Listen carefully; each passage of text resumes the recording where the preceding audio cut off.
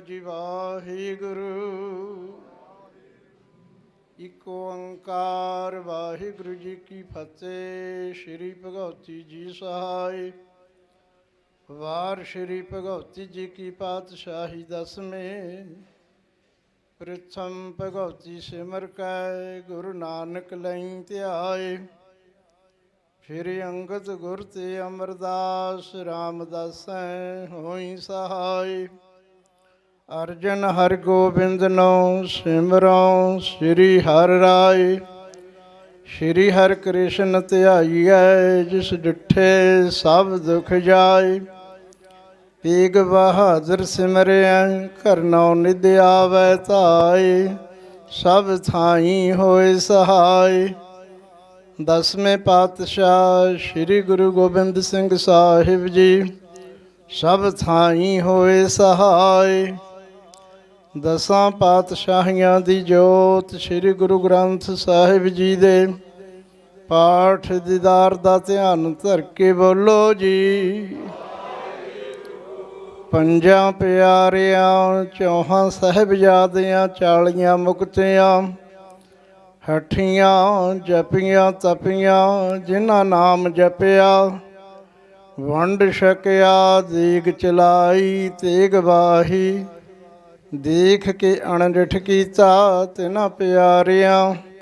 सचियारियां दी कमाई दा ध्यान धर के खालसा जी बोलो जी। जिन्हां ਸਿੰਘਾਂ ਸਿੰਘਣੀਆਂ ने धर्म हेत सीस दिते। ਬੰਦ ਬੰਦ ਕਟਾਏ ਖੋਪਰੀਆਂ ਲੋਹਾਈਆਂ ਚਰਖੜੀਆਂ ਤੇ ਚੜੇ। ਆਰਿਆਂ ਨਾਲ ਚਰਾਏ ਗਏ ਗੁਰਦੁਆਰਿਆਂ ਦੀ ਸੇਵਾ ਲਈ ਕੁਰਬਾਨੀਆਂ ਕੀਤੀਆਂ। ਧਰਮ ਨਹੀਂ ਹਾਰਿਆ ਸਿੱਖੀ ਕੇਸਾਂ ਸਵਾਸਾਂ ਸੰਗ ਨਿਭਾਈ। ਤਿਨਾਂ ਦੀ ਕਮਾਈ ਦਾ ਧਿਆਨ ਧਰ ਕੇ ਖਾਲਸਾ ਜੀ ਬੋਲੋ ਜੀ। ਪੰਜਾਂ ਤਖਤਾਂ ਸਰਬੱਤ ਗੁਰਦੁਆਰਿਆਂ ਦਾ ਧਿਆਨ ਧਰ ਕੇ ਬੋਲੋ ਜੀ। ਵ੍ਰਿਛ ਮੇਂ ਸਰਬੱਤ ਖਾਲਸਾ ਜੀ ਕੀ ਅਰਦਾਸ ਹੈ ਜੀ। ਸਰਬੱਤ ਖਾਲਸਾ ਜੀ ਕੋ ਵਾਹਿਗੁਰੂ ਵਾਹਿਗੁਰੂ ਵਾਹਿਗੁਰੂ। ਚਿਤ ਆਵੇ ਚਿਤ ਆਵਨ ਕਾ ਸਦਕਾ ਸਰਬ ਸੁਖ ਹੋਵੇ। जहाँ जहाँ खालसा जी साहिब तहाँ तहाँ रछिया रियायत।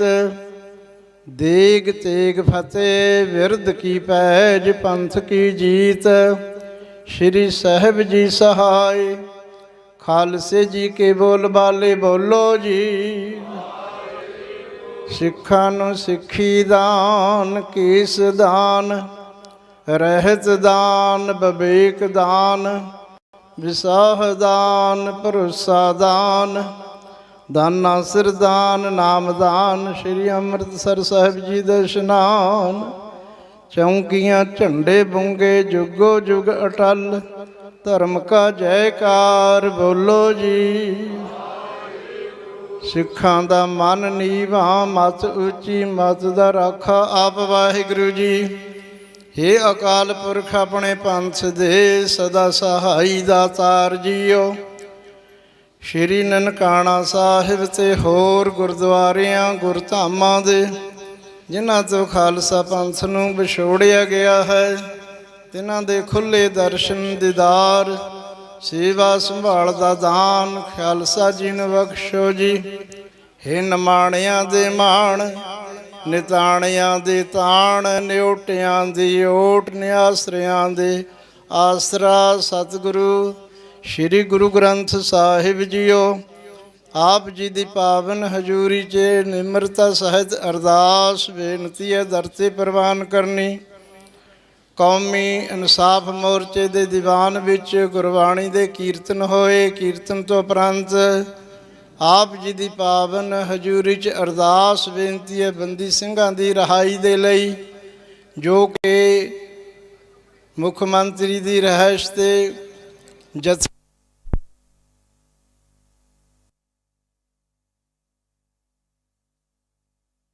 ਸਿਰ 'ਤੇ ਮਿਹਰ ਭਰਿਆ ਹੱਥ ਰੱਖ ਕੇ ਆਪਣੇ ਚਰਨਾਂ ਦਾ ਪਿਆਰ ਸਿਦਕ ਭਰੋਸਾ ਵੇਖਣਾ ਸਮੂਹ ਸੰਗਤ ਆਪ ਜੀ ਦੇ ਚਰਨ ਪਰਸ ਕਰਦੇ ਹਾਂ। ਤਿਲ ਫੁੱਲ ਭੇਟਾ ਲੈ ਹਾਜ਼ਰ ਹੋਈ ਹੈ, ਭੇਟਾ ਦਰ ਪ੍ਰਵਾਨ ਕਰਨੀ। ਸਮੂਹ ਸੰਗਤ ਨੂੰ ਚੜ੍ਹਦੀਆਂ ਕਲਾਂ ਦਾ ਜੀਵਨ ਬਖਸ਼ਣਾ, ਹਰ ਮੈਦਾਨ ਫਤਿਹ ਕਰਨੀ। ਕੀਰਤਨ ਦੀ ਸੇਵਾ ਨਿਭਾਉਂਦਿਆਂ ਕੋਲ ਹੋਈਆਂ ਭੁੱਲਾਂ ਦੀ ਖਿਮਾ ਕਰਨੀ। ਕਿਰਪਾ ਕਰੋ ਜੀ ਪਾਵਨ ਹੁਕਮਨਾਮਾ ਬਖਸ਼ ਕੇ, ਉਪਰੰਤ ਜਥੇ ਦੀ ਰਵਾਨਗੀ ਬਖਸ਼ਿਸ਼ ਕਰੋ ਜੀ। ਸਹੀ ਪਿਆਰੇ ਮੇਲੋ ਜਿਨ ਮਿਲੇ ਆਪ ਜੀ ਦਾ ਨਾਮ ਚਿਤ ਆਵੈ, ਨਾਨਕ ਨਾਮ।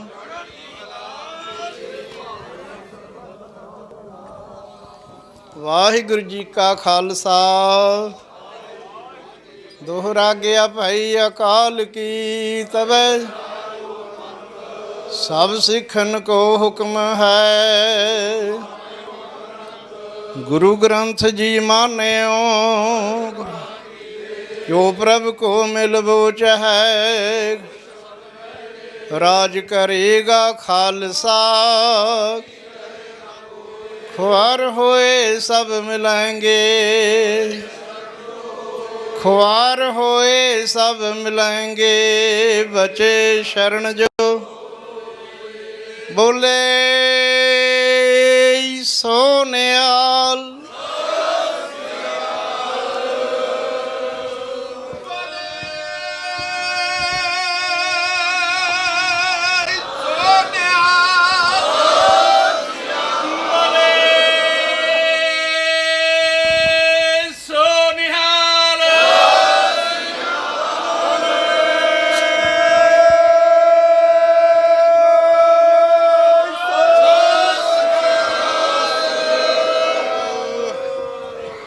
ਖਾਲਸਾ ਵਾਹਿਗੁਰੂ ਜੀ ਕੀ ਫਤਿਹ।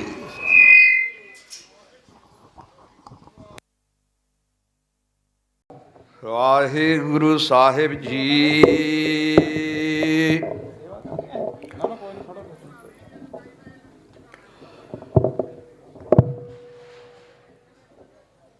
ਹਉ ਆਇਆ ਦੂਰੋਂ ਚੱਲ ਕੇ,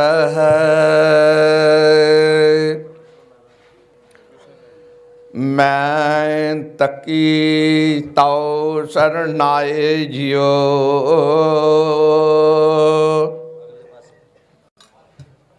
ਮੈਂ ਆਸਾ ਰੱਖੀ ਚਿਤ ਮੈਂ,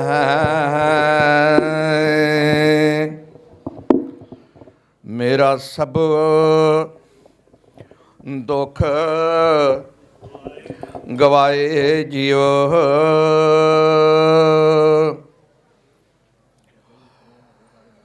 ਮੈਂ ਆਸਾ ਰੱਖੀ ਚਿਤ ਮੈਂ, ਮੇਰਾ ਸਭ ਦੁੱਖ ਗਵਾਏ ਜਿਉ।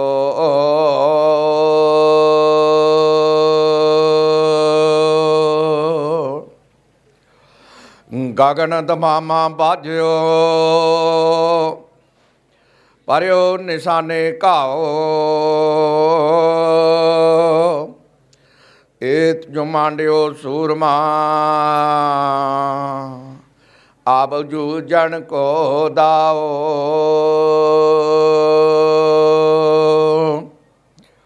ਜੋ ਤੋ ਪ੍ਰੇਮ ਖੇਲਣ ਕਾ ਚਾਓ, ਸਿਰ ਧਰ ਤਲੀ ਗਲੀ ਮੇਰੀ ਆਓ। ਇਤ ਮਾਰਗ ਪੈਰ ਧਰੀਜੈ, ਸਿਰ ਦੀਜੈ ਕਾਣ ਨਾ ਕੀਜੈ। ਸੱਜਣ ਸੱਚਾ ਪਾਤਸ਼ਾਹ ਸਾਓ, ਜਿਸ ਪਾਸ ਬੈਠਿਆ ਸਭਨਾਂ ਦਾ ਵਿਸਾਓ। ਸ਼ਲੋਕ ਮਹਲਾ ਤੀਜਾ। ਵਿਣ ਨਾਮੈ ਸਭ ਭਰਮ ਦੇ,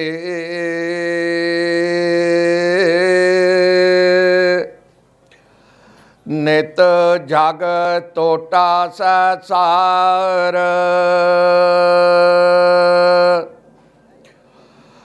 ਮਨ ਮੁਖ ਕਰਮ ਕਮਾਵਣੇ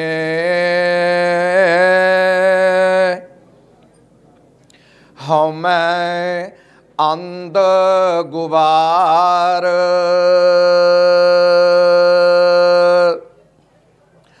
ਵੇਣ ਨਾਮੈ ਸਭ ਭਰਮ ਦੇ ਨਿਤ ਜਗ ਟੋਟਾ ਸੰਸਾਰ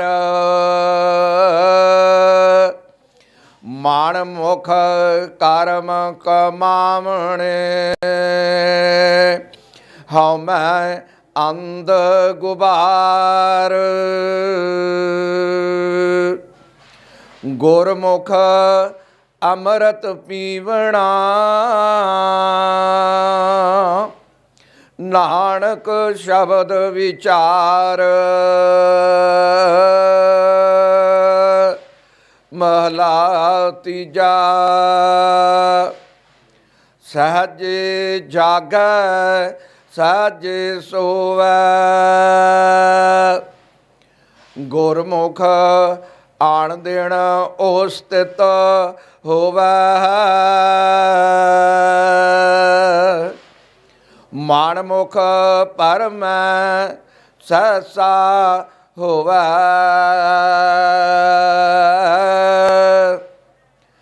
ਅੰਤਰ ਚਿੰਤਾ ਨੀਂਦ ਨਾ ਸੋਵੈ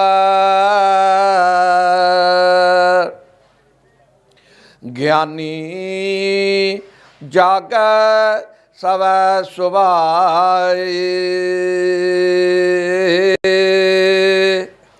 ਨਾਨਕ ਨਾਮ ਰਤਿਆ ਬਲ ਜਾਓ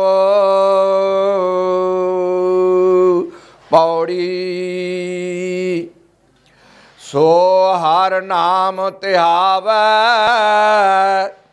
ਜੋ ਹਰ ਰਤਿਆ ਹਰ ਇੱਕੋ ਧਿਆਵੋ ਇੱਕ ਇੱਕੋ ਹਰ ਸਤਿਆ ਹਰ ਇੱਕ ਧਿਆਵੋ ਇੱਕ ਇੱਕੋ ਹਰ ਸਤਿਆ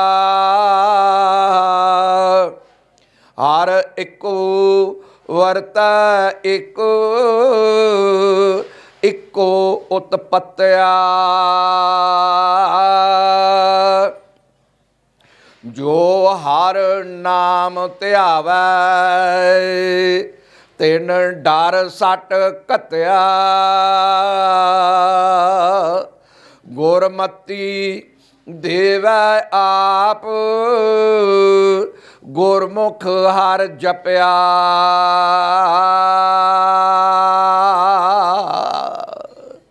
ਗੁਰਮਤੀ ਦੇਵੈ ਆਪ ਗੁਰਮੁਖ ਹਰ ਜਪਿਆ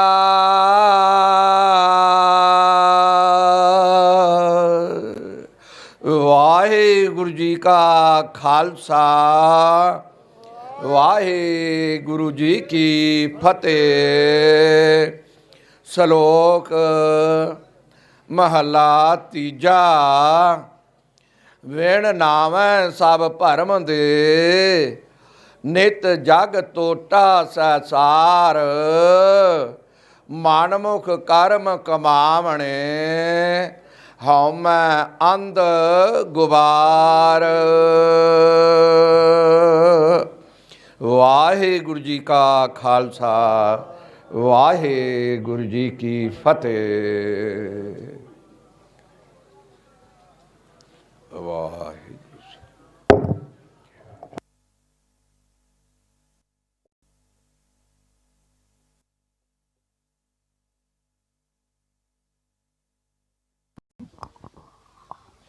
ਧੰਨ ਧੰਨ ਸਾਹਿਬ ਸ਼੍ਰੀ ਗੁਰੂ ਗ੍ਰੰਥ ਸਾਹਿਬ ਜੀ ਦੀ ਹਜ਼ੂਰੀ 'ਚ ਬੈਠੀ ਸਾਧ ਸੰਗਤ ਜੀਓ, ਆਓ ਗੱਜ ਕੇ ਫਤਿਹ ਬੁਲਾਈਏ।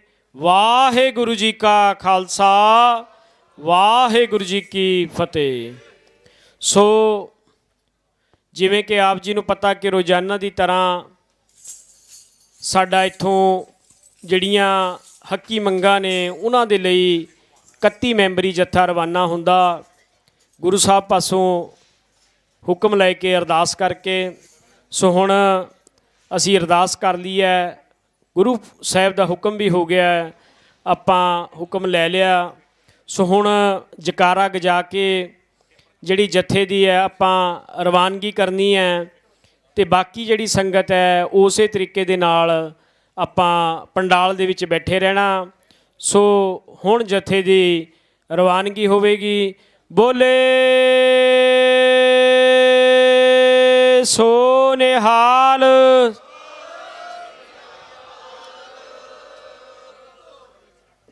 ਬੋਲੇ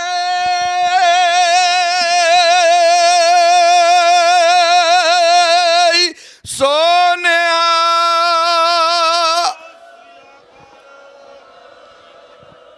ਬੋਲੇ ਸੋਨਿਹਾਲ ਬੋਲੇ ਸੋ ਨਿਹਾਲ। ਬੋਲੇ ਸੋਨਿਹਾਲ। सूरा सो पहचानिया जो लड़े दीन के हेत, सूरा सो पहचानिया जो लड़े दीन के हेत। पुरजा पुरजा कट मरे, पुरजा पुरजा कट मरे, कबू ना साडे खेत। जो तो प्रेम खेलन का चाहो, सिर धर तली गली मेरी आओ। इत मार्ग पैर तरीजा, सिर दीजा कान ना खींचै, सिर दीजा कान ना खींचै। मेहर करन सतगुरु जी साडे समूह संगत परिवार जगत परिवार जगत जलंदा रख लै, अपनी कृपा धार। जित द्वार है उभरै तित लियो उभार। सतगुर सुख विखालिया सच्चा शब्द विचारन, शब्द नूं विचारना है। आ जिहड़ा हुक्मनामा भी आया है, इस अखीरली पंक्ति दे विच विचारधारा दसी गई है कि विचार दे विच धारण करना है, विचारधारा लाउणी है, सहज पाठ करना है, नेतनेम करना है, जपजी साहब करनी है। जप जी ओ जी दे नाल जिया अंदर जियो, सब कुछ जान ला, सब कुछ तेरा वस, तेरा घर भला। असी ये नहीं जानते कि मैं पढ़िया की है, पढ़ पढ़ के उन्होंने पढ़ते पढ़ते गए, उम्र बीत गई। पढ़ पढ़ गड्डी लदी है, पढ़ पढ़ भरिया साथ, पढ़ पढ़ बेड़ी पाई है, पढ़ पढ़ गड्डिया खात। पढ़िया जेते बरस बरस बड़े ही बरस पढ़ लिया, पर समझ ना आई कि की पढ़िया ते की कढ़िया। पर कढ़िया नहीं, उन्होंने काढ़िया नहीं, दुध कच्चा ही रहन दिता, पतीले च पाता, थल्लों अग ना बाली। जिन्ने चिर तक आपां कथना करड़ा सार है, जिवें कि लोहा आयरन सरबलो, ये कतना करड़ा सार है। ये जपजी साहब नूं गुरमंत्र नूं पहचानिया नहीं, मंत्र नूं नहीं पहचानिया, गुर मंत्र नूं नहीं पहचानिया, मूल मंत्र नूं नहीं पहचानिया। पढ़ लिया कर लिया पर नहीं उन्होंने समझिया नहीं। सिर्फ गल इत्थे है कि ये जिहड़ी धारा समझण दी है, अर्थां दी है, विशेषण दी है, सतगुर दी रहमत के अनुसार किरपा अरदास करनी पैनी है। जे अरदास करांगे तो तां हौली हौली बूंद बूंद बिंद बिंद करके सतगुर की जिहड़ी बाणी का रहस्य है ओ आप जी नूं मिलना जरूरी है, जरूर मिलेगा। पर अकीदा होवे, अंदरों चित्त होवे, चित्त चरण कमल संग जोड़ी है। जदों आपां जोड़ांगे उदों ही साडे मन ते असर होएगा ते अर्थां दी समझ आ जाएगी। सहजे ही हरनाम समाया, जदों सहज दी अवस्था सहज दे नाल बाणी आपां पढ़ांगे ते सानू इहदी समझ ਆਏਗੀ ਤੇ ਜਿਵੇਂ ਕਿ ਸਤਿਗੁਰ ਬਖਸ਼ਿਸ਼ ਕਰਦੇ ਨੇ। ਆ ਮੇਰੇ ਹੱਥ 'ਚ ਮੈਨੂੰ ਕਹਿੰਦੇ ਬੋਲੇ ਸੋਹਣ ਹਾਲ ਕਰ ਦਿਓ, ਤੁਸੀਂ ਵੀ ਬੁਲਾ ਦਿਓ, ਤੇ ਮੇਰੇ ਹੱਥ 'ਚ ਫੜਾਤਾ। ਤੇ ਆ ਅੱਗੋਂ ਪਤਾ ਨਹੀਂ ਕੀ ਵਾਰਤਾਲਾਪ ਹੋ ਰਹੀ ਆ, ਮੈਨੂੰ ਨਹੀਂ ਪਤਾ ਲੱਗ ਰਿਹਾ ਵੀ ਮੈਂ ਕੀ ਕਹਿ ਰਿਹਾ। ਤੇ ਆ ਸਤਿਗੁਰ ਦੀ ਕਮਾਲ ਆ, ਇਹ ਉਹਨਾਂ ਦੀ ਕਰ ਕਮਾਲ ਦੇ ਨਾਲ ਕਲਮ ਚਲਦੀ ਆ, ਕਲਮ ਚਲਦੀ ਆ। ਕਲਮ ਕੀ ਆ? ਨੀ ਜਿੰਦੇ ਫਿਰ ਸੰਗ ਮੂਠੜੀਏ ਨੀ ਜਿੰਦੇ। ਆਵਾਜ਼ ਮਾਰਦੇ ਆ ਆਪਾਂ ਆਪਣੀ ਜਿੰਦ ਨੂੰ। ਜਿੰਦ ਪਤਾ ਨਹੀਂ ਕਿੱਥੇ ਬੈਠੀ ਹੋਈ ਆ। ਜਿੰਦ ਨੂੰ ਜਿੰਦਾ ਲੱਗਾ, ਪਰ ਤਾਲਾ ਜਿੰਦਾ ਉਹ ਬੰਦ ਆ, ਤੇ ਇਹਨੂੰ ਖੋਲਣਾ ਕਿੱਥੇ ਆ? ਕੀ ਕਿੱਥੇ ਆ? ਧਿਆਨ ਦਿਓ, ਕੀ ਕਿੱਥੇ ਆ? ਇਹ ਬੜੀ ਵਾਰਤਾਲਾਪ ਆ, ਧਾਰਾ ਹੈ ਇਹ ਸਮਝਣ ਦੀ ਧਾਰਾ ਹੈ, ਟੈਕਨੀਕ ਹੈ, ਫਾਰਮੂਲਾ ਹੈ ਸਤਿਗੁਰ ਦਾ। ਐਸੇ ਸਤਿਗੁਰ ਬਖਸ਼ਿਸ਼ ਕਰਕੇ ਗਏ ਨੇ ਸਾਨੂੰ ਫਾਰਮੂਲੇ ਦੇ, ਕਿ ਸਾਨੂੰ ਸਾਰੀ ਸੰਗਤ ਨੂੰ, ਸਾਰੇ ਜਗਤ ਨੂੰ ਇਕੱਤਰ ਕੀਤਾ। ਹੁਣ ਵੀ ਅਸੀਂ ਇਕੱਤਰ ਹਾਂ, ਹੁਣ ਵੀ ਇਕੱਤਰ ਹੋ ਰਿਹਾ। ਤੇ ਜਿੰਦ ਨੂੰ ਜਿੰਦਾ ਲੱਗਾ, ਤੇ ਇਹਦੀ ਚਾਬੀ ਕਿਹੜੀ ਆ? ਚਾਬੀ ਗੁਰੂ ਗ੍ਰੰਥ ਸਾਹਿਬ, ਬਾਣੀ ਚਾਬੀ ਹੈ। ਤੇ ਬਾਣੀ ਦੇ ਨਾਲ ਸਮਾਪਤੀ ਕਰਦਾ। ਮੈਂ ਇਹੀ ਕਹਿ ਰਿਹਾ ਜੀ, ਆਪ ਜੀ ਨੇ ਸੁਣਿਆ ਨਹੀਂ। ਚਾਬੀ ਜਿਹੜੀ ਹੈ ਨਾ, ਚਾਬੀ ਚਾਹ ਹੋ ਜਾਵੇ, ਚਾਹ ਤੁਹਾਡੇ ਅੰਦਰ ਚਾਹ ਨਹੀਂ ਆਇਆ ਤੇ ਚਾਬੀ ਕਿੱਥੋਂ ਮਿਲੂ? ਹਾਏ ਮੇਰੀ ਜਿੰਦੇ, ਉਹ ਚਾਬੀ ਤਾਂ ਤੈਨੂੰ ਮਿਲੂਗੀ ਜੇ ਤੈਨੂੰ ਚਾਹ ਆਵੇ। ਮਨ ਚਾਓ ਪਿਆ ਪ੍ਰਭ ਆਗਮ ਸੁਣਿਆ ਆਗਮ। ਉਹ ਗਮ ਨਹੀਂ ਹੈ, ਗਮ ਨਹੀਂ ਆ, ਆਗਮ। ਜਿਹੜੀਆਂ ਅੰਦਰ ਦੀਆਂ ਰਮਜਾਂ ਨੇ ਸਤਿਗੁਰ ਦੀ ਬਾਣੀ ਦੀਆਂ, ਉਹ ਨੇ ਉਹ ਚਾਬੀ ਧੰਨ ਧੰਨ ਸ੍ਰੀ ਗੁਰੂ ਗ੍ਰੰਥ ਸਾਹਿਬ ਜੀ ਮਹਾਰਾਜ, ਵਾਹਿਗੁਰੂ ਜੀ। ਤੇ ਵਾਹਿਗੁਰੂ ਜੀ ਇਸ ਤਰ੍ਹਾਂ ਕਿਰਪਾ ਕਰਦੇ, ਤੇ ਉਹ ਫਿਰ ਇਸ ਬਾਣੀ ਦੀ ਚਾਬੀ ਦੇ ਨਾਲ, ਬਾਣੀ ਕੀ ਹੈ? ਧੁਰ ਕੀ ਬਾਣੀ ਆਈ ਤਿਨ ਸਗਲੀ ਚਿੰਤ ਮਿਟਾਈ। ਧੁਰ ਕੀ ਬਾਣੀ ਨਹੀਂ, ਸੌਂਗੇ ਹੋ, ਸੁੱਤੇ ਹੋ ਨਹੀਂ ਹੈ, ਜਾਗਦੇ ਨਹੀਂ, ਜੀਵਤ ਨਹੀਂ, ਜਾਗਦਾ ਨਹੀਂ। ਉਹ ਜਿੰਦਾ ਹੋਇਆ ਵੀ ਤੁਰਿਆ ਫਿਰਦਾ ਇਸ ਸੰਸਾਰ ਜਗਤ ਦੇ ਵਿੱਚ, ਪਤਾ ਨਹੀਂ ਲੱਗਦਾ। ਉਹਨੂੰ ਕਹਿੰਦੇ ਦਮ ਤਾਂ ਹੈਗਾ, ਪਰ ਦਮ ਐਵੇਂ ਹੀ ਨਿਕਲ ਹੀ ਜਾਂਦਾ, ਐਵੇਂ ਹੀ ਨਿਕਲੀ ਜਾਂਦਾ। ਪਰ ਦਮ ਸਦਾ ਸੰਭਾਲਦਾ ਕਿਹਦੇ ਨਾਲ? ਧੁਰ ਕੀ ਬਾਣੀ ਆਈ ਤਿਨ ਸਗਲੀ। ਤਾਂ ਆਪ ਜੀ ਨੂੰ ਭਾਈ ਪਰਮਜੀਤ ਸਿੰਘ ਖਾਲਸਾ ਜੀ ਦੇ ਦੀਵਾਨ ਮੈਂ ਅਟੈਂਡ ਕਰਕੇ ਆਇਆ। ਮੈਂ ਕਰਦਾ ਇਹੋ ਜਿਹੇ ਜੋ ਪ੍ਰਾਨੀ ਹਨ, ਜਿੰਦਾ ਹਨ, ਬੜੀਆਂ ਲਵੇ ਤਾਂ ਲਾਉਂਦੀਆਂ ਜੇ ਕਿਤੇ ਭਾਂਡਾ ਪਤਾ ਲੱਗਦਾ ਨੇਤਰਾਂ ਦੇ ਨਾਲ। ਸਤਿਗੁਰ ਨੇਤਰਾਂ ਦੇ ਨਾਲ ਦੇਖਦੇ ਨੇ, ਨੇਤਰਾਂ ਨਾਲ ਦੇਖਦੇ ਆ। ਤੇ ਉਹਨਾਂ ਦੀਆਂ ਇਹੋ ਜਿਹੇ ਪ੍ਰਾਣੀਆਂ ਦਾ, ਇਹੋ ਜਿਹੀਆਂ ਜਿੰਦਾਂ ਦਾ ਜਦੋਂ ਅਸੀਂ ਲੈਕਚਰ ਸੁਣਦੇ ਹਾਂ, ਕਥਾ ਵਾਰਤਾ ਸੁਣਦੇ ਹਾਂ, ਭਾਈ ਮਸਕੀਨ ਸਿੰਘ ਜੀ ਦੀ ਕਥਾ ਬੜਾ ਹੀ ਪ੍ਰਚਲਿਤ ਸੀ। ਭਾਈ ਪਿੰਦਰਪਾਲ ਸਿੰਘ, ਹੋਰ ਵੀ ਪਤਵੰਤੇ ਜਿਹੜੇ ਕਥਾਵਾਚਕ, ਦੁੱਖ ਨਿਵਾਰਨ ਸਾਹਿਬ ਤੋਂ ਭਾਈ ਪ੍ਰਿਤਪਾਲ ਸਿੰਘ ਜੀ, ਉਹ ਕਥਾ ਕਰਦੇ ਨੇ, ਜਿੰਦ ਕੱਢ ਕੇ ਰੱਖ ਦਿੰਦੇ ਨੇ ਬਾਹਰ। ਕਥਾ ਦੇ ਨਾਲ ਕੱਥ ਕਰਕੇ ਇੱਕ ਇਹ ਦੂਸਰੇ ਪਾਸੇ ਵੀ ਹੈ, ਕਥੀ ਕੋਟੀ ਕੋਟ ਦੇਂਦਾ ਦਿਲ ਲੈਂਦੇ ਥੱਕ ਪਾਏ, ਜੁਗਾ ਜੁਗੰਤਰ ਖਾਈ ਖਾਏ। ਤੇ ਇਹ ਹੁਕਮ ਹੈ ਸਤਿਗੁਰ ਦਾ। ਤੇ ਇਹ ਜਿਹੜੀ ਚਾਬੀ ਹੈ, ਧੁਰ ਕੀ ਬਾਣੀ ਆਈ ਤਿਨ ਸਗਲੀ ਚਿੰਤ ਮਟਾਈ।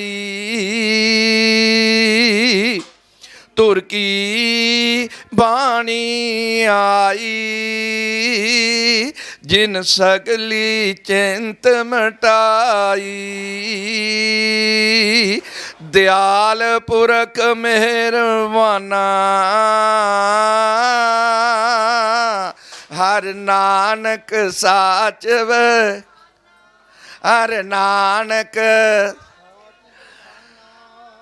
ਪਰਮੇਸ਼ਰ ਦਿੱਤਾ ਬਨਾ।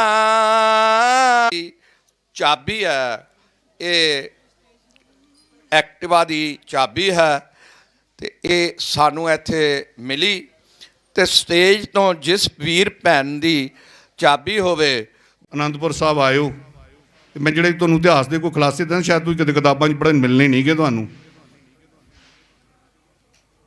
ਉਹ ਅਨੰਦਪੁਰ ਸਾਹਿਬ ਸੱਦਿਆ, ਆਪ ਸਾਰੇ ਤੁਸੀਂ ਇੱਕ ਪੜ੍ਹਦੇ ਹੋ ਜਪਜੀ ਸਾਹਿਬ ਦੇ, ਸੋ ਦਰ ਕਿਹਾ ਸੋ ਕਰ ਕਿਹਾ ਜਿਤ ਵੈ ਸਰਬ ਸਮਾਲੇ।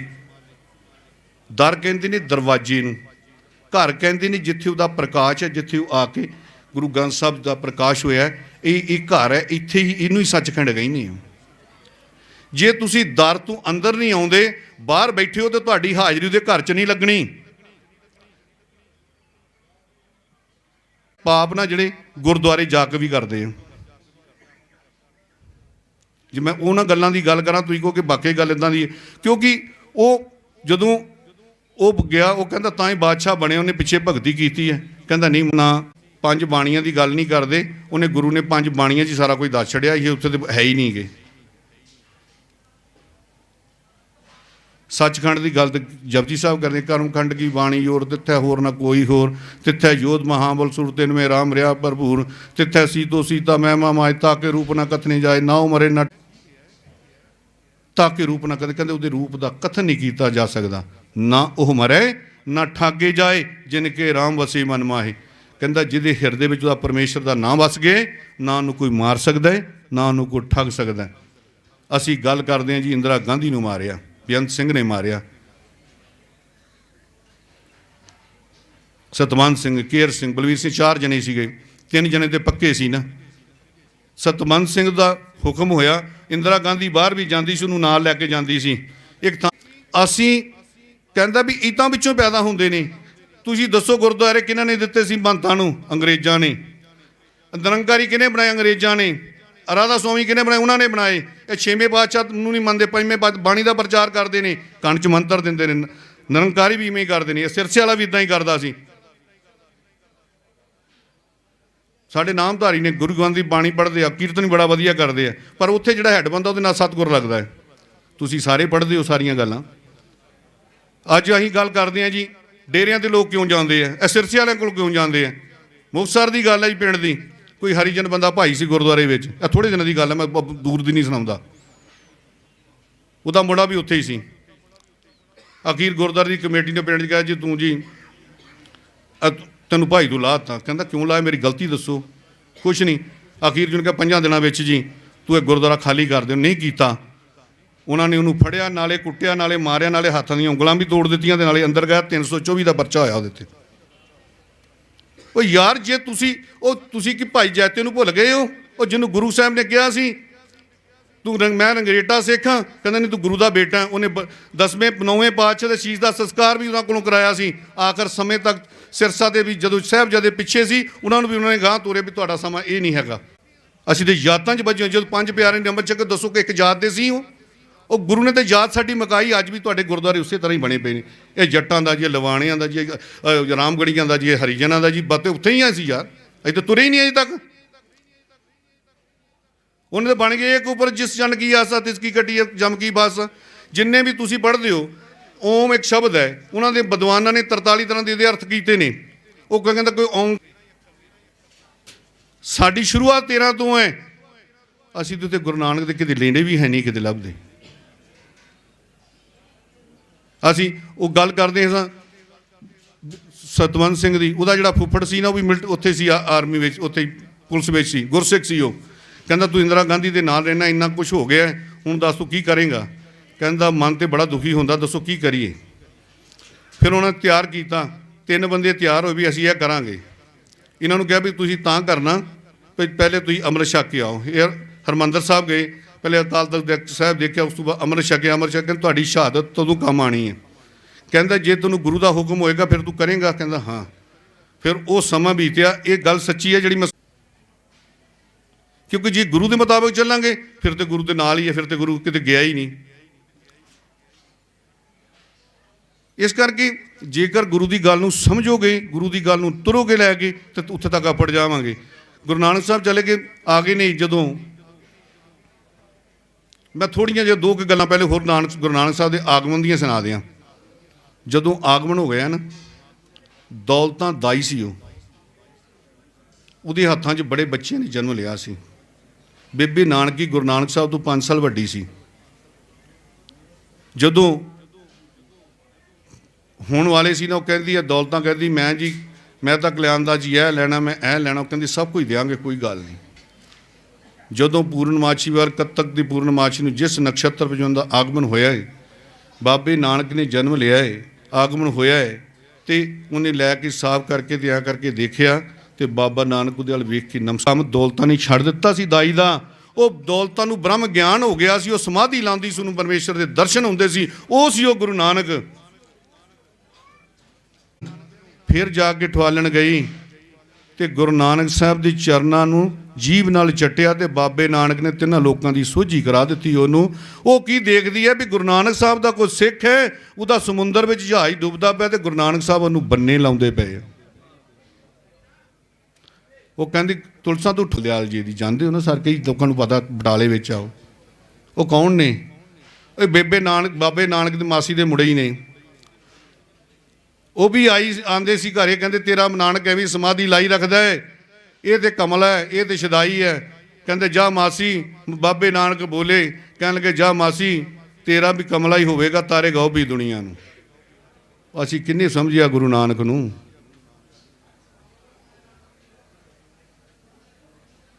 ਦੁਨੀਆ ਦੇ ਵਿੱਚ ਨਾ, ਮੈਂ ਥੋੜ੍ਹੀ ਜਿਹੀ ਗੱਲ ਸੁਣਾ ਕੇ ਗੁਰੂ ਨਾਨਕ ਸਾਹਿਬ ਦੀ, ਵੀ ਗੁਰੂ ਨਾਨਕ ਸਾਹਿਬ ਨੇ ਪਛਾਣਿਆ ਕਿਹਨਾਂ ਨੂੰ। ਅਸੀਂ ਆਏ ਮੋਰਚੇ 'ਤੇ ਹਾਂ, ਮੋਰਚਾ ਤਾਂ ਕਾਮਯਾਬ ਹੋਣਾ ਹੈ। ਮੈਂ ਉਸ ਦਿਨ 5 ਪਿਆਰਿਆਂ ਦੀ ਗੱਲ ਸੁਣਾਈ ਸੀ ਵੀ 5 ਸਿੰਘਾਂ ਨੇ, ਭਾਈ ਦਿਆ ਸਿੰਘ ਕਹਿੰਦੇ ਜੀ ਮਹਾਰਾਜ ਮੈਂ ਆਖਰ ਸਮੇਂ ਤੱਕ ਤੁਹਾਡਾ ਸਾਥ ਦਿਆਂਗਾ। ਅਖੀਰ ਨਾ ਹੰਸਾਲੀ ਵਾਲੇ ਬਾਬਾ ਜੀ, ਮੈਂ ਤਾਂ 2 ਸਾਲ ਕਥਾ ਕਰਨ ਜਾਂਦਾ ਰਿਹਾ। ਜੇ ਮੈਂ ਹੁਣ ਤੁਸੀਂ ਕਹਿਣ ਵੀ ਇਹ ਕਿਤੋਂ ਸਰਦਾਰ ਕੋਈ ਵੱਖਰੀ ਗੱਲ ਸੁਣਾ ਗਿਆ। ਭਾਈ ਦਿਆ ਸਿੰਘ, ਇਹ ਭਾਈ ਅਜੀਤ ਸਿੰਘ ਜੀ ਹੰਸਾਲੀ ਵਾਲੇ ਕੌਣ ਸਨ? ਸਾਨੂੰ ਇਹ ਤੇ ਭਾਈ ਉਦਾ ਸਿੰਘ ਨਹੀਂ, ਜਿਨ੍ਹਾਂ ਨੇ ਜਦੋਂ ਸਾਹਿਬਜ਼ਾਦੇ ਨੇ ਅੱਗੇ, ਤੇ ਉੱਥੇ ਭਾਈ ਜੈਤੇ ਤੇ ਉਹਨਾਂ ਦੀ ਉੱਥੇ ਹੀ ਸ਼ਹਾਦਤ ਹੋਈ ਸੀ, ਉਹਨਾਂ ਦੇ ਨਾਂ 'ਤੇ ਲੰਗਰ ਹਾਲ ਵੀ ਬਣੇ ਆ। ਇਹੋ ਹੀ ਭਾਈ ਉਦਾ ਸਿੰਘ ਦਾ ਦੂਸਰਾ ਜਨਮ ਸਮਰਾਲੇ ਜੱਟਾਂ ਦੇ ਘਰੇ ਹੋਇਆ ਸੀ। ਉੱਥੇ ਨਿਸ਼ਾਨ ਸਾਹਿਬ ਦੀ ਸੇਵਾ ਕਰਦੇ ਸੀ, ਤੇ ਉੱਪਰੋਂ ਡਿੱਗ ਗਏ, ਸਵਾਦ ਸੀਗੇ, ਸੰਸਕਾਰ ਕਰ ਦਿੱਤਾ। ਇਹ ਤੀਸਰਾ ਜਨਮ ਸੀ। ਤਰਖਾਣਾ ਦੇ ਘਰ ਭਰਤਗੜ੍ਹ ਹੋਇਆ, 4 ਭਾਈ ਸੀ, ਉਹਨਾਂ ਦਾ ਤੀਸਰਾ ਨੰਬਰ ਸੀ। ਸਾਨੂੰ ਤਾਂ ਪਹਿਲਾਂ ਇਹਨਾਂ ਚੀਜ਼ਾਂ ਦਾ ਨਹੀਂ ਪਤਾ ਜਿਹੜੀਆਂ ਮੈਂ ਤੁਹਾਨੂੰ ਦੱਸਾਂਗਾ। ਸੰਤ ਕਿਹਨੂੰ ਕਹਿੰਦੇ ਹੋ ਜੀ? ਸੰਤ 108 ਕਿਹਨੂੰ ਕਹਿੰਦੇ ਹੋ ਜੀ? 111 ਕਿਹਨੂੰ ਕਹਿੰਦੇ ਹੋ ਜੀ? 113 ਉਹਨਾਂ ਨਾਲ ਲੱਗਦਾ ਸੀ ਹੰਸਾਲੀਆਂ। ਉਹਦਾ 100 ਸਾਕੀ ਵਿੱਚ ਕਿਸੇ ਨੇ ਉਹ ਗ੍ਰੰਥ ਕੋਈ ਪੜ੍ਹਦਾ ਹੀ ਨਹੀਂ ਕਦੇ। ਉਹਦੀ ਲੈਂਗੁਏਜ ਬੜੀ ਔਖੀ ਹੈ। ਕਹਿੰਦੇ ਕਿੰਨੀਆਂ ਰਾਸ਼ੀਆਂ ਨੇ? 12 9 ਗ੍ਰਹਿ ਨੇ, 12 ਜਰਵੇ 9 108। ਇਹਨਾਂ ਰਾਸ਼ੀਆਂ ਤੇ ਗ੍ਰਹਿਾਂ ਤੋਂ ਉੱਪਰ ਹੁੰਦੇ ਨੇ ਇਹ ਸੰਤ। ਇਹ ਬ੍ਰਹਮ ਗਿਆਨੀ ਹੁੰਦੇ ਨੇ। ਇਹਨਾਂ ਦਾ ਕਿਆ 7 ਹੁੰਦਾ ਹੈ। ਜਦੋਂ ਗੁਰੂ ਗ੍ਰੰਥ ਸਾਹਿਬ ਨੂੰ ਗੁਰਿਆਈ ਦਿੱਤੀ, ਕਹਿੰਦੇ ਤੁਸੀਂ ਦੁਬਾਰਾ ਇਸ ਮਾਤਲੋਕ 'ਚ ਨਹੀਂ ਆਉਣਾ, ਤੁਸੀਂ ਗੁਰਿਆਈ ਦੇ ਦਿੱਤੀ। ਕਹਿੰਦੇ ਆਉਣਾ ਹੈ, ਅਸੀਂ 10 ਗੁਰੂ ਸਾਹਿਬ, 4 ਸਾਹਿਬਜ਼ਾਦੇ, 14 ਜਣਿਆਂ, 74 ਰੂਪਾਂ 'ਚ ਵਿੱਚ ਆਉਣਾ ਹੈ, ਪਰ ਆਉਣਾ ਸੀ ਸੰਤਾਂ ਮਹਾਂਪੁਰਸ਼ਾਂ ਦੇ ਰੂਪ ਵਿੱਚ, ਪ੍ਰਗਟ ਨਹੀਂ ਹੋਣਾ। ਇਹ ਜਿਹੜੇ 113 ਸੰਤ ਨੇ, ਕੋਈ 12 ਜਰਵੇ 9 ਜਮਾ 5, 108 ਜਮਾ 5, 5 ਕੀ 5 ਪਿਆਰੇ, ਇਹ ਹੰਸਾਲੀ ਵਾਲੇ, ਗੰਢੂ ਵਾਲੇ, ਇਹ ਸੰਤ ਨਾਲ 113 ਲੱਗਦਾ। ਇਹ ਗੁਰੂ ਦੀ ਫੌਜ ਸੀ, ਜਰਨੈਲ ਰਹੇ ਸੀ। ਉੱਥੇ 10 ਮਿੰਟ ਤੋਂ ਬਾਅਦ ਸਮਾਂ ਨਹੀਂ ਸੀ ਮਿਲਦਾ। ਮੈਂ 20-25 ਮਿੰਟ ਲੈ ਕੇ ਬੈਠਾ, ਫਿਰ ਮੈਨੂੰ ਬਾਅਦ ਉੱਥੇ ਬਾਬਾ ਜੀ ਦੇ ਅੰਦਰੋਂ ਸੁਨੇਹਾ ਵੀ ਸਿੱਖ ਨੂੰ 1 ਘੰਟਾ ਦਿਆ ਕਰੋ, ਇਸ ਤੋਂ ਘੱਟ ਸਮਾਂ ਨਹੀਂ ਦੇਣਾ। ਇਤਿਹਾਸ ਬੜੀ ਦੂਰ ਹੈ, ਸਿੱਖੀ ਬੜੀ ਦੂਰ ਜੇ, ਪਰ ਮੈਂ ਇਹ ਗੱਲ ਕਹਿੰਦਾ, ਮੈਂ ਇਹ ਗੱਲ ਤੁਹਾਨੂੰ ਕਹਾਂਗਾ ਵੀ ਬੜੀ ਨੇੜੇ ਹੈ। ਜੇ ਤੁਸੀਂ ਉੱਥੇ ਤੱਕ ਪੜੇ ਹੋ ਤੇ ਫਿਰ ਮੁਕਤੀ ਇੱਥੇ ਹੀ ਹੈ, ਮਰਨ ਤੋਂ ਬਾਅਦ ਕੋਈ ਮੁਕਤੀ ਨਹੀਂ। ਕਹਿੰਦਾ ਹਰ ਜੀਉ ਗੁਫਾ ਅੰਦਰ ਰੱਖ ਕੇ ਬਾਜਾ ਬਨ ਬਜਾਇਆ, 9 ਦੁਆਰੇ ਪ੍ਰਗਟ ਕੀਏ, 10ਵਾਂ ਗੁਪਤ ਰਖਾਇਆ, ਗੁਰਦੁਆਰੇ ਲਾਈ ਭਾਵਨੀ, ਇੱਕ ਨਾ 10ਵਾਂ ਦੁਆਰ ਦਿਖਾਇਆ, ਕਹਿ ਨੇਕ ਰੂਪ ਨਾ ਤਿਸ ਦਾ ਅੰਤ ਨਾ ਜਾਈ ਪਾਇਆ, ਕਹਿ ਨਾਨਕ ਹਰ ਪਿਆਰੇ ਜੀਉ ਗੁਫਾ ਅੰਦਰ ਰੱਖ ਕੇ ਬਾਜਾ ਬਨ ਬਜਾਇਆ। ਨੂੰ ਦੱਸੋ, ਹਰ ਜੀਉ ਗੁਫਾ ਅੰਦਰ ਰੱਖ ਕੇ ਬਾਜਾ ਬਨ, 9 ਦੁਆਰੇ ਪ੍ਰਗਟ ਕੀਏ, 10ਵਾਂ 9 ਪ੍ਰਗਟ ਨੇ, 2 ਨੱਕ ਮੂੰਹ ਕੰਨ ਅੱਖ ਮੂਲ ਮਲ ਮੂਤਰਾ ਪਏ, 9 ਨੇ, 10ਵਾਂ ਸਾਡਾ ਇੱਥੇ ਹੈ। ਤੇ ਨਾੜੀਆਂ ਚੱਲਦੀਆਂ ਨੇ, ਈੜਾ ਪਿੰਗਲਾ ਤੇ ਸੁਖਮਣਾ। ਈੜਾ ਤੇ ਪਿੰਗਲਾ ਇੱਥੇ, ਸੁਖਮਣਾ 10ਵੇਂ ਦੁਆਰ ਤੱਕ ਜਾਂਦੀ ਹੈ। ਜਦੋਂ ਉਹ ਖੁੱਲ੍ਹਦੀ ਹੈ, ਇਹਨੂੰ ਤ੍ਰਿਕੁਟੀ ਕਹਿੰਦੇ, ਇਹਨੂੰ ਤੀਸਰਾ ਨੇਤਰ ਵੀ ਕਹਿੰਦੇ ਹੈ। ਜਦੋਂ ਇਹ ਖੁੱਲ੍ਹਦੀ ਹੈ ਤੇ ਉਸ ਅਕਾਲ ਪੁਰਖ ਦੀ ਦਰਗਾਹ 'ਚੋਂ ਸਿੱਧੀ ਬਾਣੀ ਸੁਣਦੀ ਹੈ, ਉੱਥੇ ਮੁਕਤੀ ਜੇ। ਜੇ ਉੱਥੇ ਤੱਕ ਕੋਈ ਆਪਣਿਆ ਤਾਂ ਮੁਕਤੀ ਜੇ, ਨਹੀਂ ਤਾਂ ਮੁਕਤੀ ਹੈ ਨਹੀਂ ਜੇ। ਜੇ ਬਾਣੀ 'ਚ ਗੁਰੂ ਨੇ ਖੁਲਾਸਾ ਕੀਤਾ, ਉਹ ਇੱਕ ਵਾਰੀ ਨਹੀਂ, ਹਜ਼ਾਰਾਂ ਵਾਰ ਖੁਲਾਸਾ ਇਹਦਾ ਆਉਂਦਾ ਹੈ। ਭੇਸਾਂ ਵਿੱਚ ਰੱਬ ਨਹੀਂ, ਕਿਸੇ ਚੀਜ਼ 'ਚ ਰੱਬ ਨਹੀਂ। ਰੱਬ ਉਹਦੀ ਬਾਣੀ ਵਿੱਚ ਹੈ, ਉਹਦੇ ਨਾਮ ਵਿੱਚ ਹੈ। ਜੇ ਤੁਸੀਂ ਬਾਣੀ ਪੜ੍ਹੀ, ਸੁਖਮਨੀ ਸਾਹਿਬ ਪੜ੍ਹਤੇ ਰੋਜ਼, ਕਿੰਨੇ ਕੁ ਲੋਕ ਸਿਮਰਨ ਕਰਦੇ ਆ ਯਾਰ। ਪਹਿਲੀ ਅਸ਼ਟਪਦੀ ਸਾਰੀ ਸਿਮਰਨ ਦੀ ਗੱਲ ਹੈ। ਕੋਈ ਦੱਸੇ ਮੈਨੂੰ ਉੱਠ ਕੇ ਵੀ ਮੈਂ ਜੀ 1 ਘੰਟਾ ਲਾਣਾ, ਮੈਂ 10 ਮਿੰਟ ਲਾਣਾ, 5 ਮਿੰਟ। ਅੱਜ ਤੂੰ ਇੱਕ ਪ੍ਰਣ ਕਰ ਲਓ। ਕਹਿੰਦੇ ਜੀ ਕਿਸ ਤਰ੍ਹਾਂ ਠੀਕ ਹੋਏਗਾ? ਹੰਸਾਲੀ ਵਾਲੇ ਬਾਬਾ ਜੀ ਕਹਿੰਦੇ ਵੀ ਦੱਸੋ ਐਟਮ ਬੰਬ ਕੀ ਕਰਦੇ ਆ? ਸਿੰਘਾਂ ਨੂੰ ਪੁੱਛਦੇ। ਕਹਿੰਦੇ ਜੀ ਇਹਦੇ ਨਾਲ ਤੇ ਜੀ ਬੰਦੇ ਤੇ ਮਰਦੇ ਮਰਦੇ ਆ, ਪਸ਼ੂ ਪਕਸ਼ੀ ਬਨਸਪਤੀ ਸਾਰੀ ਖਤਮ ਹੋ ਜਾਂਦੀ ਹੈ।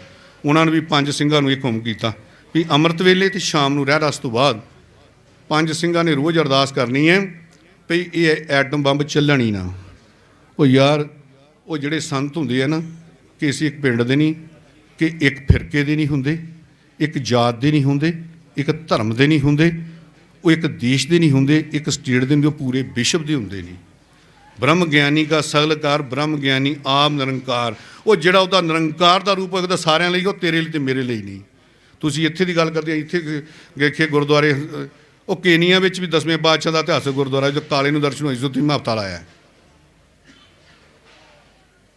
ਬੜੀਆਂ ਗੱਲਾਂ ਨੇ ਜਿਹੜੀਆਂ ਮਤਲਬ ਉੱਥੇ ਵੀ ਅਸੀਂ ਗਏ ਕੈਨੇਡਾ, ਕਿ ਦਸ਼ਮੇਸ਼ ਗੁਰਦੁਆਰਾ ਸੀ, ਉੱਥੇ ਨਾ ਇੱਕ ਸਿੰਘ ਸੀ, ਉਹ ਲਾਇਬ੍ਰੇਰੀ ਦਾ ਇੰਚਾਰਜ ਸੀ। ਉਹਨੇ ਜਿੱਥੇ ਬੰਦੇ, ਮੇਰੇ 7 ਸਵਾਲ ਹੈ ਜੀ, ਮੇਰੇ 7 ਸਵਾਲ।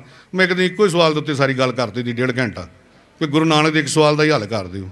ਉਹ ਤੇ ਉਹਦੇ ਸਵਾਲ ਤੋਂ ਕੋਈ ਵੀ ਨਹੀਂ ਹੱਲ ਕਰ ਸਕਦਾ। ਅਸੀਂ ਸਾਰੇ ਗੱਲ ਕਰਦੇ ਹਾਂ ਗੁਰੂ ਨਾਨਕ ਸਾਹਿਬ ਨੂੰ ਕਿਹਨੇ ਪਛਾਣਿਆ? ਸਾਰਿਆਂ ਤੋਂ ਪਹਿਲਾ ਸਿੱਖ ਬਣਿਆ ਗੁਰੂ ਬੇਬੇ ਨਾਨਕੀ। ਰਾਏ ਬਲਾਰ ਮਾਤਾ ਪਿਤਾ ਨੂੰ ਵੀ ਸਮਝ ਆਈ ਸੀ ਪਿੱਛੇ ਕਿੰਨੀ ਕਿੱਥੇ ਭਗਤੀ ਕੀਤੀ ਸੀ। ਪਿਛਲੇ ਜਨਮ ਵਿੱਚ ਰਿਸ਼ੀ ਦੇ ਰੂਪ ਸੀ ਮਾਤਾ ਤ੍ਰਿਪਤਾ ਵੀ ਅਤੇ ਮਹਿਤਾ ਕਲਿਆਣ ਦਾ। ਜਦੋਂ ਇੱਕ ਰਿਸ਼ੀ ਗੁਰੂ ਦੀ ਭਗਤੀ ਕਰਦੇ ਸੀ, ਜਲ 'ਚ ਖੜ ਕੇ ਕਰਦੇ ਸੀ, ਉਸ ਅਕਾਲ ਪੁਰਖ ਦੇ ਦਰਸ਼ਨ ਹੋਏ। ਕਹਿੰਦੇ ਕੌਣ? ਕਿ ਮੈਂ ਪਰਮੇਸ਼ਰ। ਕਹਿੰਦਾ ਜੇ ਤੂੰ ਪਰਮੇਸ਼ਰ ਹੈ ਤਾਂ ਮੇਰੇ ਘਰ ਪੁੱਤ ਬਣ ਕੇ ਜਨਮ ਲਏਗਾ। ਉਹਨੇ ਤਥਾਸਤੂ ਕੀਤਾ, ਚਲੇ ਗਏ। ਸਮਾਂ ਆਇਆ ਜਦੋਂ ਰਿਸ਼ੀ ਕੋਲ ਗਏ, ਰਿਸ਼ੀ ਤਲਕਾਰ ਦੇਸ਼ੀ ਸੀ। ਉਹ ਕਹਿੰਦੇ ਤੂੰ ਤੇ ਇਹ ਗੱਲ ਕਹਿ ਦਿੱਤੀ, ਤੇਰੇ ਕੋਲ ਤਾਂ ਇੰਨੀ ਭਗਤੀ ਨਹੀਂ, ਉਹਨੂੰ ਪਛਾਣੇਗਾ ਕਿਵੇਂ ਜੇ ਤੇਰੇ ਘਰ ਪੁੱਤ ਬਣ ਕੇ ਜਨਮ ਲੈ ਵੀ ਗਏਗਾ। ਤੁਸੀਂ ਇਤਿਹਾਸ ਪੜ੍ਹ ਕੇ ਵੇਖ ਲਿਓ, ਗੁਰੂ ਨਾਨਕ ਸਾਹਿਬ ਨੂੰ ਪਛਾਣੀ ਆਖਰ ਜਾ ਕੇ ਪਤਾ ਲੱਗਾ ਸੀ। ਉਹ ਮੈਂ ਗੱਲ ਬਾਅਦ 'ਚ ਖੁਲਾਸਾ ਕਰਨਾ ਭਈ ਦੂਸਰੇ ਸਿਰੇ ਬੇਬੇ ਨਾਨਕੀ ਤੇ ਰਾਏ ਬਲਾਰ ਨੇ ਵੀ ਭਗਤੀ ਕੀਤੀ, ਉਹਨਾਂ ਨੂੰ ਪ੍ਰਾਪਤੀ ਹੋਈ। ਤੇ ਉਹ ਕਹਿੰਦੇ ਦੱਸ ਤੈਨੂੰ ਕੀ ਚਾਹੀਦਾ ਹੈ? ਕਹਿੰਦਾ ਮਾਲਕਾ ਉਹ ਨੇਤਰ ਦੇ ਦੇ ਜਿਸ ਪਰਮੇਸ਼ਰ ਨੂੰ ਮੈਂ ਆਪਣੀਆਂ ਨੇਤਰਾਂ ਨਾਲ ਪਛਾਣ ਲਵਾਂ। ਪਹਿਲੀ ਹੈ ਬੇਬੇ ਨਾਨਕੀ ਜਿਹਨੇ ਪਛਾਣਿਆ, ਦੂਸਰਾ ਰਾਏ ਬਲਾਰ ਨੇ 3 ਕੋਤਕ ਵੇਖੇ ਸੀ। ਇੱਕ ਸ਼ੀਸ਼ ਨਾਗ ਵਾਲਾ ਜਿਹੜਾ ਛਾਇਆ ਕਰਕੇ ਬੈਠਾ ਸੀ, ਦੂਸਰਾ ਜਿੱਥੇ ਦਰਖਤ ਥੱਲੇ ਗੁਰੂ ਨਾਨਕ ਸਾਹਿਬ ਬੈ ਗਏ ਉਹ ਦਰਖਤ ਦਾ ਪਰਛਾਵਾਂ ਨਹੀਂ ਢਲਿਆ, ਅਤੇ ਤੀਸਰਾ ਉਹ ਸੀ ਜਿਹੜੀਆਂ ਮੱਝਾਂ ਖੇਤ ਚਰ ਗਈਆਂ ਸੀ, ਉਹ ਨਹੀਂ, ਉਹ ਮੁੜ ਕੇ ਹਰਿਆ ਭਰਿਆ ਰਿਹਾ। ਉਹ ਬੇਬੇ ਰਾਏ ਬਲਾਰ ਦੀ 39,552 ਏਕੜ ਜ਼ਮੀਨ ਸੀ।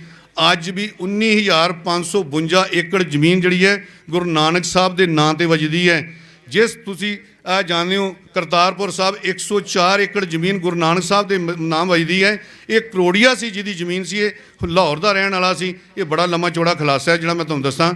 ਇਸ ਕਰਕੇ ਜਿਨ੍ਹਾਂ ਨੇ ਉਸ ਗੁਰੂ ਨਾਨਕ ਨੂੰ ਪਛਾਣਿਆ ਅਤੇ ਅਖੀਰ ਵਿੱਚ ਇਹਨਾਂ ਨੂੰ ਸਮਝ ਆਈ, ਉਦੋਂ ਆਈ ਜਦੋਂ ਕਿਤੇ ਬ੍ਰਹਮ ਭੋਜ ਕਰਦੇ ਸੀ, ਗੁਰੂ ਨਾਨਕ ਸਾਹਿਬ ਦਾ ਆਗਮਨ ਪੁਰਬ ਸੀ, ਅਤੇ ਰੋਟੀ ਖਾਂਦੇ ਆ ਅਤੇ ਕਹਿੰਦੇ ਪੰਡਤਾਂ ਨੂੰ ਲੰਗਰ ਛਕਾਉਂਦੇ ਸੀ, ਅਤੇ ਕਹਿਣ ਲੱਗੇ ਵੀ ਪਿਤਾ ਜੀ ਇਹ ਕੀ? ਕਹਿੰਦੇ ਜੀ ਇਹ ਬ੍ਰਹਮ ਭੋਜ ਹੈ ਜੀ, ਇਸ ਤਰ੍ਹਾਂ ਜੀ। ਕਹਿੰਦੇ ਕੀ ਹੁੰਦਾ ਇਹਦੇ ਨਾਲ? ਇਹ ਜਿਹੜੇ ਸਾਡੇ ਪੁਰਾਣੇ ਪਿੱਤਰ ਇੱਥੋਂ ਦੁਨੀਆ ਤੋਂ ਚਲੇ ਗਏ ਨੇ, ਉਹਨਾਂ ਨੂੰ ਇਹ ਸਾਡਾ ਲੱਗਦਾ ਹੈ।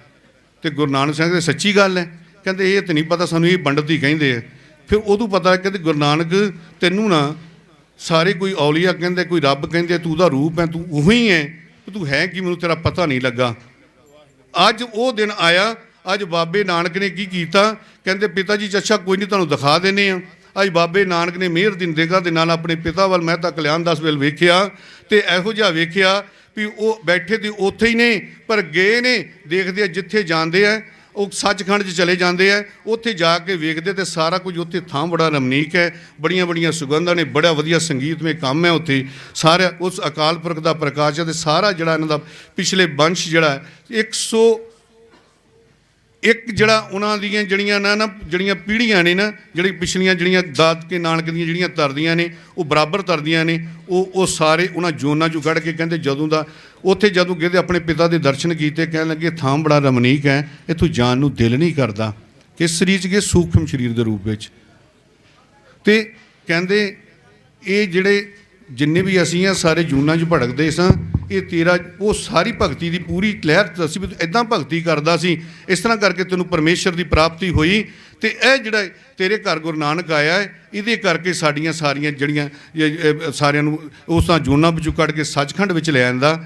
ਅੱਜ ਪਤਾ ਲੱਗਾ ਕਿ ਮੇਰੇ ਘਰ ਗੁਰੂ ਨਾਨਕ ਆਇਆ, ਜਿਹੜਾ ਇਹ ਆਮ ਨਹੀਂ। ਅੱਜ ਗੁਰੂ ਨਾਨਕ ਦੇ ਜਦੋਂ ਦਰਸ਼ਨ ਕੀਤੇ ਨੇਤਰਾਂ ਵਿੱਚ ਹੰਝੂ ਜਾਂਦੇ ਨੇ। ਪੈਂਦਾ ਪਹਿਲਾਂ ਕੀ ਹੈ? ਜਪ, ਜਪ ਤੋਂ ਬਾਅਦ ਜਾਪ ਚੱਲਦਾ, ਜਾਪ ਤੋਂ ਬਾਅਦ ਬਰਾਗ ਹੈ, ਬਰਾਗ ਤੋਂ ਬਾਅਦ ਅਰਦਾਸ ਹੈ, ਅਰਦਾਸ ਤੋਂ ਬਾਅਦ ਆਨੰਦ ਹੈ, ਮਿਲਾਪ ਹੈ। ਤੇ ਬਰਾਗ ਤੋਂ ਹੀ ਰਸਤਾ ਰੱਬ ਦੇ ਰਸਤਾ ਉੱਧਰ ਦਾ ਖੁੱਲ੍ਹਦਾ ਰੱਬ ਵਾਲੇ ਸਿਰੇ ਦਾ। ਤੇ ਅੱਜ ਬਰਾਗ ਹੈ ਨੇਤਰਾਂ ਦੇ ਵਿੱਚ। ਤੇ ਕਹਿੰਦੇ ਅੱਜ ਗੁਰੂ ਨਾਨਕ ਸਾਹਿਬ ਦੇ ਚਰਨਾਂ ਤੇ ਡਿੱਗਣ ਲੱਗੇ, ਤੇ ਗੁਰੂ ਨਾਨਕ ਸਾਹਿਬ ਨੇ ਅੱਗੋਂ ਹੀ ਆਪਣੀ ਛਾਤੀ ਨਾਲ ਲਾ ਲਿਆ। ਕਹਿੰਦੇ ਪਿਤਾ ਜੀ, ਦੁਨੀਆ ਤੇ ਕੋਈ ਉਲਟੀ ਰੀਤ ਨਾ ਚਲਾਇਓ। ਹਮੇਸ਼ਾ ਦੁਨੀਆ ਦੇ ਇਤਿਹਾਸ ਵਿੱਚ ਹਮੇਸ਼ਾ ਪੁੱਤਰ ਦਾ ਹੀ ਸੀਸ, ਜਿਹੜਾ ਪੁੱਤਰ ਕਿਉਂ ਨਾ ਰੱਬ ਵੀ ਹੋਵੇ, ਉਹਦਾ ਵੀ ਸੀਸ ਆਪਣੇ ਪਿਓ ਅੱਗੇ ਝੁਕਿਆ ਹੈ। ਕਦੇ ਪਿਓ ਨਹੀਂ ਕਦੇ ਪੁੱਤਰ ਅੱਗੇ ਝੁਕਿਆ। ਬਾਬੇ ਨਾਨਕ ਨੇ ਆਪਣੀ ਛਾਤੀ ਨਾਲ ਲਾ ਕੇ ਉਹਨਾਂ ਦਾ ਵੀ ਜੀਵਨ ਸਵਾਰ ਆਪਣਾ ਆਪ ਸਭ ਕੁਝ ਦੱਸ ਦਿੱਤਾ। ਅਸੀਂ ਉਸ ਗੁਰੂ ਨਾਨਕ ਦੇ ਸਿੱਖ ਹਾਂ। ਉਹ ਜਿਸ ਧਰਤੀ 'ਤੇ ਆ ਕੇ ਸਾਰਿਆਂ ਨੂੰ ਇੱਕ ਨਾਲ ਜੋੜ ਕੇ ਗਏ, ਅਸੀਂ ਫਿਰ ਉੱਥੇ ਦੀ ਉੱਥੇ ਤੁਰੇ ਫਿਰਦੇ ਹਾਂ। ਕਿਤੇ ਸਾਨੂੰ ਸਮਝ ਆ ਜਾਵੇ, ਅਸੀਂ ਉੱਚ ਨੀਚ ਤੋਂ ਪਛੇ ਹੋ ਜਾਈਏ। ਜਿਸ ਨੂੰ ਮਕਾਉਣ ਲਈ ਗੁਰੂ ਸਾਹਿਬ ਨੇ ਅੰਮ੍ਰਿਤ ਤਿਆਰ ਕੀਤਾ, 5 ਪਿਆਰੇ 5 ਇੱਕੇ ਯਾਦ ਦੇ ਨਹੀਂ ਸਨ। ਅਸੀਂ ਕਈ ਗੱਲਾਂ ਦੇ ਖੁਲਾਸੇ ਨਹੀਂ ਕਰਦੇ, ਅਸੀਂ ਸਿਰਫ ਆਪਣੇ ਮੰਤਵ ਤੱਕ ਬਾਣੀ ਪੜ੍ਹਦੇ ਹਾਂ। ਅਸੀਂ ਗੁਰੂ ਦੀ ਸੁਣਾਉਣ ਲਈ ਬਾਣੀ ਨਹੀਂ ਪੜ੍ਹਦੇ, ਗੁਰੂ ਨਾਲ ਜੁੜਨ ਦੀ ਗੱਲ ਨਹੀਂ ਕਰਦੇ। ਇੱਕ ਮੇਰੀ ਗੱਲ ਸੁਣ ਲਓ, ਜਿੰਨੇ ਵੀ ਪਿੰਡਾਂ 'ਚ ਤੁਸੀਂ ਲੋਕ ਆਉਂਦੇ ਹੋ, ਜਾਓ ਆਪਣੇ ਪਿੰਡ ਦੇ ਵਿੱਚ 5 ਸਿੰਘ ਕੋਈ ਕਮਾਈ ਵਾਲੇ ਕੱਢ ਕੇ ਰੋਜ਼ ਅੰਮ੍ਰਿਤ ਵੇਲੇ ਤੇ ਸ਼ਾਮ ਨੂੰ ਅਰਦਾਸ ਕਰਾਓ। ਉਹ ਮੈਂ ਕਹਿੰਦਾ ਤੁਹਾਨੂੰ ਮੋਰਚੇ ਲਾਉਂਦੀ, ਜਦ ਤੂੰ ਸਰਕਾਰ ਕੇ ਕੀ ਸਿੰਘਾਂ ਨੂੰ ਆ ਕੇ ਲੈ ਜਾਓ। ਇਸ ਅਰਦਾਸ 'ਚ ਇੰਨੀ ਤੱਕ ਸ਼ਕਤੀ ਆ, ਉਹ ਮੋਏ ਹੋਏ ਵਿੱਚ ਜੀਵਨ ਪਾ ਦਿੰਦੀ ਹੈ, ਜਿੰਦਾ ਕਰ ਦਿੰਦੀ ਹੈ। ਅਰਦਾਸ ਕਰਨੀ ਆਉਣੀ ਚਾਹੀਦੀ ਹੈ। ਕਿਤੇ ਮੈਂ ਦੁਬਾਰਾ ਆਇਆ ਨਾ, ਦੁਬਾਰਾ ਜਿਸ ਦਿਨ ਆਵਾਂਗਾ ਤੁਹਾਨੂੰ ਪੂਰੀ ਅਰਦਾਸ ਤੇ ਹੀ ਦੱਸਾਂਗਾ ਅਰਦਾਸ ਕਿਹਨੂੰ ਕਹਿੰਦੇ ਹੋ, ਅਰਦਾਸ ਕਰਦੀ ਕਿਵੇਂ ਹੈ, ਅਰਦਾਸ ਹੁੰਦੀ ਕਿਵੇਂ ਹੈ, ਉਹ ਅਰਦਾਸ ਦੇ ਕਰਨ ਦੇ ਮਤਲਬ ਦੇ ਭੋਗ ਕਿਵੇਂ ਲੱਗਦਾ ਹੈ। ਜੇ ਤੁਸੀਂ ਉਸ ਤਰ੍ਹਾਂ ਦੀ ਅਰਦਾਸ ਕਰੋ ਤੇ ਫਿਰ ਤੇ ਕੋਈ ਗੱਲ ਹੀ ਨਹੀਂ ਦੂਰ ਹੈਗੀ। ਸਾਨੂੰ ਗੁਰੂ ਨੇ ਬੜਾ ਕੁਝ ਬਖਸ਼ਿਆ। ਅਸੀਂ ਭੀੜਾ ਨਾ ਬਣਾਈਏ, ਅਸੀਂ ਉਨੇ ਕੁ ਹੋਈਏ ਜਿੰਨਾ ਕਿ ਜਿੰਨੇ ਵੀ ਆਈਏ ਨਾ, ਇੱਦਾਂ ਆਈਏ ਭੀੜ 'ਚ ਰੱਬ ਨਹੀਂ। ਜੇ ਮੈਂ ਤੁਹਾਨੂੰ ਸਾਫ਼ ਗੱਲ ਦੱਸ ਦਿਆਂ, ਕਹਿੰਦਾ ਕਿੱਥਾਂ ਮਿਲਦਾ? ਕਹਿੰਦਾ ਸਾਵਧਾਨ ਗਾਗਰ ਜੀ ਤੂੰ ਇੱਕ ਮਨ ਇੱਕ ਚਿੱਤ ਹੋ ਕੇ ਯਾਦ ਕਰਿਓ, ਉੱਥੇ ਹੀ ਹਾਜ਼ਰ ਹੈ। ਉਹਨੂੰ ਜਿੱਥੇ ਮਰਜ਼ੀ ਯਾਦ ਕਰ ਲੈ। ਉਹ ਇਹ ਨਹੀਂ ਕਹਿੰਦਾ ਮੈਂ ਇੱਥੇ ਨਹੀਂ ਮਿਲਣਾ, ਉੱਥੇ ਵੀ ਹਾਜ਼ਰ ਹੈ। ਜਿੱਥੇ ਤੁਸੀਂ ਯਾਦ ਕਰੋਗੇ ਉਹ ਹਾਜ਼ਰ ਹੈ, ਉਹ ਕਿਤੇ ਨਹੀਂ ਗਿਆ। ਕਹਿੰਦਾ ਕਬੀਰ ਦੁਬਦਾ ਮੈਂ ਦੋਨੋਂ ਗਏ, ਨਾ ਮਾਇਆ ਮਿਲੀ ਨਾ ਮਰਾਮ। ਅਸੀਂ ਦੁਬਦਾ 'ਚ ਰਹਿਣ ਵਾਲੇ ਬੰਦੇ ਆ, ਅਸੀਂ ਉਹਦੇ ਮੁਤਾਬਕ ਨਹੀਂ ਤੁਰਦੇ। ਜਿੰਨਾ ਵੀ ਸੁਣਾਇਆ ਮੈਂ ਸਮਾਂ ਵੱਧ ਲੈ ਗਿਆ, ਪਰ ਜਿੰਨਾ ਵੀ ਸੁਣਾਇਆ ਕੋਈ ਇੱਕ ਗੱਲ ਪੱਲੇ ਬੰਨ੍ਹ ਲਿਓ। ਜਿਸ ਤਰ੍ਹਾਂ ਕਿਹਾ ਇਹਨੂੰ ਮੰਨ ਲਿਓ। 5 ਪਿਆਰਿਆਂ ਦੀ ਪ੍ਰਥਾ ਕੁਝ ਆਮਣੇ ਨਹੀਂ ਦੱਸੀ, ਗੁਰੂ ਸਾਹਿਬ ਨੇ ਦੱਸੀ ਹੈ, ਬ੍ਰਹਮ ਗਿਆਨੀਆਂ ਨੇ ਦੱਸੀ ਹੈ।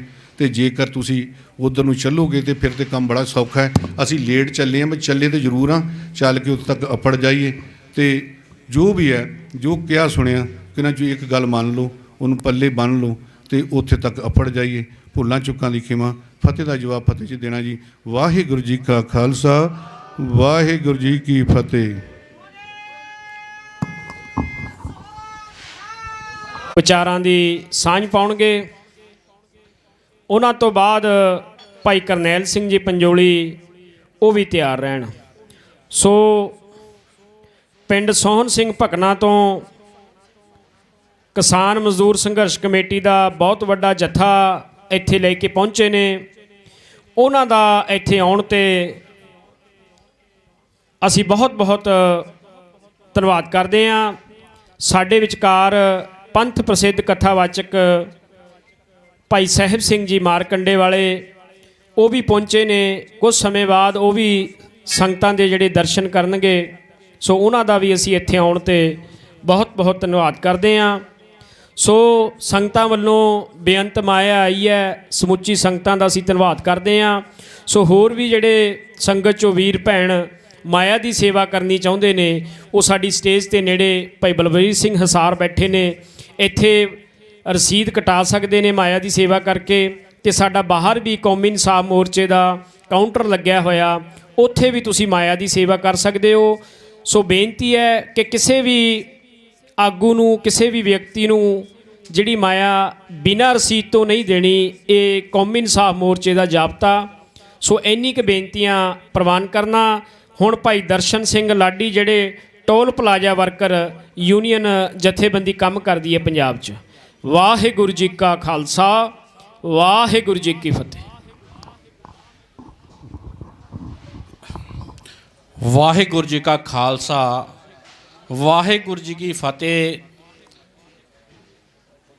ਲੰਬੇ ਸਮੇਂ ਤੋਂ ਸੰਘਰਸ਼ ਕਰ ਰਹੀ ਸੰਗਤ, ਜੋ ਕਿ ਸਰਕਾਰ ਦੀਆਂ ਜੇਲ੍ਹਾਂ ਵਿੱਚ ਡੱਕੇ ਹੋਏ ਬੰਦੀ ਸਿੰਘ, ਜਿਹੜੇ ਸਜ਼ਾਵਾਂ ਪੂਰੀਆਂ ਕਰ ਚੁੱਕੇ ਨੇ, 25 ਸਾਲ ਤੋਂ 26 27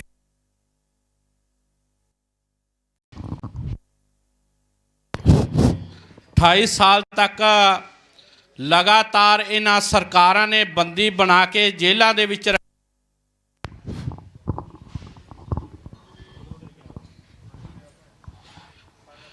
ਉਹਨਾਂ ਦੀ ਰਿਹਾਈ ਦੇ ਲਈ ਲਗਾਤਾਰ ਮੋਹਾਲੀ ਦੇ ਇਸ ਰੋਡ ਦੇ ਉੱਤੇ ਪੱਕਾ ਮੋਰਚਾ ਲਗਾਇਆ ਹੋਇਆ। ਇਹ ਸਰਕਾਰ ਨੂੰ ਜਾਣੂ ਕਰਾਉਣ ਲਈ ਕਿ ਜੋ ਸੇਵਾਵਾਂ ਪੂਰੀਆਂ ਕਰ ਚੁੱਕੇ ਬੰਦੀ ਸਿੰਘ ਨੇ ਉਹਨਾਂ ਨੂੰ ਰਿਹਾ ਕੀਤਾ ਜਾਵੇ। ਪਰ ਇਸ ਜ਼ਾਲਮ ਸਰਕਾਰ ਨੇ ਮਿਥਿਆ ਹੋਇਆ ਕਿ ਇਸ ਤਰ੍ਹਾਂ ਅਸੀਂ ਜਿਸ ਤਰ੍ਹਾਂ ਪਹਿਲਾਂ ਥਾਲੀ 'ਚ ਕਦੇ ਪਰੋਸ ਕੇ ਇਹਨਾਂ ਸਰਕਾਰਾਂ ਨੇ ਨਹੀਂ ਦਿੱਤਾ, ਇਸ ਵਾਰ ਵੀ ਸਰਕਾਰ ਨੇ ਮੂਡ ਬਣਾਇਆ ਹੋਇਆ ਕਿ ਇਸ ਤਰੀਕੇ ਨਾਲ ਬੜੇ ਸੌਖੇ ਜਿਹੇ ਢੰਗ ਨਾਲ ਲੰਬੇ ਸਮੇਂ ਤੋਂ ਜਿਹੜੇ ਬੰਦੀ, ਇਹ ਪਹਿਲਾ ਜ਼ਾਲਮ ਨਹੀਂ, ਇਹ ਪਹਿਲਾ ਜ਼ੁਲਮ ਨਹੀਂ ਹੈਗਾ ਸਿੱਖਾਂ ਦੇ ਉੱਪਰ। ਜਦੋਂ ਜਦੋਂ ਸਮੇਂ ਦੀਆਂ ਸਰਕਾਰਾਂ ਆਈਆਂ ਨੇ, ਚਾਹੇ ਅਬਦਾਲੀ ਦਾ ਸਮਾਂ ਦੇਖ ਲਓ, ਚਾਹੇ ਮੁਗਲਾਂ ਸਾਮਰਾਜਾਂ ਦਾ ਸਮਾਂ ਦੇਖ ਲਓ, ਚਾਹੇ 1000 ਸਾਲ ਅੰਗਰੇਜ਼ਾਂ ਨੇ ਰਾਜ ਕੀਤਾ ਭਾਰਤ ਦੇ ਉੱਤੇ, ਉਹ ਸਮਾਂ ਦੇਖ ਲਓ। ਇਹ ਪੰਜਾਬ ਦੇ ਲੋਕ ਨੇ, ਇਹਨਾਂ ਨੇ ਕਦੇ ਵੀ ਠੂਠਾ ਫੜ ਕੇ ਨਹੀਂ ਮੰਗਣਾ। ਇਹ ਪੰਜਾਬ ਦੇ ਲੋਕ ਨੇ, ਇਹਨਾਂ ਨੇ ਕਦੇ ਨੱਕ ਰਗੜਾ ਕੇ ਭੀਖ ਨਹੀਂ ਮੰਗਣੀ। ਇਹ ਲੋਕ ਬਾਗੀ ਲੋਕ ਨੇ, ਹਕੂਮਤਾਂ ਨਾਲ ਟਾਕਰਾ ਲੈਣ ਵਾਲੇ ਲੋਕ ਨੇ। ਜੇਕਰ ਸਾਡੇ ਸਿੰਘ ਜੇਲ੍ਹਾਂ ਦੇ ਵਿੱਚ ਬੈਠ ਰਹੇ ਨੇ ਤਾਂ ਅਸੀਂ ਵੀ ਬਾਹਰ ਬੈਠ ਕੇ ਇੱਥੇ ਕੋਈ ਜੇ ਕਿਤੇ ਸੋਚੋ ਵੀ ਬਾਹਰ ਬੈਠ ਕੇ ਇੱਥੇ ਚਲੇ ਜਾਣਗੇ। ਪੱਕਾ ਮੋਰਚਾ ਜੋ ਲੱਗਿਆ, ਕੌਮੀ ਇਨਸਾਫ ਮੋਰਚਾ ਕੱਲੇ ਕੱਲੇ ਚੀਜ਼ ਦਾ ਹਿਸਾਬ ਰੱਖ ਰਿਹਾ, ਕੱਲੀ ਕੱਲੀ ਚੀਜ਼ ਦਾ ਹਿਸਾਬ ਲੈ ਰਹੇ ਆ। ਮੋਰਚਾ ਲੰਬਾ ਚੱਲ ਸਕਦਾ, ਪਰ ਤੁਸੀਂ ਇਹ ਗੱਲ ਨਾ ਸੋਚੋ ਕਿ ਇਹ ਮੋਰਚੇ ਨੂੰ ਕਿਸੇ ਤਰ੍ਹਾਂ ਦੀ ਢਾਹ ਲੱਗ ਜਾਊਗੀ। ਬੜੀਆਂ ਕੋਸ਼ਿਸ਼ਾਂ ਕਰ ਲੀਆਂ ਸਰਕਾਰਾਂ ਨੇ, ਬੜੀਆਂ ਕੋਸ਼ਿਸ਼ਾਂ ਕਰ ਲੀਆਂ ਏਜੰਸੀਆਂ ਨੇ, ਪਰ ਸਾਡੇ ਸਾਥੀਆਂ ਦਾ, ਸਾਡੇ ਆਗੂਆਂ ਦੇ ਜਾਬਤੇ ਨੇ ਸਰਕਾਰ ਨੂੰ ਝੁਕਾਉਣ ਲਈ ਪੂਰਾ ਜ਼ੋਰ ਲਾਇਆ ਤੇ ਸਰਕਾਰ ਨੂੰ ਝੁਕਾ ਕੇ ਛੱਡਾਂਗੇ। ਇਹ ਜਿਹੜੀ ਸਰਕਾਰ ਗੱਲ ਗੱਲ ਤੇ ਕਹਿੰਦੀ ਆ ਕਿ ਸਾਡੀ ਗੱਲ ਚੱਲ ਰਹੀ ਆ, ਅਸੀਂ ਹੱਲ ਕਰ ਦਿਆਂਗੇ। ਅਸੀਂ ਕਹਿਣਾ ਚਾਹੁੰਦੇ ਹਾਂ ਸਰਕਾਰ ਨੂੰ ਹੱਲ ਕਰਨ ਵਾਲਾ ਮੁੱਦਾ ਨਹੀਂ, ਇਹ ਫੈਸਲਾ ਕਰਨ ਵਾਲਾ ਮੁੱਦਾ। ਸਾਨੂੰ ਪਤਾ ਕਿ ਬੰਦੀ ਸਿੰਘਾਂ ਨੇ ਆਪਣੀਆਂ ਸਜ਼ਾਵਾਂ ਪੂਰੀਆਂ ਕਰ ਲਈਆਂ, ਹੁਣ ਕਿਹੜੀ ਗੱਲ ਰਹਿ ਗਈ ਪਿੱਛੇ? ਤੁਸੀਂ ਛੱਡਣ ਵਿੱਚ ਕਿਸ ਗੱਲ ਦਾ ਕਰ ਰਹੇ ਹੋ? ਕੀ ਤੁਸੀਂ ਚਾਹੁੰਦੇ ਹੋ? ਕੀ ਦਿਖਾਉਣਾ ਚਾਹੁੰਦੇ ਹੋ ਲੋਕਾਂ ਨੂੰ? ਤੁਸੀਂ ਕੀ ਇਹ ਦਿਖਾਉਣਾ ਚਾਹੁੰਦੇ ਹੋ ਕਿ ਅਸੀਂ ਭੀਖ ਦੇ ਤੌਰ ਤੇ ਛੱਡਿਆ? ਤੁਸੀਂ ਇਹ ਦਿਖਾਉਣਾ ਚਾਹੁੰਦੇ ਹੋ ਕਿ ਸਾਡੀ ਦਇਆ ਦਿਲੀ ਆ, ਸਾਡੇ ਵਿੱਚ ਇੱਕ ਵਿਸ਼ਵਾਸ ਆ ਲੋਕਾਂ ਦਾ, ਇਸ ਵਿਸ਼ਵਾਸ ਦੇ ਖਾਤਰ ਅਸੀਂ ਇਹਨਾਂ ਨੂੰ ਛੱਡ ਰਹੇ ਹਾਂ? ਨਹੀਂ ਭਰਾਵੋ, ਅੱਜ ਸਾਨੂੰ ਜਿੱਥੇ ਸਾਡੀਆਂ ਸੰਪਰਦਾਵਾਂ ਸੰਸਥਾਵਾਂ, ਸਾਡੀਆਂ ਸਿੱਖ ਫੈਡਰੇਸ਼ਨਾਂ ਨੂੰ ਇਕੱਠੇ ਹੋਣ ਦੀ ਲੋੜ ਆ, ਉੱਥੇ ਸਾਨੂੰ ਇਹ ਵੀ ਸੋਚਣਾ ਪਊਗਾ ਕਿ ਇਹ ਜਿਹੜੀਆਂ ਸਰਕਾਰਾਂ ਨੇ ਇਹ ਸਾਡੀ ਨਸਲਕੁਸ਼ੀ ਕਰਨ ਤੇ ਤੁਰੀਆਂ ਹੋਈਆਂ ਨੇ। ਸਮੇਂ ਸਮੇਂ ਦੇ ਵਿੱਚ ਇਹਨਾਂ ਸਰਕਾਰਾਂ ਦਾ ਟੀਚਾ ਰਿਹਾ ਕਿ ਕਿਸ ਤਰ੍ਹਾਂ ਸਿੱਖ ਕੌਮ ਨੂੰ ਰੋਕਿਆ ਜਾਵੇ। ਅਸੀਂ ਵੀ ਸਿੱਖ ਪਰਿਵਾਰਾਂ ਦੇ ਆ, ਸਿੱਖ ਪਰਿਵਾਰਾਂ 'ਚੋਂ ਹੀ ਆਏ ਆ, ਸਿੱਖ ਪਰਿਵਾਰਾਂ ਵਿੱਚ ਜੰਮੇ ਪਲੇ ਆ। ਪਰ ਜੇ ਇਹ ਸਾਨੂੰ ਮੋਦੀ ਵਰਗਾ, ਜੋਗੀ ਵਰਗਾ, ਖੱਟਰ ਵਰਗੇ ਜਿਨ੍ਹਾਂ ਦੇ ਟੱਬਰ ਨਹੀਂ ਹੈਗੇ ਸਾਨੂੰ ਦੱਸਣਗੇ ਵੀ ਅਸੀਂ ਕਿਵੇਂ ਦੀ ਜਿਹੜੀ ਹੈਗੀ ਆ ਆਪਣੇ ਸਾਥੀਆਂ ਦੀ ਲੜਾਈ ਸੰਘਰਸ਼ ਕਰਨਾ, ਇਹ ਸਾਨੂੰ ਦੱਸਣਗੇ ਜਿਨ੍ਹਾਂ ਦੇ ਆਪਦੇ ਪਰਿਵਾਰ ਨਹੀਂ। ਅਸੀਂ ਪਰਿਵਾਰਾਂ ਵਾਲੇ ਆ, ਅਸੀਂ ਤਾਂ ਕਰਕੇ ਗੱਲ ਕਰਦੇ ਆ। ਇਹਨਾਂ ਨੂੰ ਕੀ ਆ, ਇਹਨਾਂ ਨੂੰ ਕੀ ਪਤਾ ਕਿ ਪਰਿਵਾਰ ਪਿੱਛੇ ਕਿਵੇਂ ਪਲਦੇ ਨੇ। ਇੱਥੇ ਕੱਲਾ ਕੱਲਾ ਬੱਚਾ ਅਸੀਂ ਅਮਰੀਕਾ ਕੈਨੇਡਾ ਤੋਰ ਕੇ 10-10 ਦਿਨ ਰੋਟੀ ਨਹੀਂ ਖਾਂਦੇ। ਜਿਹੜੇ ਸਿੰਘਾਂ ਨੂੰ 27-27 30 ਸਾਲ ਹੋ ਗਏ ਜੇਲ੍ਹਾਂ ਵਿੱਚ ਡੱਕਿਆਂ ਨੂੰ, ਉਹਨਾਂ ਦੇ ਭਾਈਆਂ ਦੇ ਕੀ ਬੀਤਦੀ ਹੋਊਗੀ। ਇਸ ਕਰਕੇ ਅੱਜ ਅਸੀਂ ਟੋਲ ਪਲਾਜ਼ਾ, ਜਿੱਥੇ ਪੰਜਾਬ ਦੇ ਵਿੱਚ 54 ਟੋਲ ਪਲਾਜ਼ੇ ਨੇ, ਉਹਨਾਂ ਟੋਲਾਂ ਦੇ ਕਰਮਚਾਰੀ ਮੁਲਾਜ਼ਮ ਜਿਹੜੇ ਨੇ ਅੱਜ ਇਸ ਮੋਰਚੇ ਦੀ, ਕੌਮੀ ਇਨਸਾਫ ਮੋਰਚੇ ਦੀ ਅਗਵਾਈ ਹੇਠ ਚੱਲ ਰਹੇ ਮੋਹਾਲੀ ਮੋਰਚੇ ਦੀ ਹਮਾਇਤ ਦੇ ਵਿੱਚ ਆਏ ਹਾਂ। ਉੱਥੇ ਅਸੀਂ ਭਰੋਸਾ ਦਿਵਾਉਂਦੇ ਹਾਂ ਕਿ ਅਸੀਂ ਪਿੱਛੇ ਲੱਗਣ ਵਾਲਿਆਂ 'ਚ ਨਹੀਂ। ਜਦੋਂ ਮੋਰਚੇ ਦੀ ਸਾਨੂੰ ਕੋਈ ਕਾਲ ਆਊਗੀ, ਅੱਗੇ ਲਾ ਕੇ ਕੁਰਬਾਨੀਆਂ ਦੇਵਾਂਗੇ ਤੇ ਸ਼ਹੀਦੀਆਂ ਵੀ ਪਾਵਾਂਗੇ। ਦੂਸਰਾ ਜਿਹੜਾ ਸਾਡਾ ਬਰਗਾੜੀ ਵਿਖੇ ਮੋਰਚਾ ਲੱਗ ਰਿਹਾ, ਉੱਥੇ ਵੀ ਸਾਡੀ ਜਿਹੜੀ ਹੈਗੀ ਹੈ ਭੂਮਿਕਾ, ਉੱਥੇ ਵੀ ਅਸੀਂ ਆਪਣੀਆਂ ਸੇਵਾਵਾਂ ਨਿਭਾ ਰਹੇ ਹਾਂ। ਕਿਤੇ ਵੀ ਕਿਸੇ ਵੀ ਤਰ੍ਹਾਂ ਦੀ ਜਿੱਥੇ ਵੀ ਕੋਈ ਮੋਰਚਾ ਲੱਗਦਾ ਅਸੀਂ ਆਪਦੀ ਗਿਣਤੀ ਤੇ ਆਪਦੇ ਸਾਥੀਆਂ ਦੀ ਹਮਾਇਤ ਉੱਥੇ ਦਰਜ ਕਰਵਾਉਂਦੇ ਹਾਂ। ਤੇ ਸਰਕਾਰ ਨੂੰ ਇਸ ਇੰਟੈਲੀਜੈਂਸੀ ਰਾਹੀਂ ਅਸੀਂ ਚੇਤਾਵਨੀ ਦਿੰਦੇ ਹਾਂ ਕਿ ਇਹ ਸਰਕਾਰੇ, ਇਹ ਬਾਗੀ ਖੂਨ ਨੇ, ਬਾਗੀ, ਇਹ ਠੂਠਾ ਵੜ ਕੇ ਮੰਗਣ ਵਾਲੇ ਲੋਕ ਨਹੀਂ। ਇਹ ਉਹ ਲੋਕ ਨੇ ਜਿਨ੍ਹਾਂ ਵੱਡੀਆਂ ਵੱਡੀਆਂ ਤਾਕਤਾਂ ਦਾ ਮੂੰਹ ਮੋੜਿਆ ਤੇ ਵੱਡੀਆਂ ਵੱਡੀਆਂ ਤਾਕਤਾਂ ਦਾ ਮੂੰਹ ਮੋੜ ਕੇ ਵੱਡੇ ਵੱਡੇ ਮੋਰਚੇ ਫਤਿਹ ਕਰੇ ਨੇ। ਤੂੰ ਪੜ੍ਹ ਲਈ ਇਤਿਹਾਸ ਨੂੰ, ਸ਼ਾਇਦ ਤੈਨੂੰ ਭੁਲੇਖਾ ਹੋਊਗਾ। ਇਤਿਹਾਸ ਪੜ੍ਹ ਲਈ, ਪਹਿਲੇ ਗੁਰੂ ਤੋਂ ਲੈ ਕੇ 10ਵੇਂ ਗੁਰੂ ਤੱਕ ਜੋ ਸਾਡੇ ਇਨਸਾਫ ਲਈ ਲੱਗੇ ਮੋਰਚੇ ਫਤਿਹ ਕੀਤੇ ਨੇ। ਉਸ ਤੋਂ ਬਾਅਦ ਜਿੰਨੇ ਸਾਡੇ ਹੋਰ ਸਾਥੀਆਂ ਨੇ, ਜਿੰਨੇ ਸਾਡੇ ਸਿੰਘਾਂ ਨੇ ਕੁਰਬਾਨੀਆਂ ਦੇ ਕੇ ਇਸ ਧਰਮ ਦੀ ਜਿਹੜੀ ਰਾਖੀ ਕੀਤੀ ਆ, ਉਸ ਇਤਿਹਾਸ ਨੂੰ ਪੜ੍ਹ ਲਈ। ਸ਼ਾਇਦ ਤੈਨੂੰ ਭੁਲੇਖਾ ਹੋਊਗਾ, ਤੈਨੂੰ ਲੱਗਦਾ ਹੋਊਗਾ ਕਿ ਇਹ ਲੋਕ ਨੇ, ਇਹ ਘੱਟ ਵੱਧ ਗਿਣਤੀ 'ਚ ਹੋ ਜਾਂਦੇ ਨੇ, ਵੀ ਸ਼ਾਇਦ ਇਹ ਘੱਟ ਹੀ ਜਾਣਗੇ, ਤੈਨੂੰ ਇੱਥੇ ਪੈਰ ਰੱਖਣ ਨੂੰ ਜਗ੍ਹਾ ਨਹੀਂ ਮਿਲਣੀ। ਆ ਇੱਕ ਕੱਲ ਪਰਸੋਂ ਦੀ ਸੋਸ਼ਲ ਮੀਡੀਆ ਉੱਤੇ ਵੀਡੀਓ ਤੁਸੀਂ ਦੇਖੀ ਹੋਣੀ, ਸ਼ੇਅਰ ਹੋ ਰਹੀ ਆ ਕਿ ਜਿਹੜੇ ਪੁਲਿਸ ਵਾਲੇ ਨੇ, ਮੁਲਾਜ਼ਮ ਨੇ, ਸਰਕਾਰ ਉਹਨਾਂ ਨੂੰ ਟ੍ਰੇਨਿੰਗ ਦੇ ਰਹੀ ਆ ਕਿ ਨਿਹੰਗ ਸਿੰਘਾਂ ਨਾਲ ਕਿਵੇਂ ਜੂਝਿਆ ਜਾਊਗਾ। ਭਰਾਵੋ, ਇਹ ਨਿਹੰਗ ਸਿੰਘਾਂ ਨਾਲ ਜੂਝਣ ਦੀ ਲੋੜ ਨਹੀਂ। ਨਿਹੰਗ ਸਿੰਘ ਤਾਂ ਬੈਠੇ ਨੇ ਜਾਬਤੇ 'ਚ, ਤੁਸੀਂ ਆਪਦੀ ਤਿਆਰੀ ਨਾ ਕਰਦੇ ਰਹਿ ਜਿਓ ਕਿਤੇ ਇਹਨਾਂ ਨਿਹੰਗ ਸਿੰਘਾਂ ਦੀਆਂ। ਹਜੇ ਤਾਂ ਇਹਨਾਂ ਨੇ ਆਪਣੇ ਸ਼ਾਸਤਰ ਦਿਖਾਏ ਨੇ, ਚਲਾਏ ਨਹੀਂ। ਇਹ ਸਾਡੇ ਕੌਮੀ ਇਨਸਾਫ ਮੋਰਚੇ ਦੀ ਹਜੇ ਬੰਦਸ਼ ਦੇ ਹੇਠ, ਜਾਬਤੇ ਦੇ ਹੇਠ ਸਾਡੇ ਸਾਥੀ, ਅਸੀਂ ਸਾਰੇ ਸਿੱਖ ਕੌਮ ਇਨਸਾਫ ਦੀ ਉਮੀਦ ਲੈ ਕੇ ਬੈਠੇ ਹਾਂ। ਇਹ ਸਾਡਾ ਜਾਬਤਾ ਕਾਇਮ ਰੱਖਣ ਲਈ ਅਸੀਂ ਦਿਨ ਰਾਤ ਇੱਕ ਕਰ ਦਿਆਂਗੇ। ਪਰ ਸਰਕਾਰ ਦੀਆਂ ਗੋਝੀਆਂ ਸਾਜ਼ਿਸ਼ਾਂ ਜੋ ਅੰਦਰ ਬਹਿ ਕੇ ਘੜ ਰਹੀ ਹੈ ਸਾਜ਼ਿਸ਼ਾਂ, ਉਹਨੂੰ ਕਾਮਯਾਬ ਨਹੀਂ ਹੋਣ ਦਿਆਂਗੇ। ਇੰਨਾ ਕਹਿੰਦਾ ਸਾਰਿਆਂ ਦਾ ਧੰਨਵਾਦ। ਵਾਹਿਗੁਰੂ ਜੀ ਕਾ ਖਾਲਸਾ, ਵਾਹਿਗੁਰੂ ਜੀ ਕੀ ਫਤਿਹ। ਕੋਈ ਸਤਿ ਸ੍ਰੀ ਅਕਾਲ। ਕੋਈ ਵੱਧ ਘੱਟ ਗੱਲ ਇਸ ਮੋਰਚੇ ਸਟੇਜ ਤੋਂ ਬੋਲੀ ਗਈ ਹੋਵੇ ਤਾਂ ਖਿਮਾ ਦੇ ਜਾਚਕਾਂ। ਵਾਹਿਗੁਰੂ ਜੀ ਕਾ ਖਾਲਸਾ, ਵਾਹਿਗੁਰੂ ਜੀ ਕੀ ਫਤਿਹ। ਵਾਹਿਗੁਰੂ ਜੀ ਕਾ ਖਾਲਸਾ, ਵਾਹਿਗੁਰੂ ਜੀ ਕੀ ਫਤਿਹ। ਸੋ ਇਹ ਸਨ ਭਾਈ ਦਰਸ਼ਨ ਸਿੰਘ ਲਾਡੀ।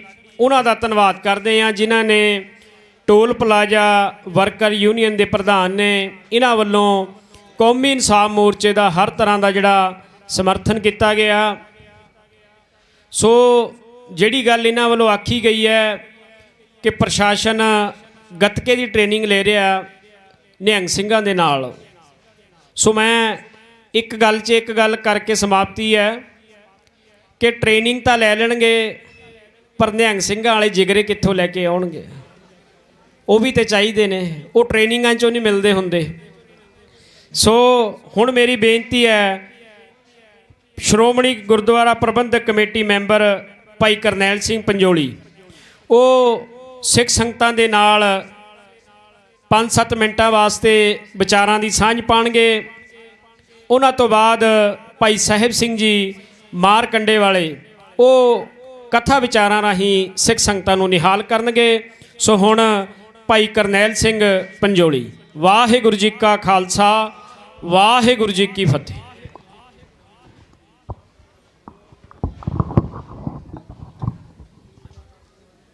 ਸਤਿਕਾਰਯੋਗ ਸ਼ਬਦ ਗੁਰੂ ਸਾਹਿਬ ਸ੍ਰੀ ਗੁਰੂ ਗ੍ਰੰਥ ਸਾਹਿਬ ਪਾਤਸ਼ਾਹ ਜੀ ਦੀ ਪਾਵਨ ਪਵਿੱਤਰ ਗੋਦ ਵਿੱਚ ਸਵਾਇਮਾਨ ਗੁਰੂ ਰੂਪ ਸਾਧ ਸੰਗਤ, ਬੁਲਾਓ ਫਤਿਹ।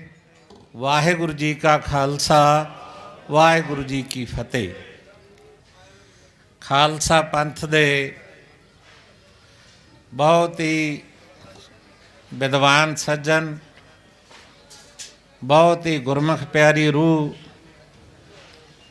ਗੁਰਮਨ ਦੇ ਰੰਗ ਵਿੱਚ ਰੰਗੇ ਹੋਏ ਭਾਈ ਸਾਹਿਬ ਸਿੰਘ ਜੀ ਜਦੋਂ ਉਹ ਸਾਹਮਣੇ ਸਵਾਇਮਾਨ ਹੋਣ, ਮੇਰੇ ਵਰਗੇ ਸਧਾਰਨ ਮਨੁੱਖ ਲਈ ਬੋਲਣਾ ਬਹੁਤ ਮੁਸ਼ਕਲ ਹੈ।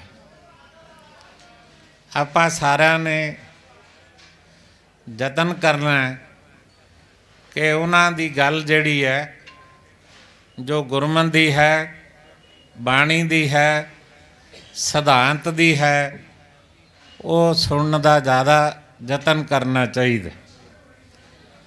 ਦੂਸਰੀ ਮੇਰੀ ਬੇਨਤੀ ਇਹ ਹੈ ਕਿ ਸਿੱਖ ਜਿਹੜਾ ਹੈ, ਉਹਨੇ 2 ਪੜਾਵਾਂ 'ਤੇ ਸੰਘਰਸ਼ ਕਰਨਾ ਹੈ।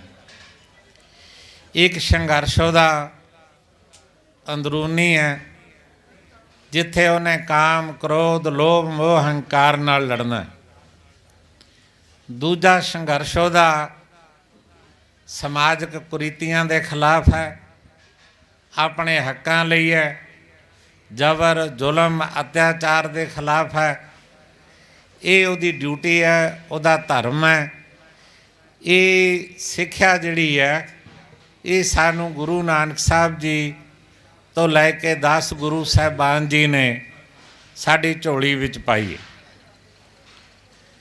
ਤੀਸਰੀ ਗੱਲ ਮੈਂ ਕਹਿਣੀ ਚਾਹੁੰਦਾ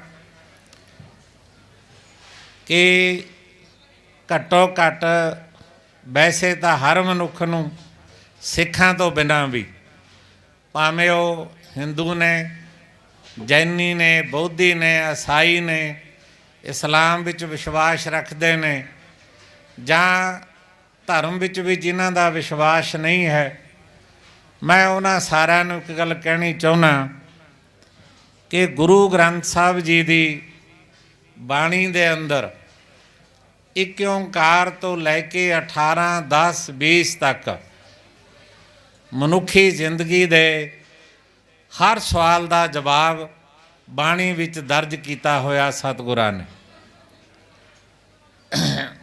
ਮਨੁੱਖ ਨੇ ਕੀ ਖਾਣਾ, ਕੀ ਪੀਣਾ, ਕੀ ਪਹਿਨਣਾ, ਉਹਦਾ ਧਰਮ ਕਿਹੋ ਜਿਹਾ ਹੋਣਾ ਚਾਹੀਦਾ, ਉਹਦੀ ਰਾਜਨੀਤੀ ਕਿਹੋ ਜਿਹੀ ਹੋਣੀ ਚਾਹੀਦੀ ਹੈ, ਉਹਦਾ ਨਿੱਜੀ ਜੀਵਨ, ਉਹਦਾ ਸਮਾਜਿਕ ਜੀਵਨ ਕਿਹੋ ਜਿਹਾ ਹੋਣਾ ਚਾਹੀਦਾ, ਇਹ ਸਾਰੀਆਂ ਗੱਲਾਂ ਦਾ ਜਵਾਬ ਇੱਕ ਓਂਕਾਰ ਤੋਂ ਲੈ ਕੇ 18, 10, 20 ਤੱਕ ਸ਼ਬਦ ਗੁਰੂ ਸ਼੍ਰੀ ਗੁਰੂ ਗ੍ਰੰਥ ਸਾਹਿਬ ਦੀ ਬਾਣੀ ਵਿੱਚ ਦਰਜ ਕੀਤਾ ਹੋਇਆ ਹੈ।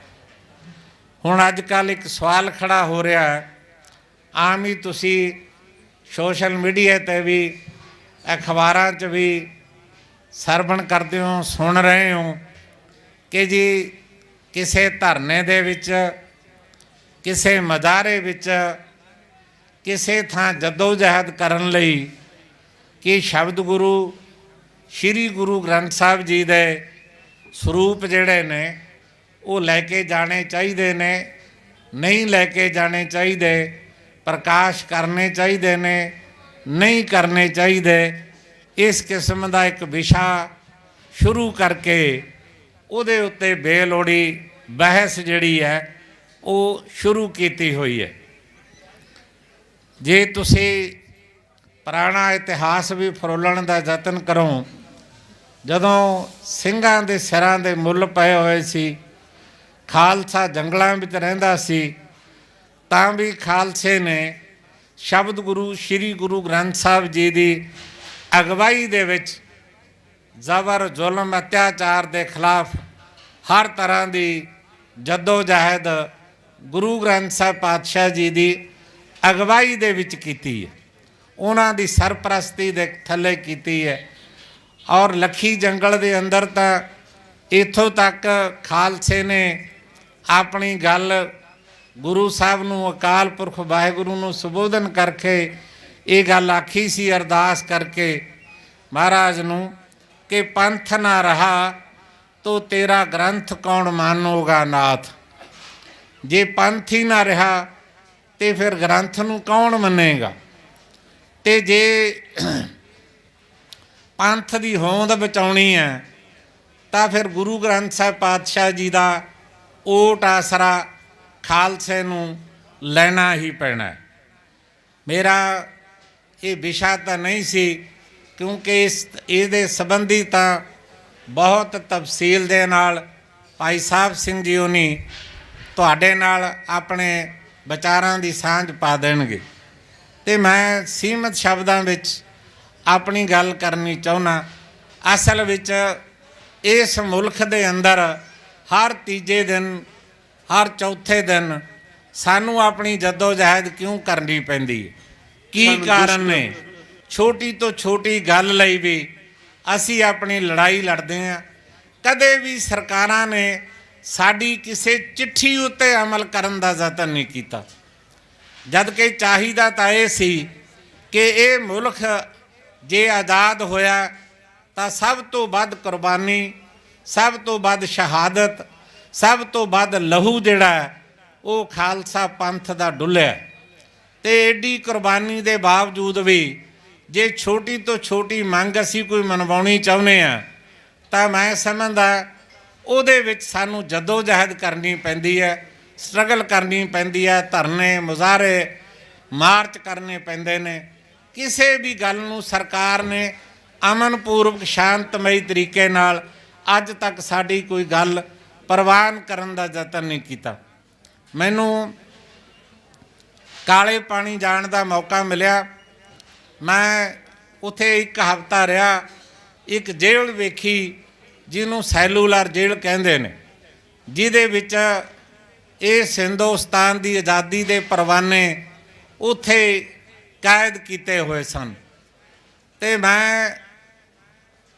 ਮੈਨੂੰ ਖੁਸ਼ੀ ਹੋਈ, ਮਾਣ ਹੋਇਆ, ਸਿਰ ਗੌਰਵ ਨਾਲ ਉੱਚਾ ਹੋ ਗਿਆ।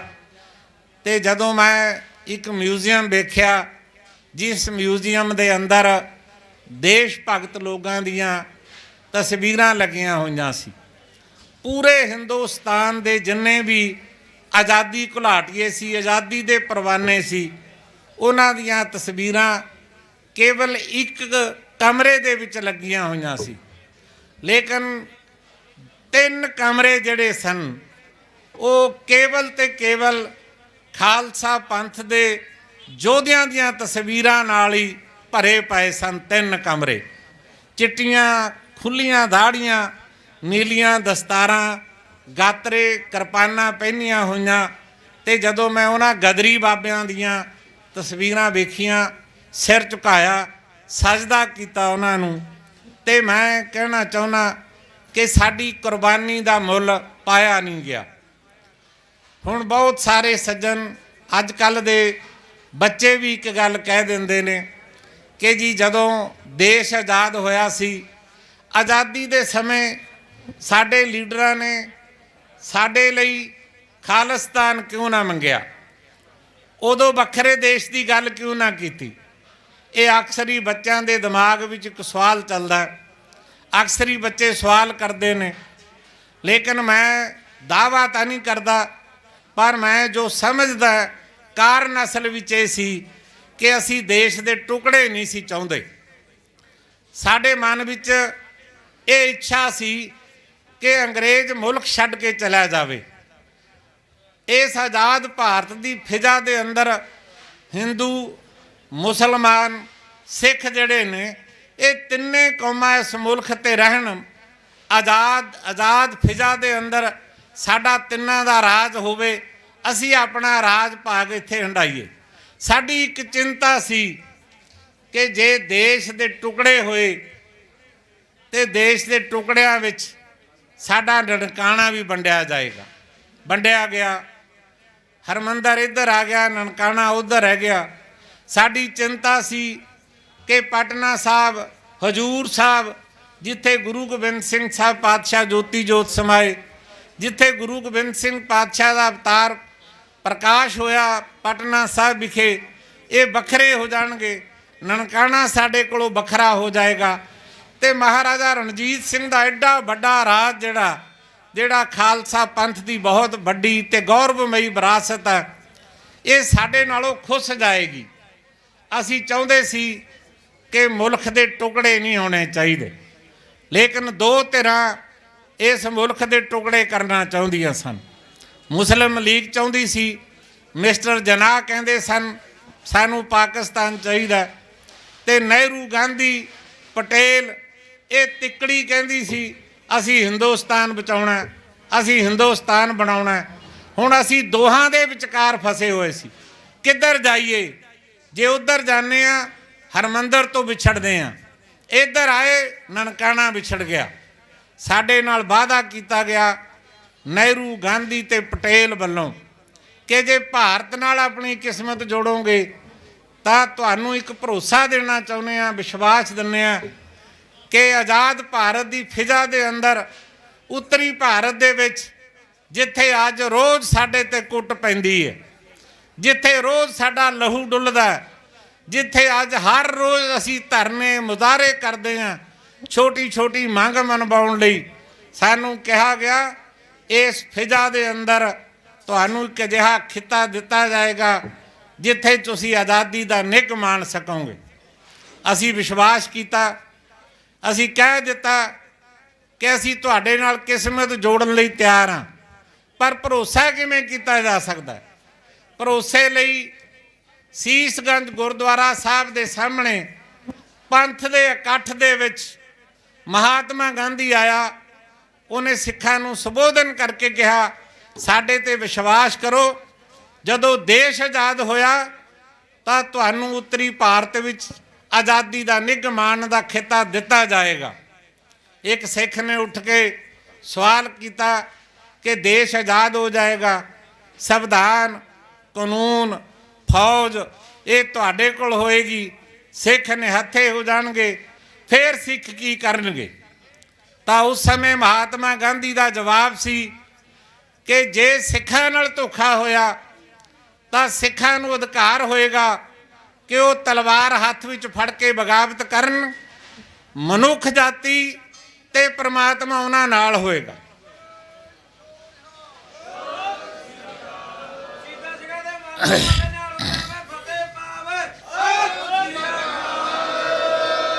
ਦੇਸ਼ ਆਜ਼ਾਦ ਹੋ ਗਿਆ। ਦੇਸ਼ ਦੀ ਆਜ਼ਾਦੀ ਤੋਂ ਬਾਅਦ ਪੰਡਿਤ ਜਵਾਹਰ ਲਾਲ ਨਹਿਰੂ ਨੇ ਕਲਕੱਤੇ ਵਿੱਚ ਇੱਕ ਬਿਆਨ ਦਿੱਤਾ। ਉਹ ਕਹਿੰਦਾ ਦੇਸ਼ ਦੀ ਤਰੱਕੀ ਲਈ ਛੋਟੇ ਸੂਬੇ ਬਣਾਉਣੇ ਬਹੁਤ ਜ਼ਰੂਰੀ ਨੇ। ਫਿਰ ਉਹਨੇ ਭਾਰਤ ਦੀ ਪਾਰਲੀਮੈਂਟ ਵਿੱਚ ਇੱਕ ਰੈਜੂਲੇਸ਼ਨ ਪੇਸ਼ ਕੀਤਾ ਕਿ ਦੇਸ਼ ਦੀ ਤਰੱਕੀ ਲਈ ਸੂਬੇ ਬਣਾਉਣ ਲਈ ਭਾਸ਼ਾ ਦਾ ਆਧਾਰ ਮੰਨ ਕੇ ਸੂਬੇ ਬਣਾਏ ਜਾਣਗੇ। ਇਸ ਮੁਲਕ ਦੇ ਅੰਦਰ 15 ਭਾਸ਼ਾਵਾਂ ਮੰਨੀਆਂ ਗਈਆਂ। ਤਾਮਿਲ ਬੋਲੀ ਨੂੰ ਮਾਨਤਾ ਦਿੱਤੀ ਗਈ, ਬਿਹਾਰੀ ਨੂੰ ਦਿੱਤੀ, ਮਰਾਠੀ ਨੂੰ ਦਿੱਤੀ, ਹੋਰ ਬੋਲੀਆਂ ਮੰਨ ਲਈਆਂ ਗਈਆਂ, ਲੇਕਿਨ ਪੰਜਾਬੀ ਬੋਲੀ ਦਾ ਕਿਤੇ ਜ਼ਿਕਰ ਨਾ ਆਇਆ।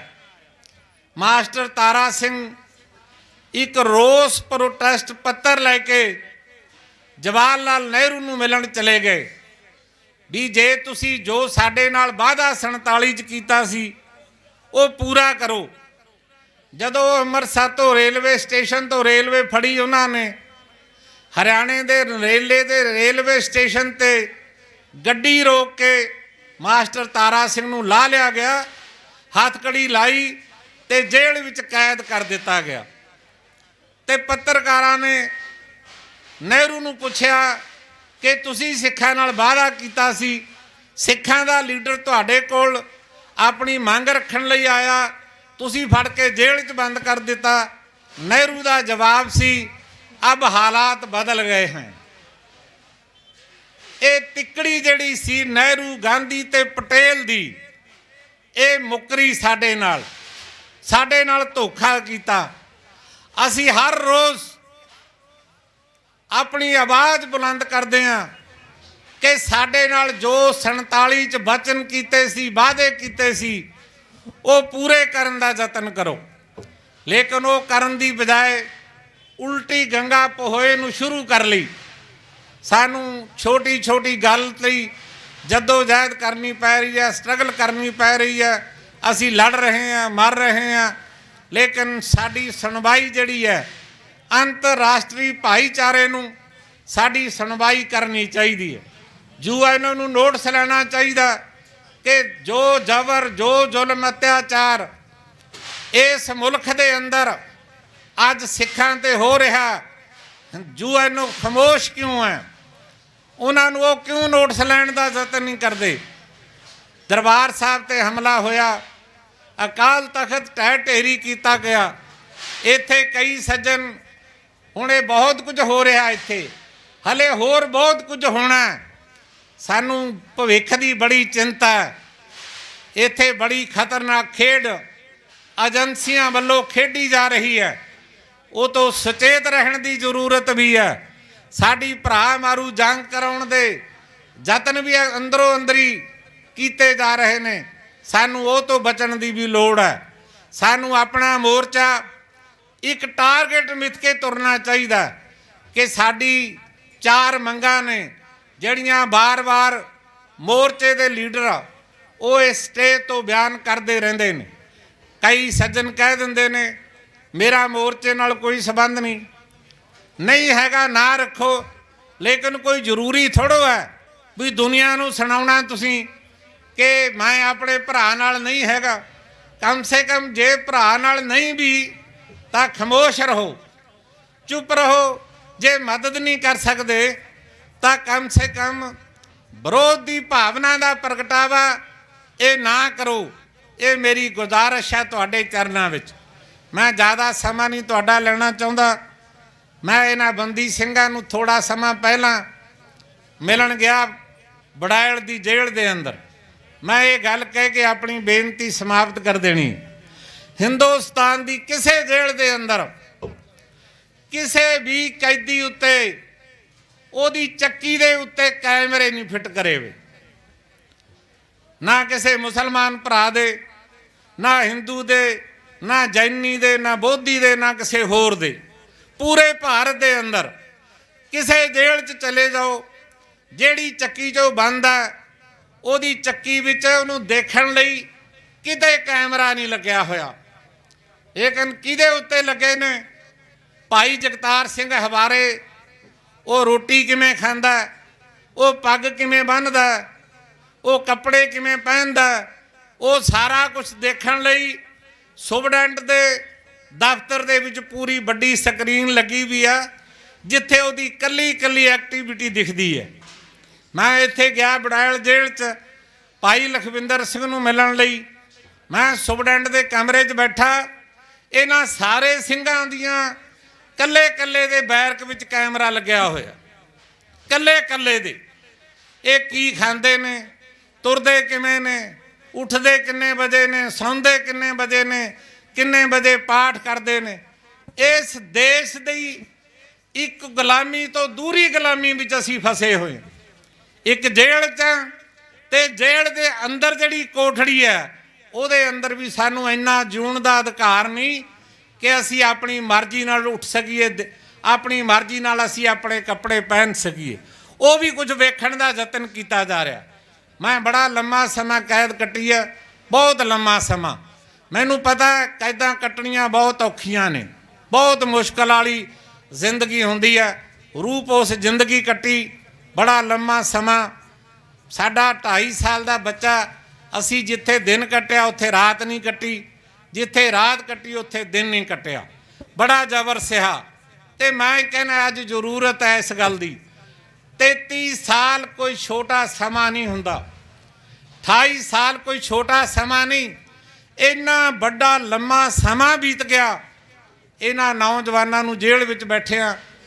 ਜ਼ਰੂਰਤ ਤਾਂ ਇਸ ਗੱਲ ਦੀ ਸੀ। ਕਾਨੂੰਨ ਤਾਂ ਇਹ ਕਹਿੰਦਾ ਕਿ ਜਿਸ ਬੰਦੇ ਨੂੰ ਉਮਰ ਕੈਦ ਦੀ ਸਜ਼ਾ ਹੋ ਗਈ 14 ਸਾਲ ਬਾਅਦ ਸਰਕਾਰ ਉਹਨੂੰ ਆਪਣੇ ਆਪ ਰਿਹਾ ਕਰ ਦਿੰਦੀ। ਲੇਕਿਨ ਇਹ 14 ਤੋਂ ਬਾਅਦ ਦੁੱਗਣੀ ਕੱਟ ਚੁੱਕੇ ਨੇ। ਉਹਦੇ ਬਾਵਜੂਦ ਵੀ ਰਿਹਾ ਕਰਨ ਦਾ ਯਤਨ ਨਹੀਂ ਕਰਨਾ ਚਾਹੁੰਦੇ। ਇਹ ਕਹਿੰਦੇ ਨੇ ਜੀ ਇਹ ਅੱਤਵਾਦੀ ਨੇ। ਦੇਖੋ, ਅੱਤਵਾਦੀ ਮਨੁੱਖ ਉਦੋਂ ਬਣਦਾ ਜਦੋਂ ਕਿਸੇ ਦੀ ਮਾਂ ਦੀ ਬੇਪਤੀ ਉਹਦੀ ਅੱਖਾਂ ਦੇ ਸਾਹਮਣੇ ਕਰੋਗੇ, ਉਹਦੀ ਧੀ ਦੀ ਕਰੋਗੇ, ਉਹਦੀ ਭੈਣ ਦੀ ਕਰੋਗੇ, ਉਹਦੇ ਤਖਤ ਨੂੰ ਢਾਓਗੇ, ਉਹਦੇ ਗੁਰੂ ਤੇ ਹਮਲਾ ਕਰੋਗੇ ਤੇ ਉਹਦੀ ਕੌਮ ਦੀ ਹੋਂਦ ਖਤਮ ਕਰਨ ਦਾ ਯਤਨ ਕਰੋਗੇ ਤਾਂ ਫਿਰ ਕੋਈ ਨਾ ਕੋਈ ਤਾਂ ਮਰਦ ਦਾ ਪੁੱਤ ਹਥਿਆਰ ਚੁੱਕੇਗਾ। ਜਿਨ੍ਹਾਂ ਨੇ ਹਥਿਆਰ ਚੁੱਕੇ ਉਹ ਤੁਹਾਡੇ ਲਈ ਅੱਤਵਾਦੀ ਹੋਣਗੇ, ਲੇਕਿਨ ਕੌਮ ਲਈ ਉਹ ਯੋਧੇ ਨੇ। ਕੌਮ ਉਹਨਾਂ ਦੀ ਕੁਰਬਾਨੀ ਤੇ ਮਾਣ ਕਰਦੀ ਹੈ, ਕੌਮ ਨੂੰ ਗੌਰਵ ਹੈ। ਉਹਨਾਂ ਨੇ ਆਪਣਾ ਰਸਤਾ ਅਖਤਿਆਰ ਕੀਤਾ, ਕਾਨੂੰਨ ਨੇ ਉਹਨਾਂ ਨੂੰ ਸਜ਼ਾ ਦੇ ਦਿੱਤੀ, ਸਜ਼ਾ ਉਹਨਾਂ ਨੇ ਪੂਰੀ ਕਰ ਲਈ। ਸਰਕਾਰ ਉਹਨਾਂ ਨੂੰ ਰਿਹਾ ਕਰਨ ਦਾ ਯਤਨ ਕਰੇ, ਬੇਮਤਲਬ ਅੜਿੱਕੇ ਡਾਉਣ ਦਾ ਯਤਨ ਨਾ ਕਰੇ। ਸਰਕਾਰ ਪੂਰੇ ਦਾ ਪੂਰਾ ਖਾਲਸਾ ਪੰਥ ਜਿਹੜਾ ਉਹ ਇਹਨਾਂ ਸਿੰਘਾਂ ਦੀ ਪਿੱਠ ਉੱਤੇ ਖਲੋਤਾ। ਪੂਰੇ ਪੰਥ ਦੇ ਜਜ਼ਬਾਤਾਂ ਦੀ ਇਹ ਮੋਰਚਾ ਤਰਜਮਾਨੀ ਕਰਦਾ ਹੈ। ਕੋਈ ਮਤ ਭੁੱਲੇ ਕਿ ਇਹ ਗੁਰਚਰਨ ਸਿੰਘ ਉਹਨਾਂ ਨੇ ਮੋਰਚਾ ਲਾਇਆ ਹੋਇਆ। ਇਹ ਮੋਰਚਾ ਕੌਮ ਦੇ ਜਜ਼ਬਾਤਾਂ ਦੀ ਤਰਜਮਾਨੀ ਕਰ ਰਿਹਾ, ਉਹਨਾਂ ਦੀਆਂ ਭਾਵਨਾਵਾਂ ਦਾ ਪ੍ਰਗਟਾਵਾ ਹੈ। ਤੇ ਇਸ ਕਰਕੇ ਮੇਰੀ ਗੁਜ਼ਾਰਿਸ਼ ਹੈ ਕਿ ਜਿਹੜੇ ਫਿਜ਼ੀਕਲ ਤੌਰ ਤੇ ਬੈਠ ਕੇ ਇੱਥੇ ਧਰਨੇ 'ਚ ਸ਼ਾਮਲ ਹੋ ਸਕਦੇ ਨੇ ਉਹਨਾਂ ਨੂੰ ਸਿਰ ਚੁੱਕਦਾ, ਤੇ ਜਿਹੜੇ ਧਰਨੇ 'ਚ ਬੈਠ ਨਹੀਂ ਸਕਦੇ ਉਹ ਘੱਟੋ ਘੱਟ ਬਹੁਤਾ ਨਹੀਂ ਤਾਂ 100 ਰੁਪਈਆ ਦੁਨੀਆ ਭਰ ਵਿੱਚ ਬੈਠਾ ਸਿੱਖ ਜਿਹੜਾ ਉਹ ਆਪਣਾ ਫਰਜ਼ ਸਮਝ ਕੇ ਇਸ ਮੋਰਚੇ ਵਿੱਚ ਆਪਣਾ ਹਿੱਸਾ ਪਾਉਣ ਦਾ ਯਤਨ ਕਰੇ, ਤਾਂ ਕਿ ਖਾਲਸਾ ਪੰਥ ਨੂੰ ਆਪਣੀ ਜੱਦੋ ਜਹਿਦ ਕਰਦਿਆਂ ਦੁਸ਼ਮਣ ਦੇ ਅੱਗੇ ਬੂਹਾ ਆਪਣੇ ਹੱਥ ਨਾਲ ਅੱਡਣੇ ਪੈਣ। ਆਪਣੀ ਕੌਮ ਦੇ ਪਿੱਠ ਪਿੱਛੇ ਖੜ ਕੇ ਇਹਨਾਂ ਨੌਜਵਾਨਾਂ ਨੂੰ ਜਿਹੜੇ ਜੇਲ੍ਹਾਂ ਵਿੱਚ ਬੰਦ ਨੇ ਉਹਨਾਂ ਨੂੰ ਹੌਸਲਾ ਦੇਣ ਦਾ ਯਤਨ ਕਰੀਏ, ਇਸ ਮੂਵਮੈਂਟ ਨੂੰ ਸਫਲ ਬਣਾਈਏ। ਇਹ ਮੋਰਚਾ ਅਵੱਸ਼ ਜਿੱਤਾਂਗੇ। ਸਬਰ ਦੇ ਸਾਹਮਣੇ ਸਿਦਕ ਹਮੇਸ਼ਾ, ਸਿਦਕ ਦੇ ਸਾਹਮਣੇ ਜ਼ਬਰ ਹਮੇਸ਼ਾ ਝੁਕਿਆ, ਸਬਰ ਦੇ ਸਾਹਮਣੇ ਹਮੇਸ਼ਾ ਜ਼ਬਰ ਝੁਕਿਆ। ਇਸ ਕਰਕੇ ਸਿਦਕ ਦੀ ਲੋੜ ਹੈ, ਸਬਰ ਦੀ ਲੋੜ ਹੈ, ਡਿਸਿਪਲਿਨ ਦੀ ਲੋੜ ਹੈ। ਕੌਮ ਦੇ ਜਜ਼ਬਾਤਾਂ ਅਨੁਸਾਰ ਆਪਣੀਆਂ ਭਾਵਨਾਵਾਂ ਦਾ ਪ੍ਰਗਟਾਵਾ ਕਰਨ ਦੀ ਜ਼ਰੂਰਤ ਹੈ। ਭੁੱਲ ਚੁੱਕ ਦੀ ਖਿਮਾ। ਵਾਹਿਗੁਰੂ ਜੀ ਕਾ ਖਾਲਸਾ, ਵਾਹਿਗੁਰੂ ਜੀ ਕੀ ਫਤਿਹ।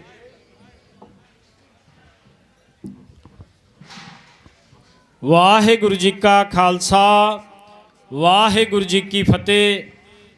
ਸੋ ਅਸੀਂ ਧੰਨਵਾਦੀ ਹਾਂ ਸ਼੍ਰੋਮਣੀ ਗੁਰਦੁਆਰਾ ਪ੍ਰਬੰਧਕ ਕਮੇਟੀ ਮੈਂਬਰ ਭਾਈ ਕਰਨੈਲ ਸਿੰਘ ਪੰਜੋਲੀ ਹੋਰਾਂ ਦਾ, ਜਿਨ੍ਹਾਂ ਨੇ ਕੌਮੀ ਇਨਸਾਫ ਮੋਰਚੇ ਦੇ ਵਿੱਚ ਬੈਠੀਆਂ ਸਿੱਖ ਸੰਗਤਾਂ ਦਾ ਧਿਆਨ ਉਹਨਾਂ ਗੱਲਾਂ ਵੱਲ ਦਿਵਾਉਣ ਦੀ ਕੋਸ਼ਿਸ਼ ਕੀਤੀ ਹੈ ਜਿਨ੍ਹਾਂ ਗੱਲਾਂ ਕਰਕੇ ਅਸੀਂ ਅੱਜ ਧਰਨੇ ਮੁਜ਼ਾਹਰਿਆਂ ਤੇ ਬੈਠੇ ਹਾਂ। ਕਿ ਜਦੋਂ ਭਾਰਤ ਗੁਲਾਮ ਸੀ ਅੰਗਰੇਜ਼ਾਂ ਦਾ, ਤੇ ਜਦੋਂ ਗੁਲਾਮੀ ਆਜ਼ਾਦੀ ਜਿਹੜੀ ਉਹ ਨੇੜੇ ਆ ਰਹੀ ਸੀ ਗੁਲਾਮੀ ਨੂੰ ਖਤਮ ਕਰਕੇ, ਸੋ ਉਹਨਾਂ ਸਮੇਂ ਦੇ ਦੌਰਾਨ ਜਿਹੜੇ ਹਿੰਦੂ ਲੀਡਰ ਸੀਗੇ ਉਹਨਾਂ ਨੇ ਸਿੱਖਾਂ ਨੂੰ ਵੱਡੇ ਵੱਡੇ ਸੁਪਨੇ ਦਿਖਾਏ। ਜਦੋਂ ਨਨਕਾਣਾ ਸਾਹਿਬ ਨੂੰ ਅਸੀਂ ਆਜ਼ਾਦ ਕਰਾਇਆ ਤੇ ਗਾਂਧੀ ਵਰਗਿਆਂ ਨੇ ਅਖਬਾਰਾਂ ਦੇ ਵਿੱਚ ਇਹ ਬਿਆਨ ਲਵਾਏ ਕਿ ਸਿੱਖਾਂ ਨੇ ਭਾਰਤ ਦੀ ਪਹਿਲੀ ਜੰਗ ਜਿੱਤ ਲਈ ਹੈ। ਸੋ ਜਿਸ ਤਰੀਕੇ ਨਾਲ ਸਿੱਖਾਂ ਨੇ ਆਪਣੇ ਗੁਰੂ ਘਰ ਆਜ਼ਾਦ ਕਰਾਏ ਨੇ, ਹੁਣ ਉਹ ਭਾਰਤ ਨੂੰ ਵੀ ਆਜ਼ਾਦ ਕਰਾਉਣਗੇ। ਨਹਿਰੂ ਦੀ ਸਟੇਟਮੈਂਟ ਆਪਾਂ ਪੜ੍ਹ ਲਈਏ 1942 ਦੇ ਵਿੱਚ ਲਿਆਕਤ ਐਕਟ ਹੋਇਆ ਜਿਹੜਾ, ਉਹਨੂੰ ਅਸੀਂ ਪੜ੍ਹ ਲਈਏ 46 ਦੇ ਵਿੱਚ ਸ਼ਿਮਲੇ ਜਿਹੜੀ ਮੀਟਿੰਗ ਹੋਈ ਹੈ, ਕਾਨਫਰੰਸ ਹੋਈ ਹੈ ਸਾਰੀ ਕੌਮਾਂ ਦੀ, ਉਹਨੂੰ ਪੜ੍ਹ ਲਈਏ। ਸੋ ਸਾਰੇ ਆਪਾਂ ਜੇ ਡਾਕੂਮੈਂਟ ਦੇ ਰੂਪ ਵਿੱਚ ਪੜ੍ਹਨੇ ਹੋਣ, ਉਹਨਾਂ ਦੀ ਪੜਚੋਲ ਕਰਨੀ ਹੋਵੇ, ਤੇ ਇੱਕ ਗੱਲ ਬਿਲਕੁਲ ਸਾਫ਼ ਹੁੰਦੀ ਹੈ ਕਿ ਸਿੱਖਾਂ ਦੇ ਨਾਲ ਸ਼ਰੇਆਮ ਧੱਕਾ ਹੋਇਆ, ਸ਼ਰੇਆਮ ਸਾਡੇ ਨਾਲ ਧੋਖਾ ਹੋਇਆ। ਸਾਡੇ ਕੋਲ ਹੱਸਦੇ ਵਸਦਾ ਸਾਡਾ ਪੰਜਾਬ ਸੀ, ਸਾਡਾ ਪੰਜਾਬ ਅਫਗਾਨਿਸਤਾਨ ਚੱਕ ਸੀ, ਅੱਧਾ ਜਿਹੜਾ ਪਾਕਿਸਤਾਨ ਪੰਜਾਬ ਦਾ ਹਿੱਸਾ ਸੀ, ਜਿਹੜਾ ਹੱਸਦਾ ਵਸਦਾ ਪੰਜਾਬ ਸੀ। ਸਾਥੋਂ ਸਾਡੇ ਉੱਥੇ ਜਿਹੜੇ ਬਜ਼ੁਰਗ ਸੀਗੇ ਉਹ ਖੋਲੇ ਗਏ, ਸਾਡੇ ਗੁਰੂ ਘਰ ਖੋਲੇ ਗਏ, ਸਾਡੇ ਜਿਹੜੇ ਦਰਿਆ ਸੀ ਉਹ ਖੋਲੇ ਗਏ। ਸਾਰਾ ਕੁਝ ਛੱਡ ਕੇ ਅਸੀਂ ਇਹਨਾਂ ਲੋਕਾਂ ਤੇ ਭਰੋਸਾ ਕਰਕੇ ਪੰਜਾਬ ਆਏ ਸੀ, ਤੇ ਇਹਨਾਂ ਨੇ ਸਾਡੇ ਨਾਲ ਕੀ ਕੀਤੀ? ਇਹਨਾਂ ਨੇ ਵੀ ਸਾਡੇ ਨਾਲ ਫਿਰ 84 ਦੇ ਵਿੱਚ ਜੋ ਸਾਡਾ ਕਤਲੇਆਮ ਕਰਕੇ ਸਵਾਗਤ ਕੀਤਾ, ਉਹ ਅਸੀਂ ਉਹ ਤੋਂ ਸਾਰੇ ਵਾਕਿਫ ਹਾਂ। ਸੋ ਇਹੀ ਗੱਲਾਂ ਨੇ ਭਾਈ ਸਾਹਿਬ ਹੋਰਾਂ ਨੇ ਜਿਹੜੀਆਂ ਕੀਤੀਆਂ ਕਿ ਜਿਹੜੀਆਂ ਅਸੀਂ ਅੱਜ ਧਰਨਿਆਂ ਮੁਜ਼ਾਹਰਿਆਂ ਤੇ ਬੈਠੇ ਹਾਂ, ਸਾਨੂੰ ਛੋਟੀ ਤੋਂ ਛੋਟੀ ਮੰਗ ਮਨਾਉਣ ਦੇ ਲਈ ਕਿੰਨਾ ਲੰਮਾ ਸੰਘਰਸ਼ ਕਰਨਾ ਪੈਂਦਾ, ਸਾਡੇ ਕਿੰਨੇ ਨੌਜਵਾਨਾਂ ਨੂੰ ਕੇਸ ਪਵਾਉਣੇ ਪੈਂਦੇ ਨੇ, ਜੇਲ੍ਹਾਂ 'ਚ ਜਾਣਾ ਪੈਂਦਾ, ਗੋਲੀਆਂ ਖਾਣੀਆਂ ਪੈਂਦੀਆਂ, ਫਿਰ ਵੀ ਸਾਡੀ ਮੰਗਾਂ ਉੱਥੇ ਹੀ ਹੁੰਦੀਆਂ ਨੇ। ਆ ਨਵੀਂ ਸਟੇਟਾਂ 2 ਬਣੀਆਂ ਨੇ, ਉਹਨਾਂ ਨੂੰ 5-4 ਸਾਲਾਂ ਦੇ ਵਿੱਚ ਕੇਵਲ ਰਾਜਧਾਨੀ ਮਿਲ ਗਈ ਹੈ। ਸਾਨੂੰ ਕਿੰਨੇ ਸਾਲ ਹੋ ਗਏ ਨੇ ਸਾਨੂੰ ਆਪਣੀ ਰਾਜਧਾਨੀ ਨਹੀਂ ਮਿਲੀ ਹੈਗੀ। ਸੋ ਸਾਰੀਆਂ ਸੰਗਤਾਂ ਜ਼ਰੂਰ ਇਹਨਾਂ ਗੱਲਾਂ ਵੱਲ ਧਿਆਨ ਦੇਣ। ਸੋ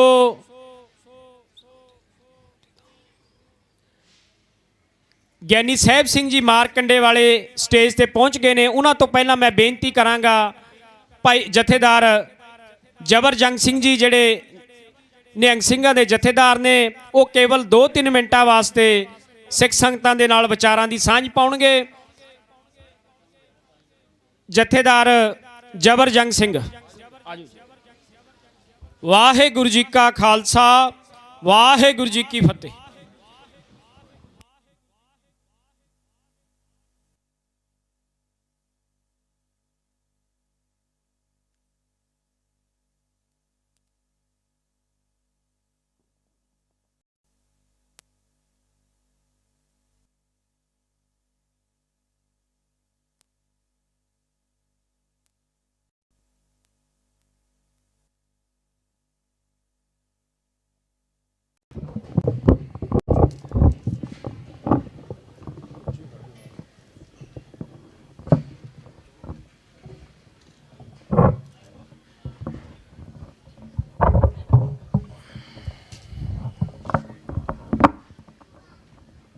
ਵਾਹਿਗੁਰੂ।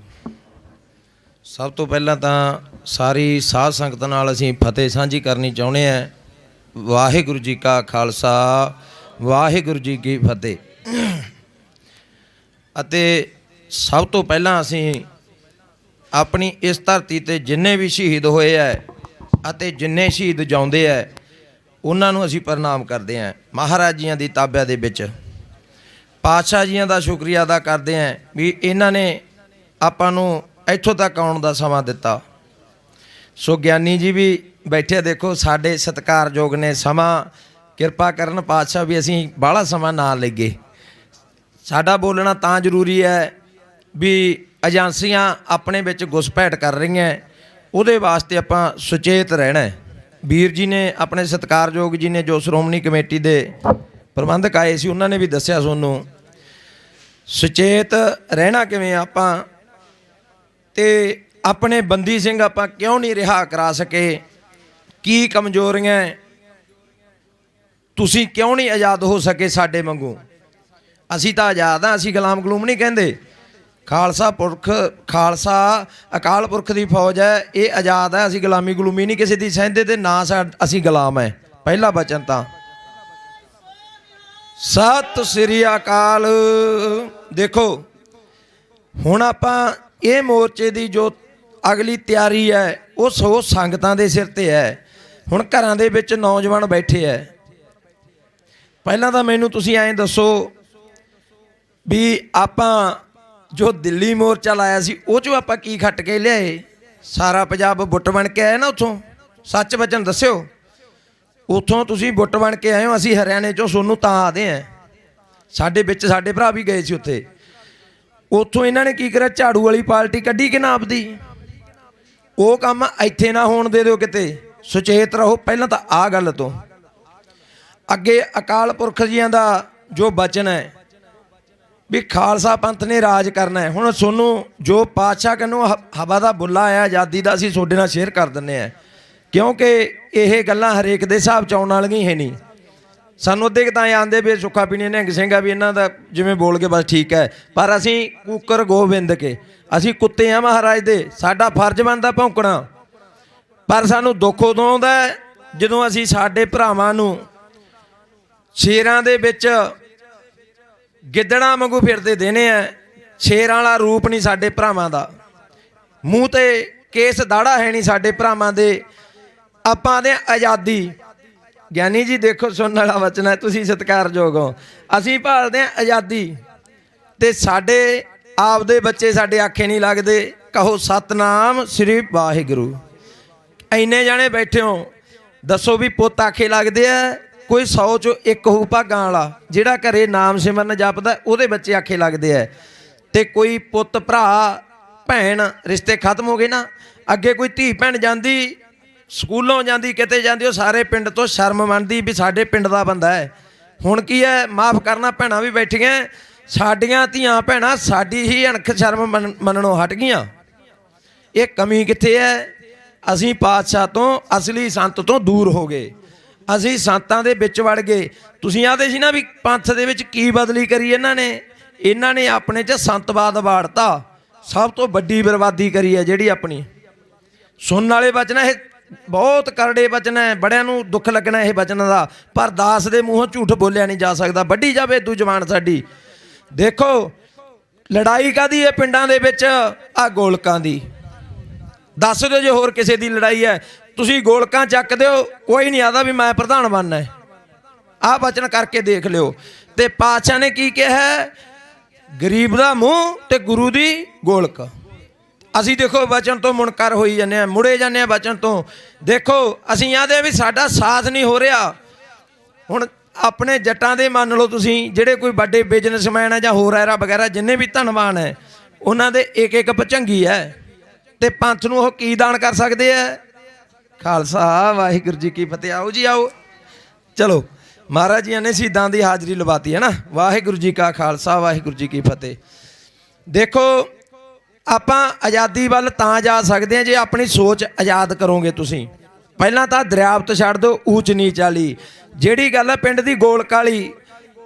ਇੱਕ ਦਿਨ ਤੁਸੀਂ ਇਹ ਪਹਿਰਾ ਕਰਕੇ ਦੇਖੋ ਵੀ ਇੱਕ ਬੰਦਾ ਜੇ ਮਹੀਨੇ 'ਚ 30 ਢਾਲੇ ਮਹਾਰਾਜ ਨੂੰ ਪੇਸ਼ ਕਰਕੇ ਜਾਂਦਾ ਹੈ, ਪਾਤਸ਼ਾਹ ਉਹਦੇ ਢਾਲਿਆਂ ਦੇ ਭੁੱਖੇ ਨਹੀਂ। ਇੱਕ ਢਾਲਾ ਮੂਹਰੇ ਧਰ ਕੇ ਮੰਗਦੇ ਲੱਖਾਂ ਤੋਂ। ਗੱਲਾਂ ਦੇਖੋ ਸਾਡੀਆਂ। ਇਹਨੂੰ ਅਸੀਂ ਪੈਸੇ ਮੰਗ ਤਾਂ ਇਹਨੂੰ ਬਣਾਈ ਬੈਠੇ ਆ ਤੇ ਵਰਤੀ ਅਸੀਂ ਜਾਂਦੇ ਹਾਂ। ਸੱਚ ਵਚਨ ਹੈ ਇਹ।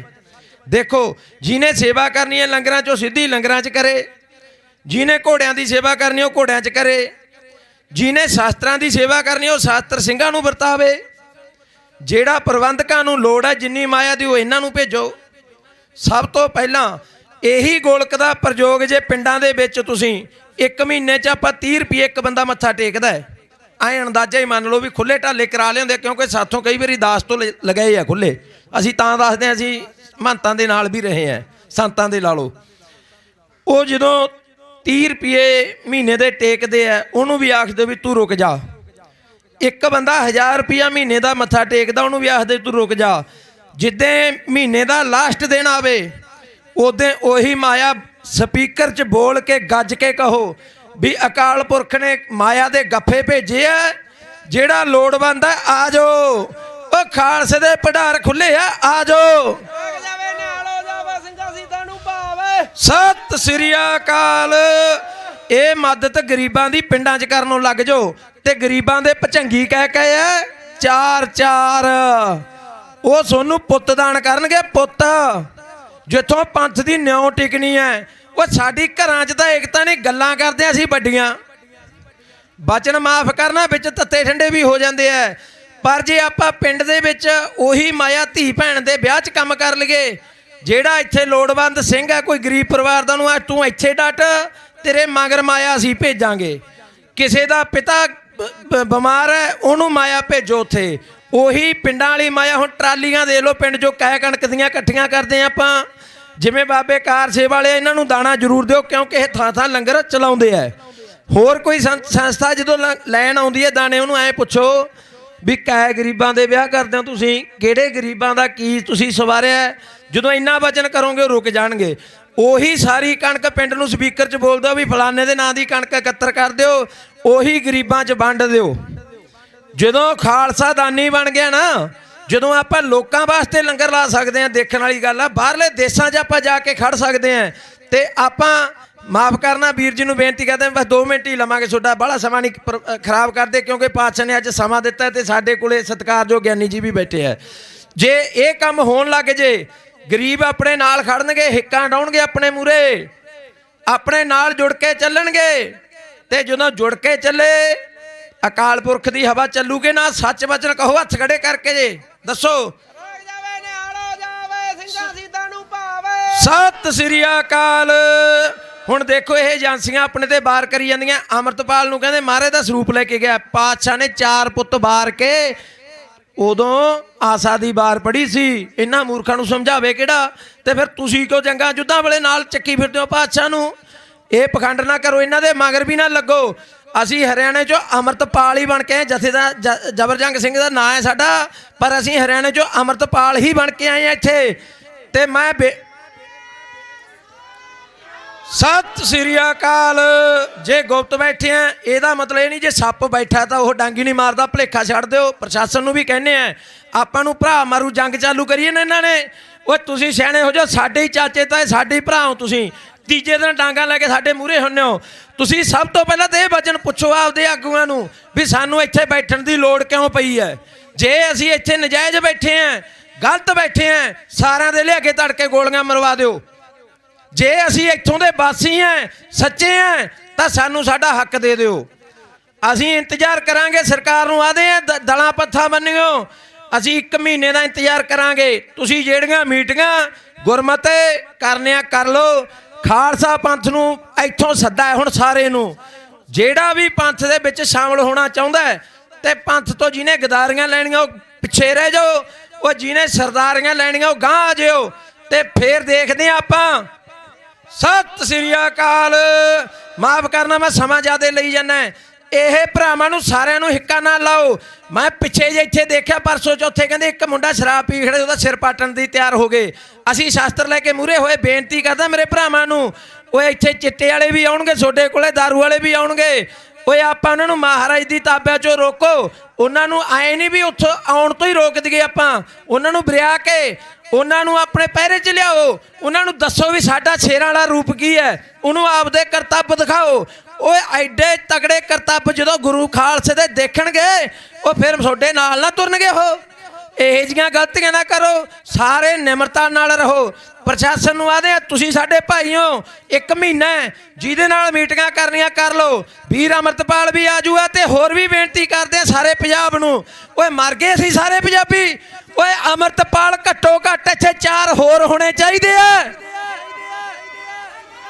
ਸਤਿ ਸ੍ਰੀ ਅਕਾਲ। ਉਹ ਗੂੰਜਾਂ ਪਵਾ ਦਾਂਗੇ, ਗੂੰਜਾਂ।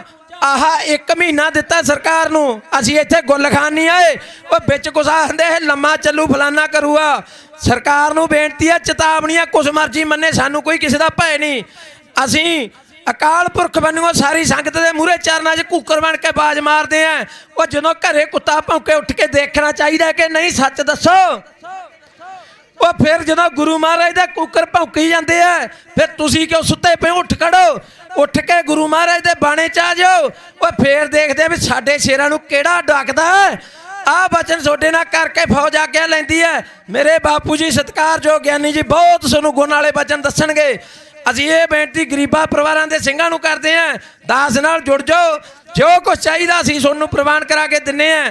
ਪਰ ਇਧਰੋਂ ਗੁਰੂ ਮਹਾਰਾਜ ਦੀ ਤਾਬਿਆਂ ਚੋਂ ਸਾਨੂੰ ਜਥੇਦਾਰੀਆਂ ਮਿਲੀਆਂ ਤੇ ਸਾਥੋਂ ਪਿੰਡਾਂ ਦੀਆਂ ਜਥੇਦਾਰੀਆਂ ਲੈ ਕੇ ਜਾਓ। ਓਏ ਇਹਨਾਂ ਦਾ ਛੱਡ ਦਿਓ ਸਰਪੰਚਾਂ ਦਾ ਖੇੜਾ। ਪਿੰਡ 'ਚ 5 ਸਿੰਘ ਤਿਆਰ ਕਰ ਦਿਓ, 1 ਜਥੇਦਾਰ ਬਣਾ ਦਿਓ। ਜੇ ਕੋਈ ਚਿੱਟਾ ਕਾਲਾ ਜਾਂ ਕੋਈ ਧੀ ਭੈਣ ਦੀ ਇੱਜ਼ਤ ਤੱਕ ਜੇ, ਉਹ ਦਾਸ ਦਾ ਸੀਸ ਲੈ ਲਿਓ, ਸੀਸ। ਤੁਸੀਂ ਆਦੇ ਅਸੀਂ ਆਜ਼ਾਦ ਨਹੀਂ ਹੁੰਦੇ। ਉਹ ਸਾਡੇ ਵਾਲੀ ਆਜ਼ਾਦੀ 'ਚ ਪੈਰ ਧਰ ਕੇ ਦੇਖੋ, ਆਜ਼ਾਦ ਹੈ। ਓਏ ਅਕਾਲ ਪੁਰਖ ਤਾਂ ਬਿਨਾਂ ਖੰਭਾਂ ਤੋਂ ਉੱਡਣ ਲਾਉਂਦੇ, ਇਹਦਾ ਧਰਤੀ ਤੇ ਫਿਰਦੇ ਆ, ਫਿਰ ਵੀ ਉਹਦੇ ਨਾਲ ਤੁਰ ਕੇ ਦੇਖੋ ਇੱਕ ਵਾਰੀ। ਉਹਦੇ ਜਹਾਜ਼ਾਂ ਤੇ ਜਿਹੜਾ ਚੜ ਗਿਆ ਉਹ ਨਹੀਂ ਉਤਰਦਾ ਮੁੜ ਕੇ। ਉਹ ਸਾਨੂੰ ਕਮਲਾ ਕਹੋ, ਸੁੱਖੇ ਪੀਣੇ ਕਹੋ, ਪਰ ਅਸੀਂ ਆਪਦੇ ਬਾਪੂ ਖਾਤਰ ਆਏ ਹਾਂ ਤੇ ਇੱਥੇ ਸੀਸ ਲਾ ਕੇ ਜਾਵਾਂਗੇ, ਚਾਹੇ ਸਾਨੂੰ ਕੋਈ ਸਮਝੇ ਤੇ ਚਾਹੇ ਨਾ ਸਮਝੇ। ਆਗਿਆ ਲੈਨੇ ਆ ਫੌਜ ਤੋਂ, ਸਾਰੀ ਤੋਂ ਤੇ ਮਹਾਰਾਜੀਆਂ ਤੋਂ, ਸ਼ਹੀਦਾਂ ਸਿੰਘਾਂ ਤੋਂ ਜੋ ਅੰਗ ਸੰਗ ਨੇ। ਆਗਿਆ ਦਿਓ ਜੀ, ਫਤਿਹ ਬੁਲਾਉਣੇ ਆ, ਫਤਿਹ ਪ੍ਰਵਾਨ ਕਰਿਓ। ਵਾਹਿਗੁਰੂ ਜੀ ਕਾ ਖਾਲਸਾ, ਵਾਹਿਗੁਰੂ ਜੀ ਕੀ ਫਤਿਹ। ਗੁਰੂ ਗੋਬਿੰਦ ਸਿੰਘ ਲੈ ਧਰਮ ਨਗਾਰਾ, ਮਾਰ ਨਰੰਗਾ ਤੁਰਕੜਾ ਜਿਨ ਖਿੱਚਿਆ ਹੰਕਾਰਾ। ਧਰਤੀ ਪੈ ਗਿਆ ਹਲਚਲਾ, ਸ਼ਬ ਛੋੜੇ ਘਰ ਬਾਰਾ। ਐਸੇ ਦੰਦ ਕਲੇਸ਼ ਮੇ ਖਪਿਓ ਸਭ ਸੰਸਾਰਾ। ਰਾਜੇ ਸ਼ਾਹ ਬਜੀਦੜੇ ਸਭ ਓਛੀ ਸਾਰਾ। ਸੱਚੇ ਸਤਿਗੁਰੂ ਬਾਝੋ ਕੋਈ ਨਹੀਂ ਪੈ ਕਾਟਣ ਹਾਰਾ। ਮਣੀਏ ਮਸ਼ੰਦੀਏ ਲੜੀ ਕੋਰੀ ਮਾਰ ਕੇ ਸਭਾ ਉਠਾਏ ਕੇ। ਤੁਰਕਾਂ ਨੂੰ ਆਦੇ ਅਸਤਲੋ ਭਾਜਣਾ ਪਾਏ ਕੇ। ਗੁਰੂ ਸਿੰਘ ਰਚਨੇ ਜਗਾਰੇ ਗਜਾਉਣਗੇ ਗੁਰਾਂ ਦੇ ਪਿਆਰੇ। ਗੱਜ ਕੇ ਜਗਰਾ ਕੇ ਜਾਵੇ, ਨਿਹਾਲ ਹੋ ਜਾਵੇ, ਸਿੰਘਾਂ ਸੀਤਾਂ ਨੂੰ ਭਾਵੇ। ਸਤਿ ਸ੍ਰੀ ਅਕਾਲ। ਵਾਹਿਗੁਰੂ ਜੀ ਕਾ ਖਾਲਸਾ, ਵਾਹਿਗੁਰੂ ਜੀ ਕੀ ਫਤਿਹ। ਵਾਹਿਗੁਰੂ ਜੀ ਕਾ ਖਾਲਸਾ, ਵਾਹਿਗੁਰੂ ਜੀ ਕੀ ਫਤਿਹ। ਸੋ ਹੁਣ ਮੇਰੀ ਬੇਨਤੀ ਹੈ, ਪੰਥ ਪ੍ਰਸਿੱਧ ਕਥਾਵਾਚਕ ਭਾਈ ਸਾਹਿਬ ਸਿੰਘ ਜੀ ਮਾਰਕੰਡੇ ਵਾਲੇ ਆਪ ਸਿੱਖ ਸੰਗਤਾਂ ਦੇ ਨਾਲ ਤਕਰੀਬਨ ਅੱਧੇ ਪੌਣੇ ਘੰਟੇ ਵਾਸਤੇ ਵਿਚਾਰਾਂ ਦੀ ਸਾਂਝ ਪਾਉਣਗੇ। ਵਾਹਿਗੁਰੂ ਜੀ ਕਾ ਖਾਲਸਾ, ਵਾਹਿਗੁਰੂ ਜੀ ਕੀ ਫਤਿਹ। ਸੋ ਸਾਡੇ ਵਿਚਕਾਰ ਇੰਟਰਨੈਸ਼ਨਲ ਪੰਥਕ ਢਾਡੀ ਜਥਾ ਭਾਈ ਮਿਲਖਾ ਸਿੰਘ ਮੋਜੀ ਸਰਹਾਲੀ ਕਲਾਂ ਤਰਨਤਾਰਨ ਸਾਹਿਬ ਤੋਂ, ਉਹ ਵੀ ਵਿਸ਼ੇਸ਼ ਤੌਰ ਤੇ ਪਹੁੰਚੇ ਨੇ। ਉਹ ਵੀ ਭਾਈ ਸਾਹਿਬ ਤੋਂ ਬਾਅਦ ਹਾਜ਼ਰੀ ਭਰਨਗੇ। ਵਾਹਿਗੁਰੂ ਜੀ ਕਾ ਖਾਲਸਾ, ਵਾਹਿਗੁਰੂ ਜੀ ਕੀ ਫਤਿਹ। ਇੱਕ ਓੰਕਾਰ ਸਤਨਾਮ ਕਰਤਾ ਪੁਰਖ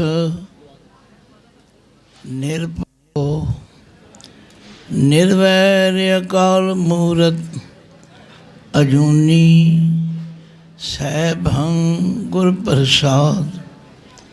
मैं गरीब सच टेक तूं मेरे सतगुर पूरे, देख तुम्हारा दर्शनो मेरा मन धीरे। दंडौत बंधन अनक बार सर्व कला समरथ, डोलन ते राखो प्रभु नानक दे कर हथ। बेशुमार अथाय गणत अतुल्य, ज्यों बुलावो त्यों नानक दास बोले। जागदी जोत ज़ाहरा ज़हूर हाजरा हजूर, सर्व कला भरपूर। चवर छतर तख्ते मालक, जुगो जुग अटल सतगुरु। धन धन श्री गुरु ग्रंथ साहिब जी की पावन पवित्र हजूरी अंदर कौमी इंसाफ मोर्चे दे इस सजे हुए दीवान विच हाज़री भर रही साध संगत, आओ सब तो पहला गुरु पातशाह की बख्शी फतेह गजाओ। वाहिगुरु जी का खालसा, वाहिगुरु जी की फतेह। दासरे तो पहला सर करनैल सिंह जी पंजौली ਅਤੇ ਜਥੇਦਾਰ ਜਬਰਜੰਗ ਸਿੰਘ ਜੀ, ਉਹਨਾਂ ਨੇ ਤੁਹਾਨੂੰ ਬੜੇ ਵਿਸਤ੍ਰਿਤ ਰੂਪ ਵਿੱਚ ਮੋਰਚੇ ਦੀਆਂ ਉਹਨਾਂ ਡੂੰਘਾਈਆਂ ਦਾ ਜ਼ਿਕਰ ਕੀਤਾ ਹੈ। ਜੋ ਕੁਝ ਸਮੇਂ ਦੀਆਂ ਸਰਕਾਰਾਂ ਨੇ ਕੀਤਾ ਉਹ ਵੀ ਦੱਸਿਆ, ਕਿਉਂਕਿ ਮੇਰਾ ਸਬਜੈਕਟ ਤੁਸੀਂ ਚੰਗੀ ਤਰ੍ਹਾਂ ਜਾਣਦੇ ਹੋ ਕਿ ਮੈਂ ਗੁਰਬਾਣੀ ਦੀ ਵਿਚਾਰ ਕਰਦਾ ਹਾਂ ਜਾਂ ਗੁਰੂ ਇਤਿਹਾਸ ਦੀ ਵਿਚਾਰ ਕਰਦਾ। ਮੈਂ ਤੁਹਾਨੂੰ ਜੇ ਤੇ ਗੁਰਬਾਣੀ ਦੀ ਵਿਚਾਰ ਸੁਣਾਵਾਂ, ਉਹ ਇੱਕ ਵੱਖਰਾ ਮਜ਼ਮੂਨ ਹੈ, ਕਿਉਂਕਿ ਕਲਗੀਆਂ ਵਾਲੇ ਪਾਤਸ਼ਾਹ ਨੇ ਬਹੁਤ ਵੱਡੀ ਬਖਸ਼ਿਸ਼ ਕੀਤੀ ਅਤੇ ਸਾਨੂੰ ਖਾਲਸੇ ਦਾ ਰੂਪ ਦਿੱਤਾ। ਪਰ ਖਾਲਸੇ ਲਈ ਕੁਝ ਪਾਬੰਦੀਆਂ ਵੀ ਆਇਦ ਕੀਤੀਆਂ ਨੇ। जितने तुसी ਸਰੋਤੇ बैठे हो, निरा सुनी ना जाओ, कुछ बोलण वालियां दा सहयोग भी करो। खालसा कहना, खालसा कहाना बहुत सौखा है, पर कलगियां वाले पातशाह ने की किया सी, खालसा खास कहावे सोई, जाके हिरदे भरम ना होई। अज असी किन्ने भरमां विच फसे हुए हाँ। अज सानू शनीचरवार ऐतवार चढ़दा लहिंदा ये वो, ये सारे भरम सानू चंबड़े हुए ने। खालसा खास कहावे सोई, जाके हिरदे भरम ना होई। भरम पेकते रह न्यारा, सो खालस सतगुरु हमारा। जिथे गुरु पातशाह ने सानू खालसे दा मान बख्शिया, तो इत्थे तकिया कि खालसा मेरो रूप है खास। खालसे मैं हूँ करो निवास।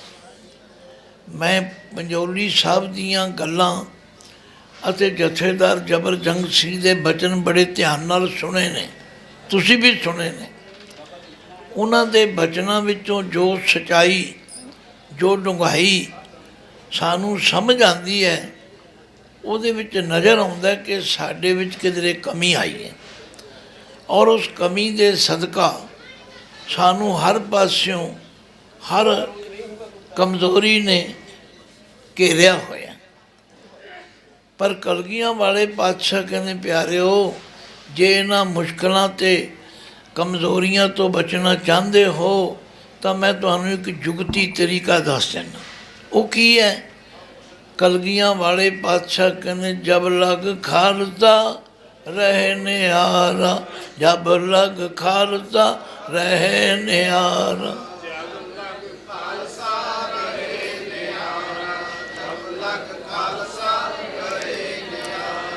ਥੋੜ੍ਹੇ ਦਿਨ ਹੋਏ ਦਾਸ ਪਹਿਲਾਂ ਵੀ ਹਾਜ਼ਰ ਹੋਇਆ। ਮੈਂ ਗਿਣਤੀ ਮਿਣਤੀ ਨਹੀਂ ਕਰਦਾ। ਮੇਰਾ ਬਚਨ ਸੀ ਕਿ ਮੈਂ ਜਦੋਂ ਵੀ ਨੇੜੇ ਤੇੜਿਓਂ ਲੰਘਾਂਗਾ ਤੇ ਮੋਰਚੇ ਵਿੱਚ ਹਾਜ਼ਰੀ ਭਰ ਕੇ ਜਾਵਾਂਗਾ। ਮੈਨੂੰ ਹੁਕਮ ਹੋਇਆ ਕੁਝ ਬੋਲੋ, ਪਰ ਮੇਰਾ ਗਲਾ ਠੀਕ ਨਹੀਂ ਸੀ। ਅੱਜ ਗੁਰੂ ਦੀ ਕਿਰਪਾ ਨਾਲ ਕੁਝ ਗਲਾ ਠੀਕ ਹੈ, ਪਰ ਮੈਂ ਚਾਹੁੰਦਾ ਕਿ ਤੁਸੀਂ ਸਾਰੇ ਇਹ ਸਬਕ ਯਾਦ ਕਰੋ।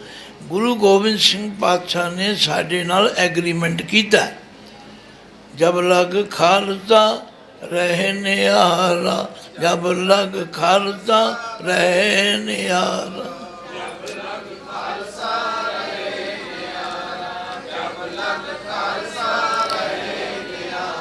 ਨਿਆਰੇ ਦੇ ਅੱਖਰੀ ਅਰਥ ਕੀ ਹਨ?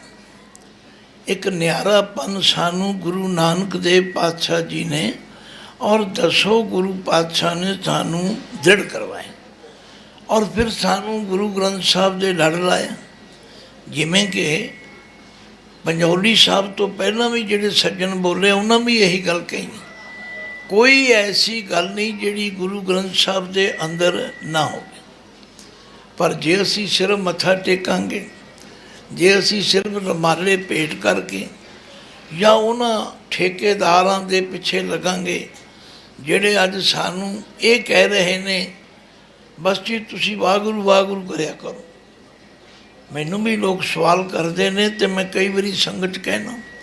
ਮੈਂ ਪੰਜੋਖਰਾ ਸਾਹਿਬ ਮੱਥਾ ਟੇਕਣ ਗਿਆ, ਇੱਕ ਸੱਜਣ ਕਾਰ ਸੇਵਾ ਵਾਲੇ ਬਾਬਿਆਂ ਦੀ ਉਹ ਟੋਕਰੀ 'ਤੇ ਬੈਠਾ ਸੀ, ਮੈਨੂੰ ਜਾਣਦਾ ਸੀ, ਖੜਾ ਹੋ ਗਿਆ, ਫਤਿਹ ਬੁਲਾਈ, ਕਹਿੰਦਾ ਗਿਆਨੀ ਜੀ ਮੈਂ ਕਈ ਦਿਨਾਂ ਦਾ ਤੁਹਾਨੂੰ ਮਿਲਣਾ ਚਾਹੁੰਦਾ। ਮੈਂ ਕਿਹਾ ਜੀ ਮੈਂ ਹਾਜ਼ਰ ਹਾਂ, ਮਿਲ ਲਓ। ਕਹਿੰਦੇ ਮੈਨੂੰ ਇਹ ਦੱਸੋ ਕਿ ਵਾਹਿਗੁਰੂ ਦਾ ਸਿਮਰਨ ਕਰਿਆ ਕਰੀਏ ਕਿ ਬਾਣੀ ਪੜ੍ਹਿਆ ਕਰੀਏ? ਦੇਖੋ ਗੁਰੂ ਘਰ ਵਿੱਚ ਬੈਠਾ ਹੈ, ਸੇਵਾ ਕਰ ਰਿਹਾ, ਉਹਦੇ ਅੰਦਰ ਵੀ ਭਰਮ ਹੈ ਬਈ ਮੈਂ ਸਿਮਰਨ ਕਰਾਂ ਕਿ ਬਾਣੀ ਪੜ੍ਹਾਂ। ਮੈਂ ਕਿਹਾ ਗੁਰਮੁਖੋ ਦੋਵੇਂ ਕੰਮ ਕਰਿਆ ਕਰੋ। ਬਾਣੀ ਪੜ੍ਹਨੀ ਵੀ ਜ਼ਰੂਰੀ ਹੈ ਕਿਉਂਕਿ ਬਾਣੀ ਇਹ ਸਮਝਾਉਂਦੀ ਹੈ ਕਿ ਸਿਮਰਨ ਕਿਉਂ ਕਰਨਾ, ਸਿਮਰਨ ਕਿਸ ਦਾ ਕਰਨਾ, ਸਿਮਰਨ ਕਿਵੇਂ ਕਰਨਾ। ਬਾਣੀ ਪੜ੍ਹੇ ਬਿਨਾਂ ਸਾਨੂੰ ਪਤਾ ਹੀ ਨਹੀਂ ਲੱਗੇਗਾ। ਤੋ ਬਾਣੀ ਪੜ੍ਹਨ ਦੇ ਨਾਲ ਸਾਨੂੰ ਸਵੈ ਪੜਚੋਲ ਕਰਨ ਦੀ ਆਦਤ ਪਵੇਗੀ। ਫਰੀਦ ਜੀ ਤੇ ਗਰੰਟੀ ਦਿੰਦੇ ਨੇ, ਕਹਿੰਦੇ ਮੈਂ ਰੱਬ ਕੋਲ ਗਿਆ, ਮੈਨੂੰ ਰੱਬ ਨੇ ਕੋਈ ਗੱਲ ਕਹੀ, ਫਰੀਦਿਆ ਤੂੰ ਲੋਕਾਂ ਦੀਆਂ ਕਮਜ਼ੋਰੀਆਂ ਨਾ ਲੱਭਿਆ ਕਰ, ਤੂੰ ਆਪਣੇ ਆਪ ਨੂੰ ਸਵਾਰ। ਸਾਧ ਸੰਗਤ ਮੇਰੇ ਸਮੇਤ ਜਿੰਨੇ ਵੀ ਆਪਾਂ ਇੱਥੇ ਬੈਠੇ ਹਾਂ, ਕੋਈ ਗੁਰੂ ਕਾ ਕੀਰਤਨੀਆ ਹੈ, ਕੋਈ ਢਾਡੀ ਹੈ, ਕੋਈ ਕਥਾਵਾਚਕ ਹੈ, ਕੋਈ ਸ਼ਰਧਾਲੂ ਹੈ, ਸਾਰੇ ਆਪਣੇ ਆਪਣੇ ਅੰਦਰ ਪੜਚੋਲ ਕਰੀਏ। ਫਰੀਦ ਜੀ ਕਹਿੰਦੇ ਮੇਰਾ ਖੁਦਾ ਮੇਰੇ ਕੰਨ 'ਚ ਕਹਿ ਗਿਆ, ਫਰੀਦਾ ਆਪ ਸਵਾਰੈ, ਮੈਂ ਮਿਲੇ, ਮੈਂ ਮਿਲਿਆ ਸੁੱਖ ਹੋਏ। ਅਖਰੀ ਅਰਥ ਕੋਈ ਔਖੇ ਨਹੀਂ ਹੈਗੇ। ਫਰੀਦ ਜੀ ਕਹਿੰਦੇ ਨੇ ਮੇਰੇ ਖੁਦਾ ਨੇ ਮੈਨੂੰ ਗਰੰਟੀ ਦਿੱਤੀ ਹੈ, ਸਾਡੇ ਕਲਗੀਆਂ ਵਾਲੇ ਪਾਤਸ਼ਾਹ ਨੇ ਐਗਰੀਮੈਂਟ ਕੀਤਾ, ਆਖਿਆ ਜੇ ਤੁਸੀਂ ਆਪਣੇ ਆਪ ਨੂੰ ਨਿਆਰਾ ਬਣਾ ਲਓ। ਉਹ ਨਿਆਰਾ ਕੀ ਹੈ? ਸਾਡੀ ਨਿਆਰੀ ਰਹਿਤ, ਉਹ ਸਾਡੀਆਂ ਉਹ ਗੁਰੂ ਦੀਆਂ ਹਦਾਇਤਾਂ ਆਪਣੇ ਆਪਣੇ ਅੰਦਰ ਸਵੈ ਪੜਚੋਲ ਕਰਕੇ ਵੇਖੀਏ ਕੀ ਅਸੀਂ ਉਹਦੇ 'ਤੇ ਅਮਲ ਕਰ ਰਹੇ ਹਾਂ। ਜੋ ਸਾਨੂੰ ਗੁਰੂ ਨੇ ਟਾਈਮ ਟੇਬਲ ਬਣਾ ਕੇ ਦਿੱਤਾ ਅਸੀਂ ਉਸ 'ਤੇ ਪਾਬੰਦ ਹਾਂ। ਗੁਰੂ ਰਾਮਦਾਸ ਜੀ ਤੇ ਕਹਿੰਦੇ ਪਿਆਰਿਓ ਮੇਰੇ ਵੱਲ ਵੇਖੋ, ਮੈਂ ਯਤੀਮ, ਨਾ ਮੇਰੀ ਮਾਂ, ਨਾ ਮੇਰਾ ਪਿਓ, ਨਾ ਮੇਰੀ ਕਿਸੇ ਰਿਸ਼ਤੇਦਾਰ ਨੇ ਬਾਂਹ ਫੜੀ, ਪਰ ਜਿਸ ਸਮਰੱਥ ਗੁਰੂ ਨੇ ਮੇਰੇ ਸਿਰ 'ਤੇ ਹੱਥ ਧਰਿਆ, ਅੱਜ ਗੁਰੂ ਰਾਮਦਾਸ ਜੀ ਦੀ ਜੈ ਜੈਕਾਰ ਹੋ ਰਹੀ ਹੈ। ਪਰ ਕਿਵੇਂ ਹੋਈ? ਉਹ ਕਹਿੰਦੇ ਗੁਰਸਿੱਖ ਮੀਤ ਚਲੋ ਗੁਰ ਚਾਲੀ, ਗੁਰਸਿੱਖ ਮੀਤ ਚਲੋ ਗੁਰ ਚਾਲੀ।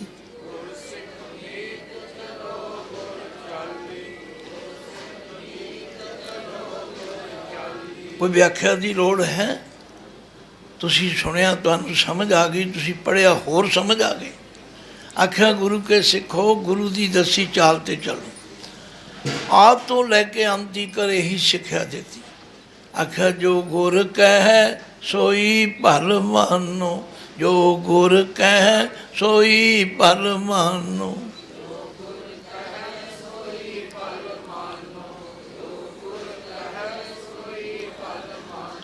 ਹਰ ਹਰ ਕਥਾ ਨਿਰਾਲੀ, ਹਰ ਹਰ ਕਥਾ ਨਿਰਾਲੀ।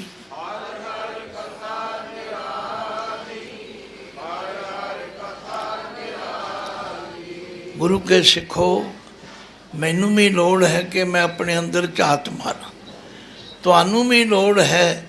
ਫਰੀਦ ਜੀ ਕਹਿੰਦੇ ਨੇ ਮੇਰਾ ਖੁਦਾ ਮੈਨੂੰ ਕਹਿ ਗਿਆ, ਫਰੀਦਾ ਆਪ ਸਵਾਰੈ ਮੈਂ ਮਿਲੈ, ਮੈਂ ਮਿਲਿਆ ਸੁਖ ਹੋਏ। ਫਰੀਦਾ ਜੇ ਤੂੰ ਮੇਰਾ ਹੋਏ ਰਹੇ, ਸਭ ਜਗ ਤੇਰਾ ਹੋਏ। ਅੱਜ ਸਾਡੇ ਵਿੱਚ ਕਮੀ ਕਿੱਥੇ ਆ ਰਹੀ? ਹੁਣ ਜੇ ਮੈਂ ਉਹਨਾਂ ਬੁਨਿਆਦੀ ਗੱਲਾਂ ਨੂੰ ਕਰਨ ਲੱਗਾ, ਟਾਈਮ ਤੇ ਚਾਹੀਦਾ, ਤੁਹਾਨੂੰ ਆਨੰਦ ਵੀ ਆਵੇਗਾ। ਮੈਂ ਬਚਪਨ ਵਿੱਚ ਸੰਤ ਅਤਰ ਸਿੰਘ ਜੀ ਮਹਾਰਾਜ ਦੇ ਮਸਤੂਆਣੇ ਵਾਲਿਆਂ ਦੇ ਜਨਮ ਨਗਰ ਪਿੰਡ ਜੀਮਾ ਵਿੱਚ ਪੜ੍ਹਿਆ। ਉੱਥੇ ਸਾਨੂੰ ਐਜ਼ ਏ ਵਿਦਿਆਰਥੀ ਹੋਰ ਗੁਰਮਤਿ ਦੀ ਵਿਦਿਆ ਦੇ ਨਾਲ ਸ਼੍ਰੀ ਗੁਰੂ ਗ੍ਰੰਥ ਸਾਹਿਬ ਜੀ ਦੀ ਬਾਣੀ ਪੜ੍ਹਨ ਅਤੇ ਸੰਤ ਅਤਰ ਸਿੰਘ ਜੀ ਮਹਾਰਾਜ ਦੇ ਜੀਵਨ ਪੜ੍ਹਨ ਦੀ ਵੀ ਹਦਾਇਤ ਸੀ। ਰੋਜ਼ ਅਸੀਂ ਇੱਕ ਪੰਨਾ ਪੜ੍ਹਦੇ ਸੀ, ਉਹਦੇ ਵਿੱਚੋਂ ਸਾਨੂੰ ਬੜੀਆਂ ਸਿੱਖਿਆਵਾਂ ਮਿਲੀਆਂ। ਕਹਿੰਦੇ ਨੇ ਜਦੋਂ ਨਨਕਾਣਾ ਸਾਹਿਬ ਦਾ ਮੋਰਚਾ ਲੱਗਾ ਅਤੇ ਉਸ ਮੋਰਚੇ ਵਿੱਚ ਸੰਤ ਅਤਰ ਸਿੰਘ ਜੀ ਵੀ ਸ਼ਾਮਲ ਸਨ। ਜਦੋਂ ਨਨਕਾਣਾ ਸਾਹਿਬ ਦੀਆਂ ਚਾਬੀਆਂ ਮਿਲੀਆਂ, ਸਾਰੇ ਪੰਥ ਨੇ ਬੜੀ ਖੁਸ਼ੀ ਮਨਾਈ। ਸੰਤ ਅਤਰ ਸਿੰਘ ਜੀ ਮਹਾਰਾਜ ਕੋਲ ਸਵੇਰੇ ਸਵੇਰੇ ਸਿੰਘ ਆਇਆ, ਆਂਦਾ ਸੰਤ ਜੀ ਵਧਾਈ ਹੋਵੇ। ਕਹਿੰਦੇ ਵੀ ਕਾਹਦੀ? ਕਹਿੰਦਾ ਜੀ ਮੋਰਚਾ ਜਿੱਤਿਆ ਗਿਆ। ਹੁਣ ਜਿਹੜਾ ਤੁਹਾਨੂੰ ਵਧਾਈ ਦੇਵੇ, ਤੁਹਾਨੂੰ ਖੁਸ਼ੀ ਹੁੰਦੀ ਹੈ ਨਾ, ਤੁਸੀਂ ਹਾਂਜੀ ਤੁਸੀਂ ਵੀ ਵਧੋ, ਮਹਾਰਾਜ ਤੁਹਾਨੂੰ ਵੀ ਵਧਾਏ। ਸੰਤ ਚੁੱਪ ਕਰ ਗਏ, ਬੋਲੇ ਹੀ ਨਹੀਂ। ਉਹ ਬੜਾ ਨਿਕਟਵਰਤੀ ਸੀ। ਆਂਦਾ ਕੀ ਗੱਲ ਸੰਤ ਜੀ, ਤੁਹਾਨੂੰ ਖੁਸ਼ੀ ਨਹੀਂ ਹੋਈ? ਤੁਸੀਂ ਮੇਰੀ ਵਧਾਈ ਦਾ ਜਵਾਬ ਨਹੀਂ ਦਿੱਤਾ। ਆਂਦੇ ਵੀ ਖੁਸ਼ੀ ਤਾਂ ਬੜੀ ਹੋਈ ਹੈ, ਪਰ ਚਿੰਤਾ ਉਸ ਤੋਂ ਜ਼ਿਆਦਾ ਹੋ ਗਈ ਹੈ। ਆਂਦਾ ਚਿੰਤਾ ਵਾਲੀ ਕਿਹੜੀ ਗੱਲ ਹੈ? ਗੁਰਦੁਆਰੇ ਵੀ ਸਿਖਾਉਂਦੇ ਅਤੇ ਸਿੱਖਾਂ ਨੂੰ ਪ੍ਰਬੰਧ ਮਿਲ ਗਿਆ, ਅਤੇ ਚਿੰਤਾ ਵਾਲੀ ਕਿਹੜੀ ਗੱਲ ਹੈ? ਕਹਿੰਦੇ ਨਹੀਂ, ਚਿੰਤਾ ਪਤਾ ਕਿਉਂ ਹੋਈ ਹੈ? ਅੱਗੇ ਪੂਜਾ ਦਾ ਧਾਨ ਚੰਦ ਬੰਦੇ ਖਾਂਦੇ ਸਨ, ਪੰਥ ਬਚਿਆ ਹੋਇਆ ਸੀ, ਪੰਥ ਬਚਿਆ ਹੋਇਆ ਸੀ। ਮੈਂ ਉਹ ਸਮਾਂ ਮੈਨੂੰ ਯਾਦ ਹੈ ਕਿ ਆਮ ਗ੍ਰਸਤੀ ਸਿੱਖ ਜਿਹੜਾ ਹੈ ਉਹ ਲੰਗਰ ਵਿੱਚ ਬਹਿ ਕੇ ਪ੍ਰਸ਼ਾਦਾ ਨਹੀਂ ਸੀ ਛਕਦਾ। ਹਾਂ, ਗੁਰਪੁਰਬ ਦੇ ਦਿਨ ਵੱਡੇ ਸਮਾਗਮਾਂ ਵਿੱਚ ਅਸੀਂ ਵੀ ਛਕਦੇ ਹਾਂ, ਪਰ ਹੁਣ ਤਾਂ ਲੰਗਰ ਦੀ ਮੀਨੋ ਬਣਦਾ। ਉਦੋਂ ਤਾਂ ਦਾਲ ਪ੍ਰਸ਼ਾਦਾ ਹੁੰਦਾ ਸੀ, ਹੱਥ 'ਤੇ ਪ੍ਰਸ਼ਾਦਾ ਛਕਿਆ। ਹੁਣ ਤਾਂ ਪ੍ਰਧਾਨ ਜੀ ਨੂੰ ਫੋਨ ਕਰਕੇ ਪੁੱਛਿਆ ਜਾਂਦਾ, ਪ੍ਰਧਾਨ ਜੀ ਅੱਜ ਕੀ ਬਣਾਓਗੇ? ਖੀਰ ਬਣੇਗੀ, ਸਬਜ਼ੀ ਬਣੇ। ਹੁਣ ਤਾਂ ਲੰਗਰ ਦੀ ਪ੍ਰਥਾ ਹੀ ਖਤਮ ਕਰ। ਕਹਿਣ ਲੱਗੇ ਆਮ ਸਿੱਖ ਨਹੀਂ ਸੀ ਛਕਦਾ। ਮੈਨੂੰ ਅੱਜ ਤੱਕ ਯਾਦ ਹੈ, ਇੱਕ ਪ੍ਰਸ਼ਾਦਾ ਮਾਤਾ ਨੇ ਲੈ ਆਉਣਾ ਅਤੇ ਅਸੀਂ ਸਕੂਲ ਗਏ ਹੋਣਾ, ਅਤੇ ਸਾਨੂੰ ਆ ਕੇ ਕਹਿਣਾ ਵੀ ਆ ਮੂੰਹ ਲਾ ਦਿਓ। ਇੱਕ ਇੱਕ ਗਰਾਈ ਸਾਰਿਆਂ ਨੂੰ ਮੂੰਹ ਲਵਾਉਣੀ। ਉਹ ਸੀ ਲੰਗਰ ਦੀ ਪ੍ਰਥਾ, ਉਹ ਸੀ ਲੰਗਰ ਲਈ ਸ਼ਰਧਾ। ਸੰਤ ਮਹਾਰਾਜ ਕਹਿਣ ਲੱਗੇ ਹੁਣ ਸਾਰਾ ਪੰਥ ਇਹ ਪੂਜਾ ਦਾ ਧਾਨ ਖਾਏਗਾ ਅਤੇ ਸਾਰੇ ਪੰਥ ਦੀ ਬਸ ਸੁਣ ਅਗਲੀ ਗੱਲ ਤੁਸੀਂ ਆਪੇ ਸਮਝਣਾ। ਆਹ ਜੇ ਕਾਰਨ ਬਚੀਏ। ਹੁਣੇ ਕਹਿ ਕੇ ਗਏ ਨੇ ਜਬਰਜੰਗ ਸਿੰਘ ਜੀ ਭਈ ਗੋਲਕਾਂ ਦਾ ਠੀਕ ਹੈ, ਗੋਲਕ ਵਿੱਚ ਪੈਸਾ ਪਾਉਣਾ ਚਾਹੀਦਾ, ਪਰ ਉਹਨੂੰ ਖਰਚ ਵੀ ਕਿਹੜੇ ਪਾਸੇ ਕਰੀਏ? ਇਹ ਵੀ ਤਾਂ ਸੋਚ ਹੋਣੀ ਚਾਹੀਦੀ ਹੈ ਕਿ ਉਹਨੂੰ ਉਹਨਾਂ ਪਖੰਡੀਆਂ ਅਤੇ ਉਹਨਾਂ ਦੰਬੀਆਂ ਦੇ ਵਾਸਤੇ ਖਰਚੀਏ। ਇਹੀ ਗੱਲ ਗਲਤ ਹੋ ਗਈ ਹੈ। ਅਸੀਂ ਰਾਹ ਤੋਂ ਖੁੰਝ ਗਏ। ਬਸ ਮੈਂ ਬਹੁਤਾ ਕਹਾਂਗਾ, ਸ਼ਬਦ ਵਿਚਾਰ ਤੇ ਮੇਰੇ ਕੋਲ ਤੁਸੀਂ ਘੰਟਿਆਂ ਬੱਧੀ ਸੁਣੋ, ਪਰ ਮੈਨੂੰ ਬਹੁਤੀਆਂ ਰਾਜਨੀਤਿਕ ਗੱਲਾਂ ਨਹੀਂ ਆਉਂਦੀਆਂ, ਕਿਉਂਕਿ ਮੇਰੀ ਉੱਧਰ ਟ੍ਰੇਨਿੰਗ ਨਹੀਂ ਹੈਗੀ। ਮੈਂ ਤਾਂ ਇੱਕੋ ਹੀ ਗੱਲ ਕਹਾਂਗਾ, ਮੋਰਚੇ ਵਾਲਿਆਂ ਨੂੰ ਵੀ, ਮੋਰਚੇ ਵਿੱਚ ਆਉਣ ਵਾਲਿਆਂ ਨੂੰ ਵੀ, ਤੇ ਆਪਣੇ ਲਈ ਵੀ, ਜਬ ਲਗ ਖਾਲਸਾ ਰਹੇ ਨਿਆਰਾ, ਜਬ ਲਗ ਖਾਲਸਾ ਰਹੇ ਨਿਆਰਾ।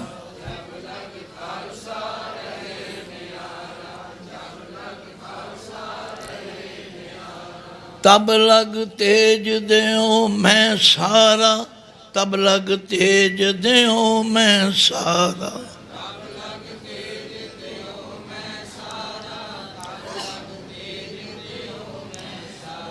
जब गह विपरन की रीत, जब गह विपरन की रीत।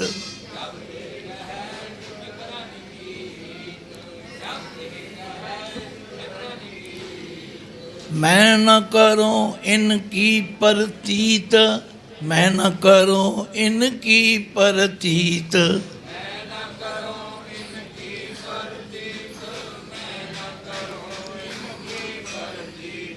देखो सरकारां दी सोच जिहड़ी है, क्योंकि वो मैं किहड़ा शब्द वरतां, वो देश के हितू नहीं है। जिस बंदे ने परिवार नूं चलाना हुंदा है, वो परिवार के सारे मैंबरां दा ध्यान करदा है, वो सारे परिवार नूं नाल लैके तुरदा है। इन्हां दी नीयत पता नहीं किस पासे तुर पई है, इन्हां दी सोच किस पासे तुर पई है। भाई अपने हक मंगण लई बैठी है संगत, समझो ते अपने हकों की राखी किनू नहीं चंगी लगती। अकल तो काम लवो, देश का भी भला करो ते अपने देशवासियों का भी भला करो। जे राजा प्रजा की सहूलत ते सुख नहीं मंगदा, वो राजा राज भी करन दे लायक नहीं है। उहदा राज बहुते दिन नहीं चलिया करदा। तो मैं तो खालसा पंथ नूं भी बेनती करांगा, भाई एक तो अपनियां कमियां कमज़ोरियां दूर करो, एक दूजे उत्ते चिकड़ ना उछालो, बल्कि एक मुठ होके डट जाओ, तो फिर गुरु पातशाह आप अंग संगसाही होवेगा। भुलां चुकां दी खिमा बख्शनी, गज के फतेह गजाओ। वाहिगुरु जी का खालसा, वाहिगुरु जी की।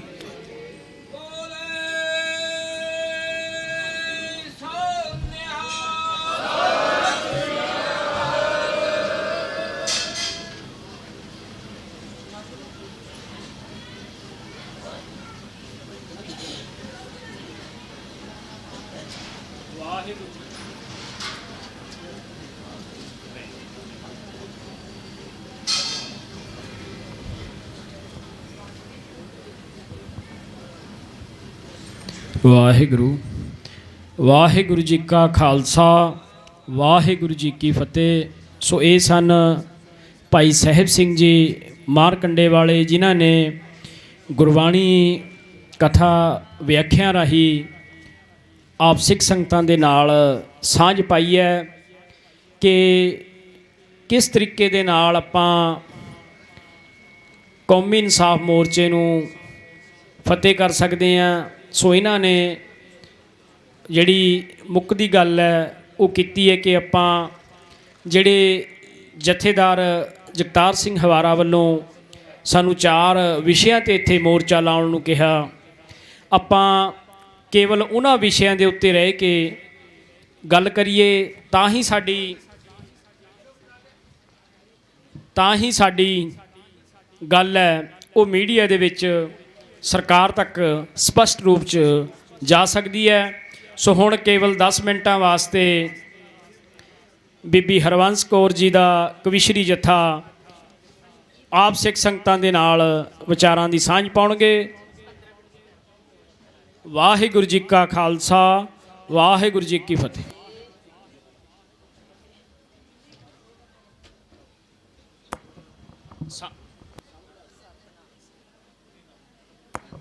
ਅੱਗੇ ਕਰ ਦਈਏ ਕਿ ਸਹੀ ਹੈ? ਬਸ ਦੇਖ ਲਓ, ਅੱਗੇ ਕਰ ਦਿਓ। ਠੀਕ ਹੈ, ਥੋੜਾ ਜਿਹਾ ਅੱਗੇ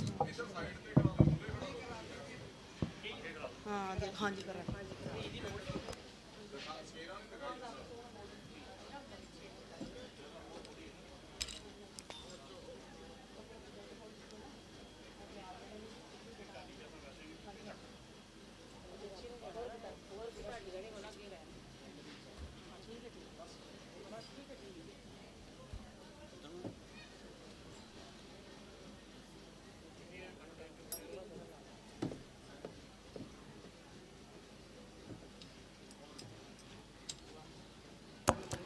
ਵਾਹਿਗੁਰੂ।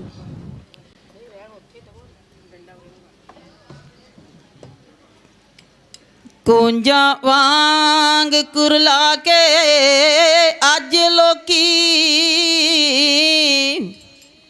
ਐਵੇਂ ਨਹੀਂ ਦਸ਼ਮੇਸ਼ ਨੂੰ ਯਾਦ ਕਰਦੇ। ਉਹਦੀ ਅਰਜ਼ ਅਪੀਲ ਸੀ ਰੱਬ ਅੱਗੇ, ਮੇਰੀ ਮਾਲਕਾ ਪੂਰੀ ਫਰਿਆਦ ਕਰ ਦੇ। ਮੇਰਾ ਪਿਤਾ ਲਿਆ ਮੇਰੇ ਪੁੱਤ ਲੈ ਲਾ, ਤੇ ਚਾਹੇ ਵਸਦਾ ਘਰ ਬਰਬਾਦ ਕਰ ਦੇ। ਚੁਣ ਲੈ ਨੋਹਾਂ ਦੇ ਨਾਲ ਪਰਿਵਾਰ ਮੇਰਾ, ਐ ਪਰ ਖਾਲਸਾ ਪੰਥ ਆਬਾਦ ਕਰ ਦੇ। ਐ ਪਰ ਖਾਲਸਾ ਪੰਥ ਆਬਾਦ ਕਰ ਦੇ। ਦਸਵਾਂ ਪਿਤਾ ਨੇ, ਦਸਵਾਂ ਪਿਤਾ ਨੇ ਪਿਤਾ ਦੀ ਬਲੀ ਦੇ ਕੇ ਰੋੜੇ ਦਾ ਕੌਮ ਦਾ ਬੇੜਾ ਬਚਾ ਲਿਆ ਜੇ। ਵੱਡੇ ਚਮਕੌਰ ਦੀ ਘੜੀ ਵਾਰੇ ਤੇ ਛੋਟਿਆਂ ਨੂੰ ਨੀਹਾਂ ਚੰਨ ਵਾਲਿਆ ਜੇ। ਹਾਉ ਪੋਤੇ ਵਾਰਨੇ ਦੀ ਤਰਤੀਬ ਵੇਖੋ, ਦੋਹਾਂ ਦੋਹਾਂ ਦਾ ਜੋੜਾ ਬਣਾ ਲਿਆ ਜੇ। ਦੋਹਾਂ ਦੋਹਾਂ ਦਾ ਜੋੜਾ ਬਣਾ ਲਿਆ ਜੇ। ਜਿੱਥੇ ਰਾਜਧਾਨੀ ਹੈ ਸੀ ਭੀਮ ਚੰਦ ਦੀ, ਕਿਹਾ ਰਿਖੀਆਂ ਨੇ ਪੂਰੀ ਜੋ ਆਨੰਦ ਦੀ, ਉੱਥੇ ਨਿਗਾਹ ਪੈ ਗਈ ਗੁਜਰੀ ਦੇ ਚੰਦ ਦੀ। ਜਿੱਥੇ ਹਾਰ ਹੋਈ ਬਾਈ ਤਾਰ ਸਰਕਾਰ ਨੂੰ, ਮੇਰੀ ਬੰਦਨਾ ਮੇਰੀ ਬੰਦਨਾ ਆਨੰਦਪੁਰੀ ਦੇ ਸ਼ਿੰਗਾਰ ਨੂੰ, ਮੇਰੀ ਬੰਦਨਾ। ਆਓ ਨਵੇਂ ਗੁਰਾਂ ਜੋ ਤਰਤ ਲਈ ਮੁੱਲ ਸੀ, ਰਾਜੇ ਨਿਉਂਦੇ ਉਹਨੂੰ ਬਾਈ ਤਾਰ ਕੋਲ ਸੀ। ਰਾਜੇ ਨਿਉਂਦੇ ਉਹਨੂੰ ਬਾਈ ਤਾਰੇ ਕੋਲ ਸੀ, ਜਿੱਥੇ ਬੋਲਣੇ ਦੀ ਸਾਰਿਆਂ ਨੂੰ ਖੁੱਲ ਸੀ। ਉੱਚਾ ਦੱਸਿਆ ਉੱਚਾ ਦੱਸਿਆ ਉੱਚਾ ਦੱਸਿਆ ਏ ਗੁਰਾਂ ਸਿੱਖੀ ਦੇ ਮਨਾਰ ਨੂੰ, ਮੇਰੀ ਬੰਦਨਾ ਮੇਰੀ ਬੰਦਨਾ ਆਨੰਦਪੁਰੀ ਦੇ ਸ਼ਿੰਗਾਰ ਨੂੰ ਜੀ ਸਾਡੀ ਬੰਦਨਾ। ਜਿੱਥੇ ਵੱਜਿਆ ਨਗਾਰਾ ਰਣਜੀਤ ਸੀ, ਜਿੱਥੇ ਸੱਚ ਨਾਲ ਸਿੰਘਾਂ ਦੀ ਪ੍ਰੀਤ ਸੀ। ਜਿੱਥੇ ਵੱਜਿਆ ਨਗਾਰਾ ਰਣਜੀਤ ਸੀ, ਜਿੱਥੇ ਸੱਚ ਨਾਲ ਸਿੰਘਾਂ ਦੀ ਪ੍ਰੀਤ ਸੀ। ਜਿੱਥੇ ਦੱਸੀ ਗੁਰ ਸੂਰਿਆਂ ਦੀ ਰੀਤ ਸੀ, ਜਿੱਥੇ ਸੁਣਿਆ ਗੁਰਾਂ ਨੇ ਦੁਖੀ ਦੀ ਪੁਕਾਰ ਨੂੰ, ਮੇਰੀ ਬੰਦਨਾ ਮੇਰੀ ਬੰਦਨਾ ਆਨੰਦਪੁਰੀ ਦੇ ਸ਼ਿੰਗਾਰ ਨੂੰ, ਮੇਰੀ ਬੰਦਨਾ ਮੇਰੀ ਬੰਦਨਾ ਆਨੰਦਪੁਰੀ ਦੇ ਸ਼ਿੰਗਾਰ ਨੂੰ, ਮੇਰੀ ਬੰਦਨਾ। ਆਓ ਜਿੱਥੇ ਕਾਵਦੀਆਂ ਵਾਰਾਂ ਹੈ ਸੀ ਸੋਹਣੀਆਂ,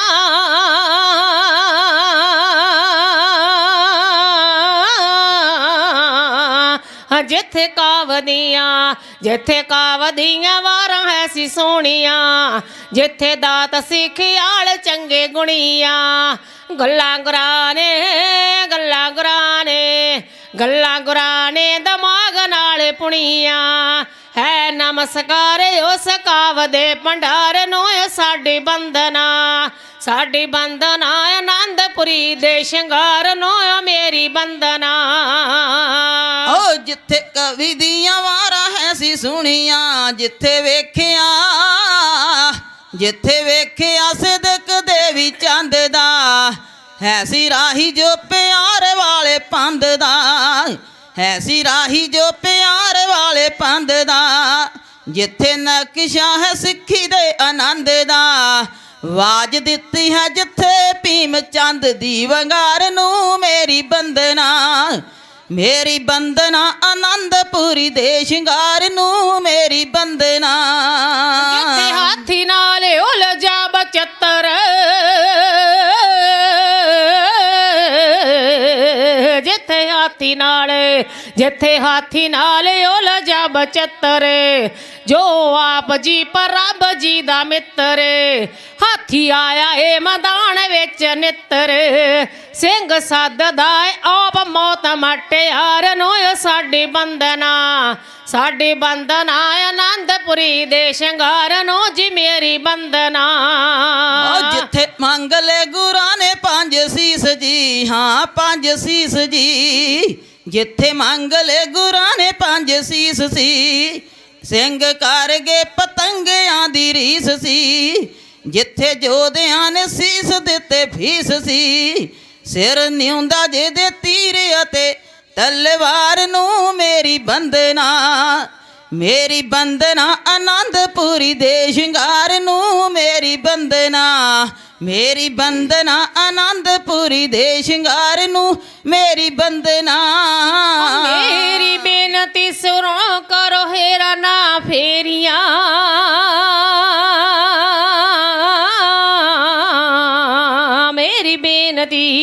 ਮੇਰੀ ਬੇਨਤੀ ਕਰੋ ਨਾ ਹੇਰਾ ਫੇਰੀਆਂ, ਵਾਟਾ ਕਾਵਦੇ ਭੰਡਾਰ ਦੀਆਂ ਖੇਰੀਆਂ, ਜੇ ਉਹ ਮੰਨ ਲਵੇ ਸਭ ਬੇਨਤੀਆਂ ਮੇਰੀਆਂ, ਜਿਹੜਾ ਮੋੜਦਾ ਮਾੜੇ ਚੰਗੇ ਤੇ ਵਿਕਾਰ ਨੂੰ, ਮੇਰੀ ਬੰਦਨਾ, ਮੇਰੀ ਬੰਦਨਾ ਆਨੰਦਪੁਰੀ ਦੇ ਸ਼ਿੰਗਾਰ ਨੂੰ ਜੀ, ਸਾਡੀ ਬੰਦਨਾ। ਜੇ ਤੂੰ ਖੋਲ ਦੇਵੇਂ ਮੇਰ ਦੀਆਂ ਅੱਖੀਆਂ ਜੀ, ਜੇ ਤੂੰ ਖੋਲ ਦੇਵੇਂ, ਜੇ ਤੂੰ ਖੋਲ ਦੇਵੇਂ ਮਿਹਰ ਦੀਆਂ ਅੱਖੀਆਂ, ਆਸਾਂ ਪ੍ਰੀਤਮਾਂ ਚਿਰਾਂ ਦੀਆਂ ਰੱਖੀਆਂ, ਜਿਵੇਂ ਧੰਨੇ ਦੀਆਂ ਮਿੱਸੀਆਂ ਸੀ ਚੱਖੀਆਂ, ਵੈਰੀ ਪਾਪੀਆਂ ਦੇ ਤੇ ਮਾੜਿਆਂ ਦੇ ਜਾਰ ਨੂੰ, ਮੇਰੀ ਬੰਦਨਾ, ਮੇਰੀ ਬੰਦਨਾ ਆਨੰਦਪੁਰੀ ਦੇ ਸ਼ਿੰਗਾਰ ਨੂੰ, ਮੇਰੀ ਬੰਦਨਾ, ਮੇਰੀ ਬੰਦਨਾ ਆਨੰਦਪੁਰੀ ਦੇ ਸ਼ਿੰਗਾਰ ਨੂੰ, ਮੇਰੀ ਬੰਦਨਾ।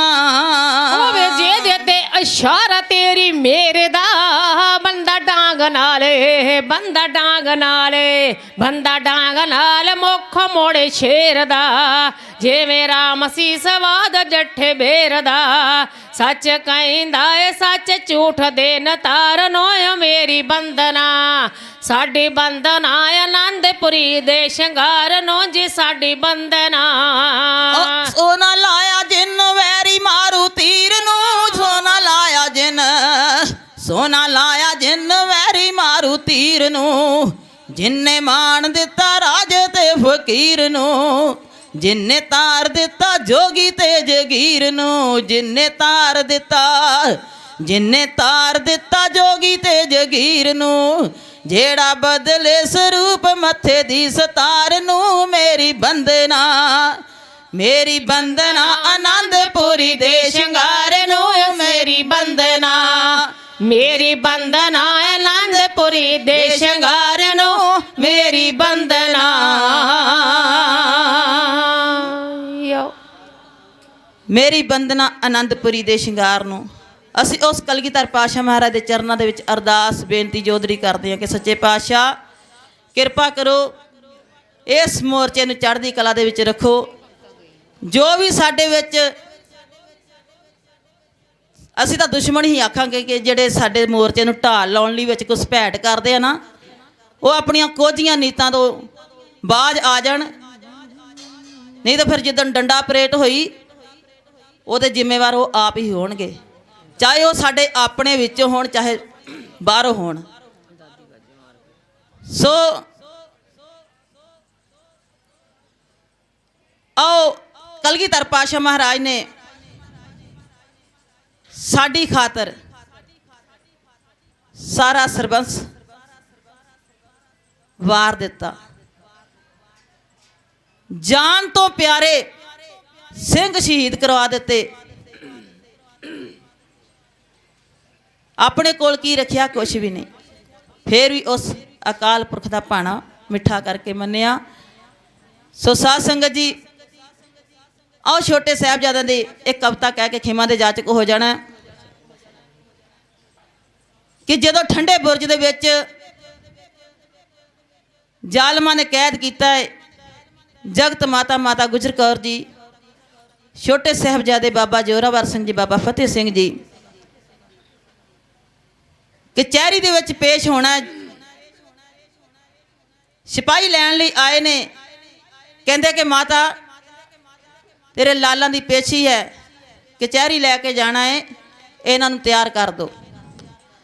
ਸੋ ਜਿਵੇਂ ਦਾਦੀ ਵਾਜਾਂ ਮਾਰ ਕੇ ਆਪਣੇ ਦੁਲਾਰਿਆਂ ਨੂੰ ਸਿੱਖਿਆ ਦੇ ਰਹੀ ਹੈ ਕਿ ਇਹ ਮੇਰੇ ਲਾਲ ਦਿਓ ਲਾਲੋ, ਵੇਖਿਓ ਕਿਤੇ ਧਰਮ ਨੂੰ ਦਾਗ ਨਾ ਲੱਗ ਜਾਵੇ, ਕਿਵੇਂ ਕਹਿ ਰਹੇ ਨੇ, ਉਸ ਸਮੇਂ ਦਾ ਸੀਨ ਆਪ ਜੀ ਦੇ ਸਾਹਮਣੇ ਇਉਂ ਪੇਸ਼ ਕੀਤਾ ਜਾ ਰਿਹਾ।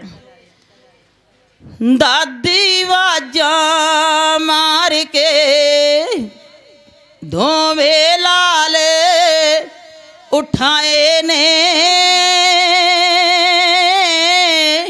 ਉੱਠੋ ਵੇ ਮੇਰੇ ਹੀਰਿਓ, ਅੱਜ ਲੈਣ ਸਿਪਾਹੀ ਆਏ ਨੇ,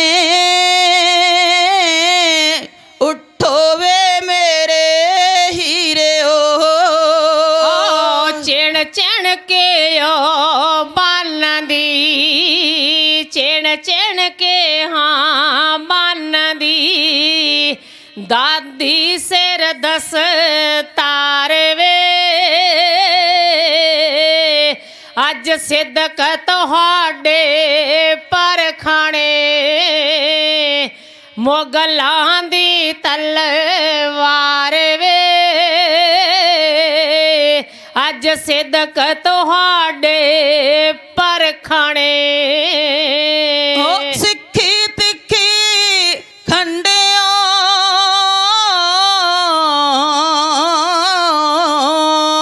ਸਿੱਖੀ ਤਿੱਖੀ ਖੰਡਿਓ, ਤੁਸੀਂ ਮਰ ਕੇ ਦੱਸਣਾ ਜੱਗ ਨੂੰ,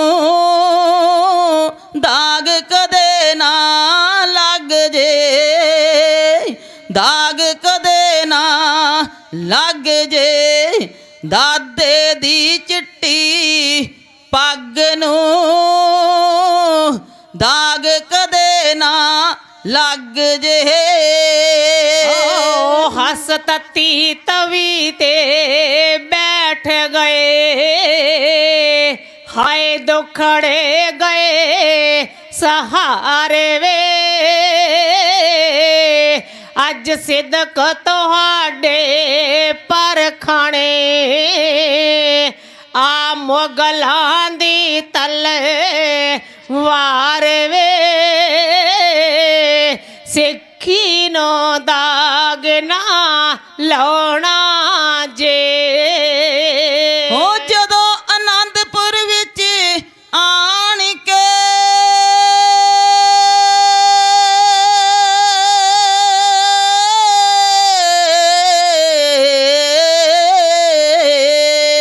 ਜਦੋਂ ਆਨੰਦਪੁਰ ਵਿੱਚ ਆਣ ਕੇ ਪੰਡਤਾਂ ਨੇ ਕਰੀ ਪੁਕਾਰ ਵੇ,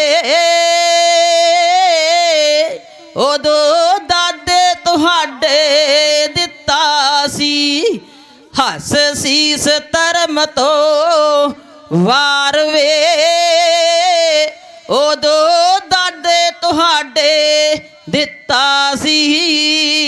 ਹਾਏ ਭਾਈ ਮਤੀ ਦਾਸ ਨੋ ਜ਼ਾਲਮਾਂ, ਹਾਏ ਭਾਈ ਮਤੀ ਦਾਸ ਨੋ ਜ਼ਾਲਮਾਂ, ਦਿੱਤਾ ਫਟਿਆਂ ਵਿੱਚ ਖਲਾਰ ਵੇ, ਅੱਜ ਸਿੱਦਕ ਤੁਹਾਡੇ ਪਰਖਾਣੇ, ਮੁਗਲਾਂ ਦੀ ਤਲਵਾਰ ਵੇ, ਅੱਜ ਸਿੱਦਕ ਤੁਹਾਡੇ ਪਰਖਾਣੇ।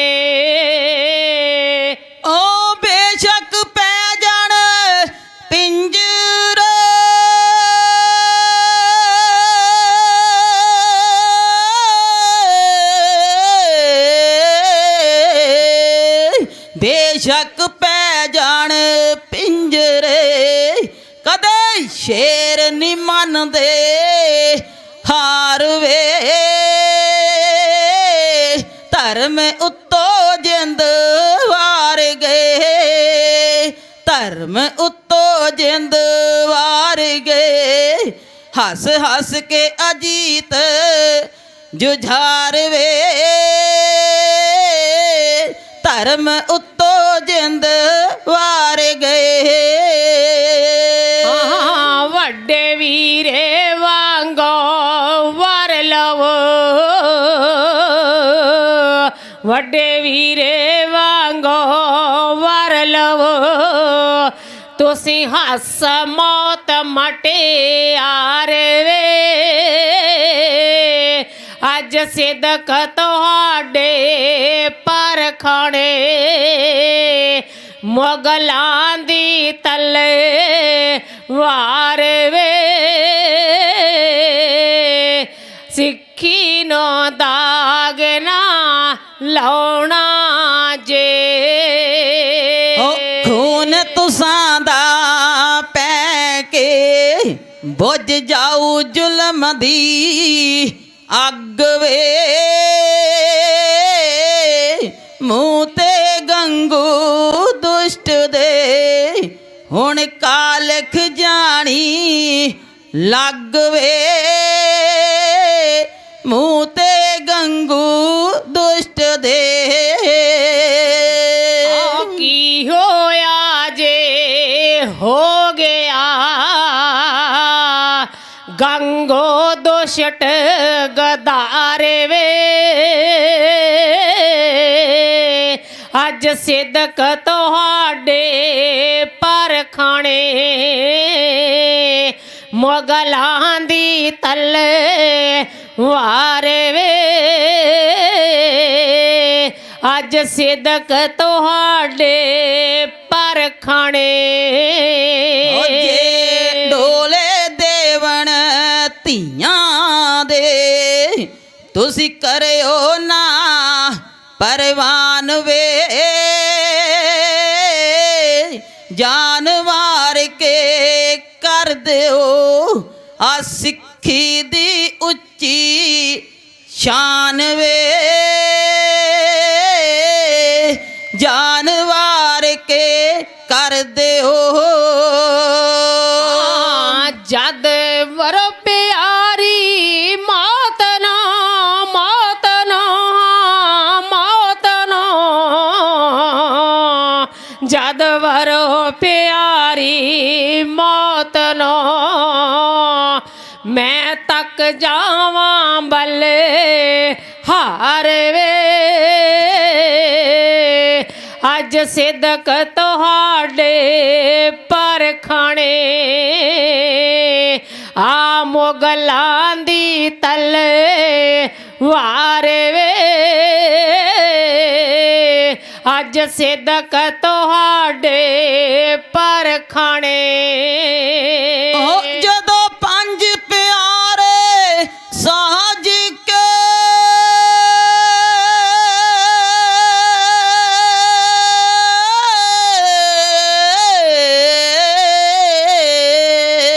ਜਦੋਂ ਪੰਜ ਪਿਆਰੇ ਸਾਜ ਕੇ ਗਿੱਦੜਾਂ ਤੋਂ ਸ਼ੇਰ ਬਣਾ ਦਿੱਤਾ ਏ ਮੁਫਤ ਨਹੀਂ ਮਿਲਿਆ ਗੁਰੂ ਜੀ ਦਇਆ ਸਿੰਘ ਨੇ ਆਖ ਸੁਣਾ ਦਿੱਤਾ ਏ ਮੁਫਤ ਨਹੀਂ ਮਿਲਿਆ ਗੁਰੂ ਜੀ ਦਇਆ ਸਿੰਘ ਨੇ ਆਖ ਸੁਣਾ ਦਿੱਤਾ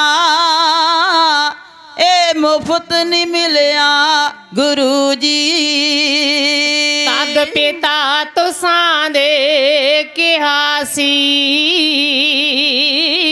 ਤਦ ਪਿਤਾ ਤੁਸਾਂ ਦੇ ਕਿਹਾ ਸੀ ਮੈਂ ਵਾਰ ਦੇਣਾ ਪਰ ਵਾਰ ਵੇ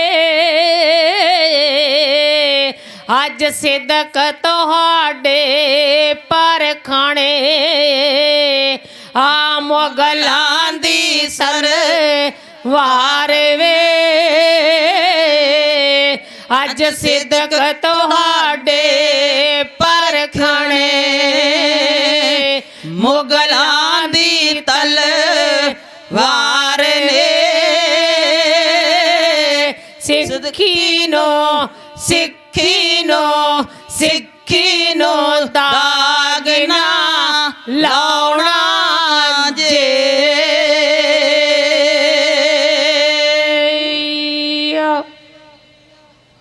ਸੋ ਇਹ ਦਾਦੀ ਮਾਤਾ, ਸਾਡੀ ਦਾਦੀ ਮਾਤਾ ਮਾਤਾ ਗੁਜਰ ਕੌਰ ਜੀ, ਜਿਹੜੇ ਸਾਨੂੰ ਸਿੱਖਿਆ ਦੇ ਰਹੇ ਨੇ।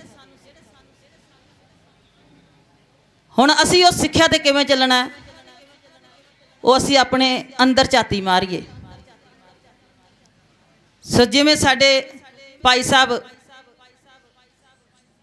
ਜਥੇਬੰਦੀ ਦੇ ਜੁਝਾਰੂ ਸਿੰਘ ਭਾਈ ਸਾਹਿਬ ਭਾਈ ਜਬਰਜੰਗ ਸਿੰਘ ਜੀ ਆਪ ਜੀ ਨੂੰ ਸੰਬੋਧਨ ਕਰਕੇ ਗਏ ਅੱਗੇ ਕਿ ਸਤਿਗੁਰੂ ਨੇ ਸਾਨੂੰ ਬਾਦਸ਼ਾਹੀਆਂ ਬਖਸ਼ੀਆਂ, ਤੇ ਇੱਥੋਂ ਹੁਣ ਤੁਸੀਂ ਜਥੇਦਾਰੀਆਂ ਲੈਣੀਆਂ ਨੇ, ਉਹ ਕਿਵੇਂ ਲੈਣੀਆਂ ਨੇ ਹੁਣ ਤੁਸੀਂ ਆਪ ਸੋਚੋ। ਇਹ ਪਿੰਡਾਂ ਦੇ ਵਿੱਚ ਜਿਹੜਾ ਉਹ ਕਹਿ ਕੇ ਗਏ ਨੇ ਕਿ ਸਰਪੰਚੀਆਂ ਖਤਮ ਕਰੋ, ਇਹ ਸਰਕਾਰਾਂ ਸਾਨੂੰ ਕੁਝ ਵੀ ਨਹੀਂ ਕਹਿ ਸਕਦੀਆਂ, ਨਾ ਸਾਨੂੰ ਇਹ ਦੋ ਕੱਖ ਦੇਣ ਜੋਗੀਆਂ ਨੇ। ਅਸੀਂ ਇਹਨਾਂ ਸਰਕਾਰਾਂ ਨੂੰ ਸਰਕਾਰ ਮੰਨਦੇ ਹੀ ਨਹੀਂ, ਕਿਉਂਕਿ ਅਸੀਂ ਆਜ਼ਾਦ ਹਾਂ, ਅਸੀਂ ਗੁਲਾਮ ਨਹੀਂ ਹਾਂ। ਜਿਹੜੇ ਨਿਹੰਗ ਸਿੰਘ ਉਹ ਗੁਲਾਮ ਨਹੀਂ ਆ, ਉਹ ਕਲਗੀਧਰ ਪਾਤਸ਼ਾਹ ਮਹਾਰਾਜ ਦੇ ਜੁਝਾਰੂ ਸਿੰਘ ਨੇ, ਨਾ ਕਿਸੇ ਦੇ ਅੱਗੇ ਹੱਥ ਫੈਲਾਉਂਦੇ ਨੇ। ਸੋ ਇਹ ਨਰਾਲੀਆਂ ਫੌਜਾਂ ਨੇ, ਘੋੜਿਆਂ ਦੀਆਂ ਕਾਠੀਆਂ ਦੇ ਸੌਣਾ, ਜੰਗਲਾਂ ਦੇ ਵਿੱਚ ਰਹਿਣਾ, ਇਹ ਤੇ ਖਾਲਸੇ ਦਾ ਪੁਰਾਤਨ ਇਤਿਹਾਸ ਹੈ। ਸੋ ਆਓ ਜਿਸ ਤਰ੍ਹਾਂ ਭਾਈ ਸਾਹਿਬ ਕਹਿ ਕੇ ਗਏ ਕਿ ਪਿੰਡ ਪਿੰਡ ਦੇ ਵਿੱਚ ਨਿਹੰਗ ਸਿੰਘ ਜਥੇਬੰਦੀ ਜਿਹੜੀ ਹੈ ਥਾਪੀ ਜਾਵੇ,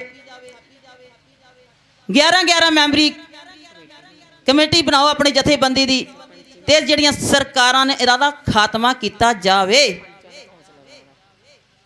ਸੋ ਕਿਉਂਕਿ ਇਹਨਾਂ ਸਰਕਾਰਾਂ ਦੇ ਤੱਕ ਸਾਨੂੰ ਕੋਈ ਕੰਮ ਹੀ ਨਾ ਪਵੇ, ਅਸੀਂ ਆਪਣੇ ਫੈਸਲੇ ਆਪ ਕਰੀਏ। ਜਦੋਂ ਸਾਨੂੰ ਸੋਝੀ ਆ ਗਈ ਨਾ, ਤੇ ਸਾਡੇ ਵਿੱਚੋਂ ਲੜਾਈ ਵੈਰ ਵਿਰੋਧ ਸਾਰਾ ਹੀ ਖਤਮ ਹੋ ਜਾਵੇਗਾ। ਸੋ ਇਹਨਾਂ ਕੁਝ ਕਹਿੰਦੇ ਹੋਏ ਖਿਮਾ ਦਾ ਜਾਚਕ ਹਾਂ, ਆਓ ਹੋਈਆਂ ਭੁੱਲਾਂ ਚੁੱਕਾਂ ਦੀ ਖਿਮਾ ਬਖਸ਼ਣੀ, ਬੁਲਾਓ ਫਤਿਹ ਪਾਓ ਫਤਿਹ, ਆਖੋ ਗੁਰੂ ਪਿਆਰਿਓ ਵਾਹਿਗੁਰੂ ਜੀ ਕਾ ਖਾਲਸਾ ਵਾਹਿਗੁਰੂ ਜੀ ਕੀ ਫਤਿਹ। ਜੋ ਗੱਜ ਕੇ ਜਕਾਰਾ ਜਾਵੇ, ਸ਼ਹੀਦਾਂ ਸਿੰਘਾਂ ਦੇ ਮਨ ਨੂੰ ਭਾਵੇ ਨਿਹਾਲ ਹੋ ਜਾਵੇ।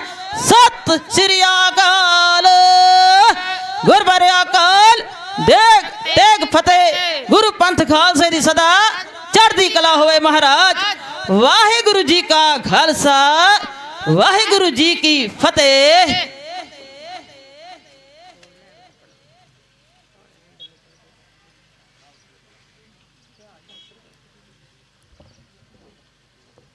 ਵਾਹਿਗੁਰੂ ਜੀ ਕਾ ਖਾਲਸਾ ਵਾਹਿਗੁਰੂ ਜੀ ਕੀ ਫਤਿਹ। ਸੋ ਇਹ ਸਨ ਬੀਬੀ ਹਰਬੰਸ ਕੌਰ ਜੀ, ਜਿਨ੍ਹਾਂ ਵੱਲੋਂ ਸ਼ਹੀਦਾਂ ਦੀ ਵਾਰਾਂ, ਬੰਦੀ ਸਿੰਘਾਂ ਦੀ ਵਾਰਾਂ ਰਾਹੀਂ ਆਪ ਸਿੱਖ ਸੰਗਤਾਂ ਦੇ ਨਾਲ ਸਾਂਝ ਪਾਈ ਗਈ ਹੈ।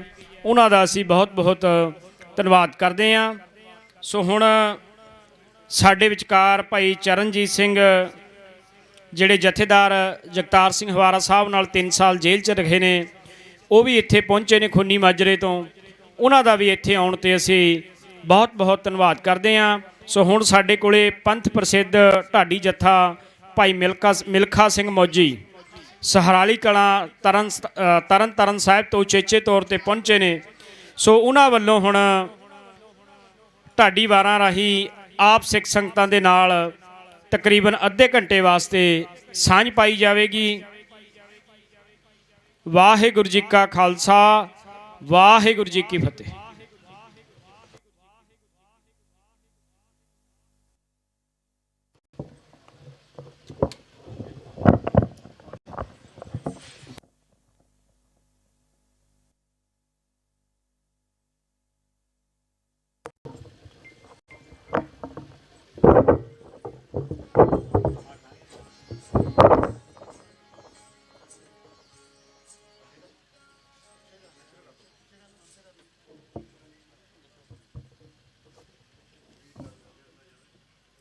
ਵਾਹਿਗੁਰੂ।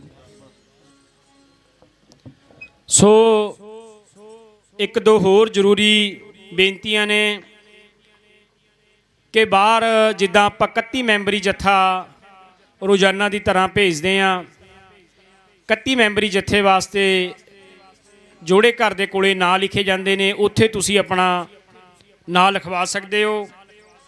ਦੂਜੀ ਬੇਨਤੀ ਹੈ ਕਿ ਖੰਡੇ ਬਾਟੇ ਦੀ ਪਹੁਲ, ਜਿੱਦਾਂ ਸਿੱਖ ਸੰਗਤਾਂ ਤੇ ਜਥੇਦਾਰ ਸਾਹਿਬ ਦਾ ਹੁਕਮ ਵੀ ਹੈ ਕਿ ਆਪਾਂ ਮੋਰਚੇ ਤੇ ਰਹਿ ਕੇ ਸਿੱਖ ਨੌਜਵਾਨਾਂ ਨੂੰ, ਸੰਗਤ ਨੂੰ ਅੰਮ੍ਰਿਤ ਛਕਾਉਣਾ, ਖੰਡੇ ਬਾਟੇ ਦੀ ਪਹੁਲ ਲੈਣ ਲਈ ਬੇਨਤੀ ਕਰਨੀ ਹੈ। ਸੋ ਕੌਮੀ ਇਨਸਾਫ ਮੋਰਚੇ ਵੱਲੋਂ ਹਰ ਐਤਵਾਰ ਖੰਡੇ ਬਾਟੇ ਦੀ ਪਹੁਲ ਅੰਮ੍ਰਿਤ ਛਕਾਇਆ ਜਾਂਦਾ। ਸੋ ਜਿਹੜੇ ਵੀਰਾਂ ਨੇ, ਭੈਣਾਂ ਨੇ, ਮਾਤਾਵਾਂ ਨੇ ਖੰਡੇ ਬਾਟੇ ਦੀ ਪਹੁਲ ਨਹੀਂ ਲਈ, ਉਹ ਜ਼ਰੂਰ ਲੈਣ। ਤੇ ਜਿਹੜੇ ਜਿਨ੍ਹਾਂ ਦੇ ਮਨ ਬਣਦੇ ਨੇ, ਮਨ ਬਣਾ ਕੇ ਤੁਸੀਂ ਇੱਥੇ ਸਟੇਜ ਤੇ ਜਾਂ ਬਾਹਰ ਜਿਹੜਾ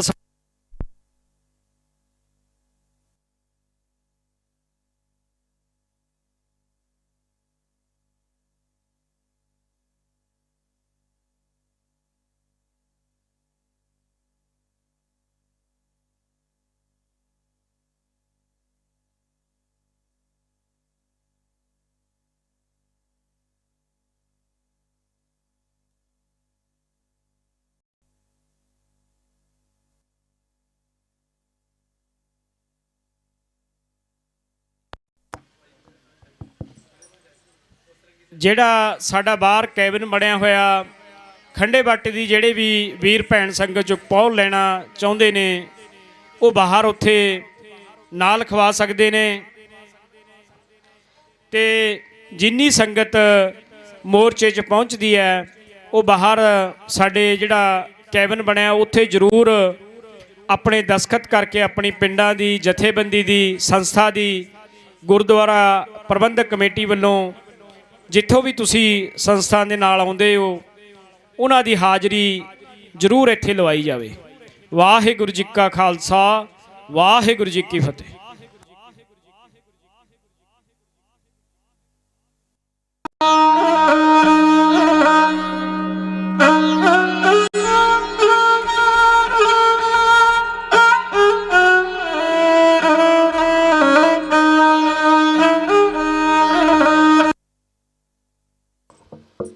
ਵਾਹਿਗੁਰੂ ਵਾਹਿਗੁਰੂ, ਥੋੜੀ ਖੋਲ ਦਿਓ। ਵਾਹਿਗੁਰੂ ਵਾਹਿਗੁਰੂ ਵਾਹਿਗੁਰੂ ਵਾਹਿਗੁਰੂ ਵਾਹਿਗੁਰੂ ਵਾਹਿਗੁਰੂ ਵਾਹਿਗੁਰੂ ਵਾਹਿਗੁਰੂ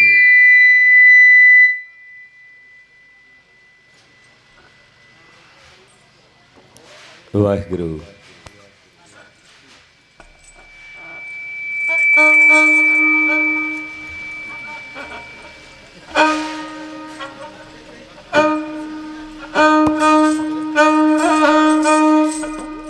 ਵਾਹਿਗੁਰੂ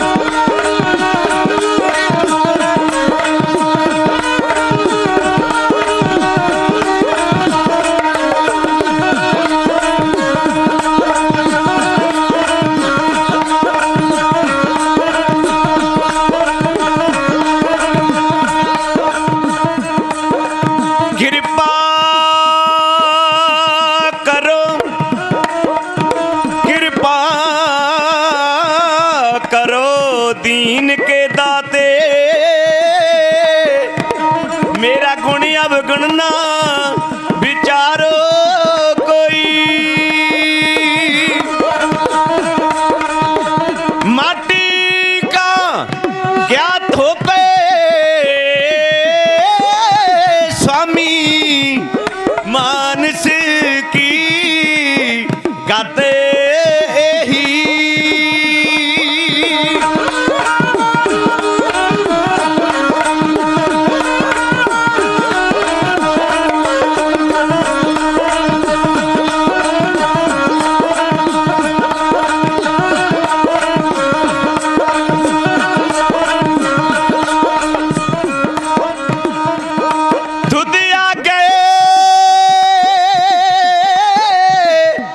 अरदास हमारी जियो पिंड सब तेरा कहो नानक सब तेरी वड्याई कोई नाओ ना जाने मेरा आनंद गुणी निधान गुरु गरीब निवाज सारी संगत गज के बोल सतनाम श्री वाहेगुरु जी।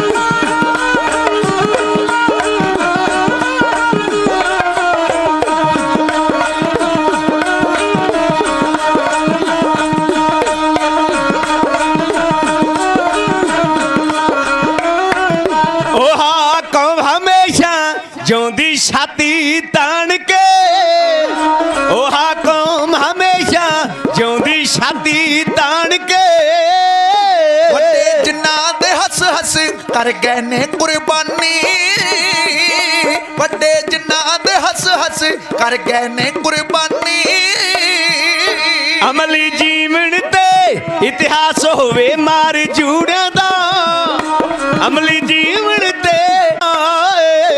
ਇਹੋ ਮਰਦਾਂ ਵਾਲੀ ਹੁੰਦੀ ਅਸਲ ਨਿਸ਼ਾਨੀ ਇਹੋ ਮਰਦਾਂ ਵਾਲੀ ਹੁੰਦੀ ਅਸਲ ਨਿਸ਼ਾਨੀ ਅਣਖਾਂ ਖਾਤਰ ਜਿਹੜੇ ਮਰ ਜਾਂਦੇ ਨੇ ਸੂਰਮੇ ਅਣਖਾਂ ਖਾਤਰ ਬਈ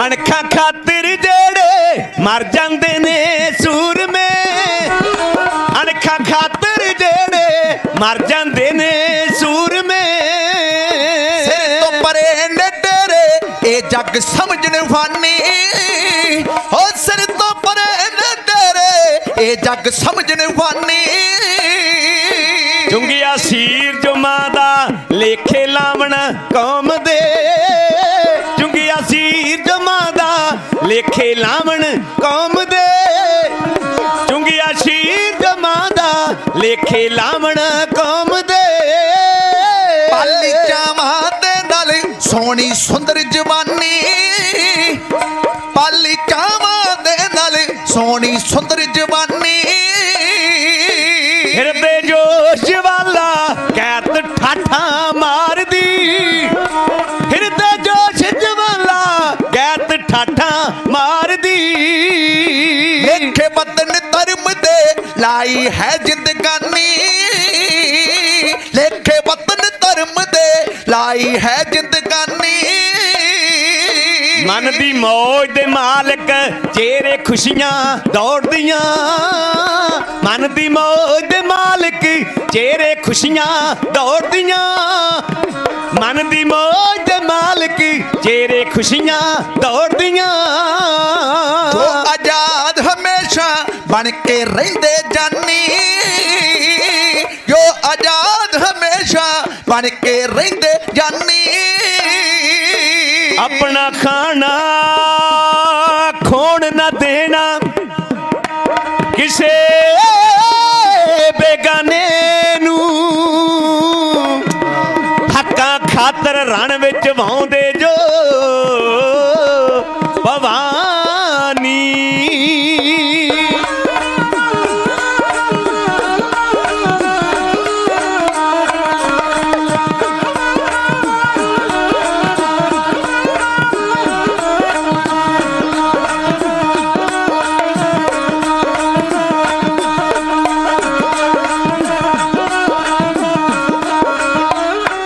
ਆਪਣਾ ਖਾਣਾ ਖੋਣ ਨਾ ਦੇਣਾ ਕਿਸੇ ਬੇਗਾਨੇ ਨੂੰ ਆਪਣਾ ਖਾਣਾ ਖੋਣ ਨਾ ਦੇਣਾ ਕਿਸੇ ਬੇਗਾਨੇ ਨੂੰ ਹੱਕਾਂ ਖਾਤਰ ਰਨ ਵਿੱਚ ਵਾਉਂਦੇ ਜੋ ਭਵਾਨੀ ਹੱਕਾਂ ਖਾਤਰ ਰਨ ਵਿੱਚ ਵਾਉਂਦੇ ਜੋ ਭਵਾਨੀ ਕੋਮਲ ਪੂਜੇ ਜਾਂਦੇ ਜਗ ਤੇ ਉਹ ਇਨਸਾਨ ਨੇ ਕੋਮਲ ਪੂਜੇ ਜਾਂਦੇ ਜਗ ਤੇ ਉਹ ਇਨਸਾਨ ਨੇ ਹੱਥੀ ਜੱਪੀ ਤੱਪੀ ਤੇ ਸਿਰੜੀ ਮਰਦ ਮੈਦਾਨੀ ਹੱਥੀ ਜੱਪੀ ਤੱਪੀ ਤੇ ਸਿਰੜੀ ਮਰਦ ਮੈਦਾਨੀ ਹੱਥੀ ਜੱਪੀ ਤੱਪੀ ਤੇ ਸਿਰੜੀ ਮਰਦ ਮੈਦਾਨੀ ਹੋ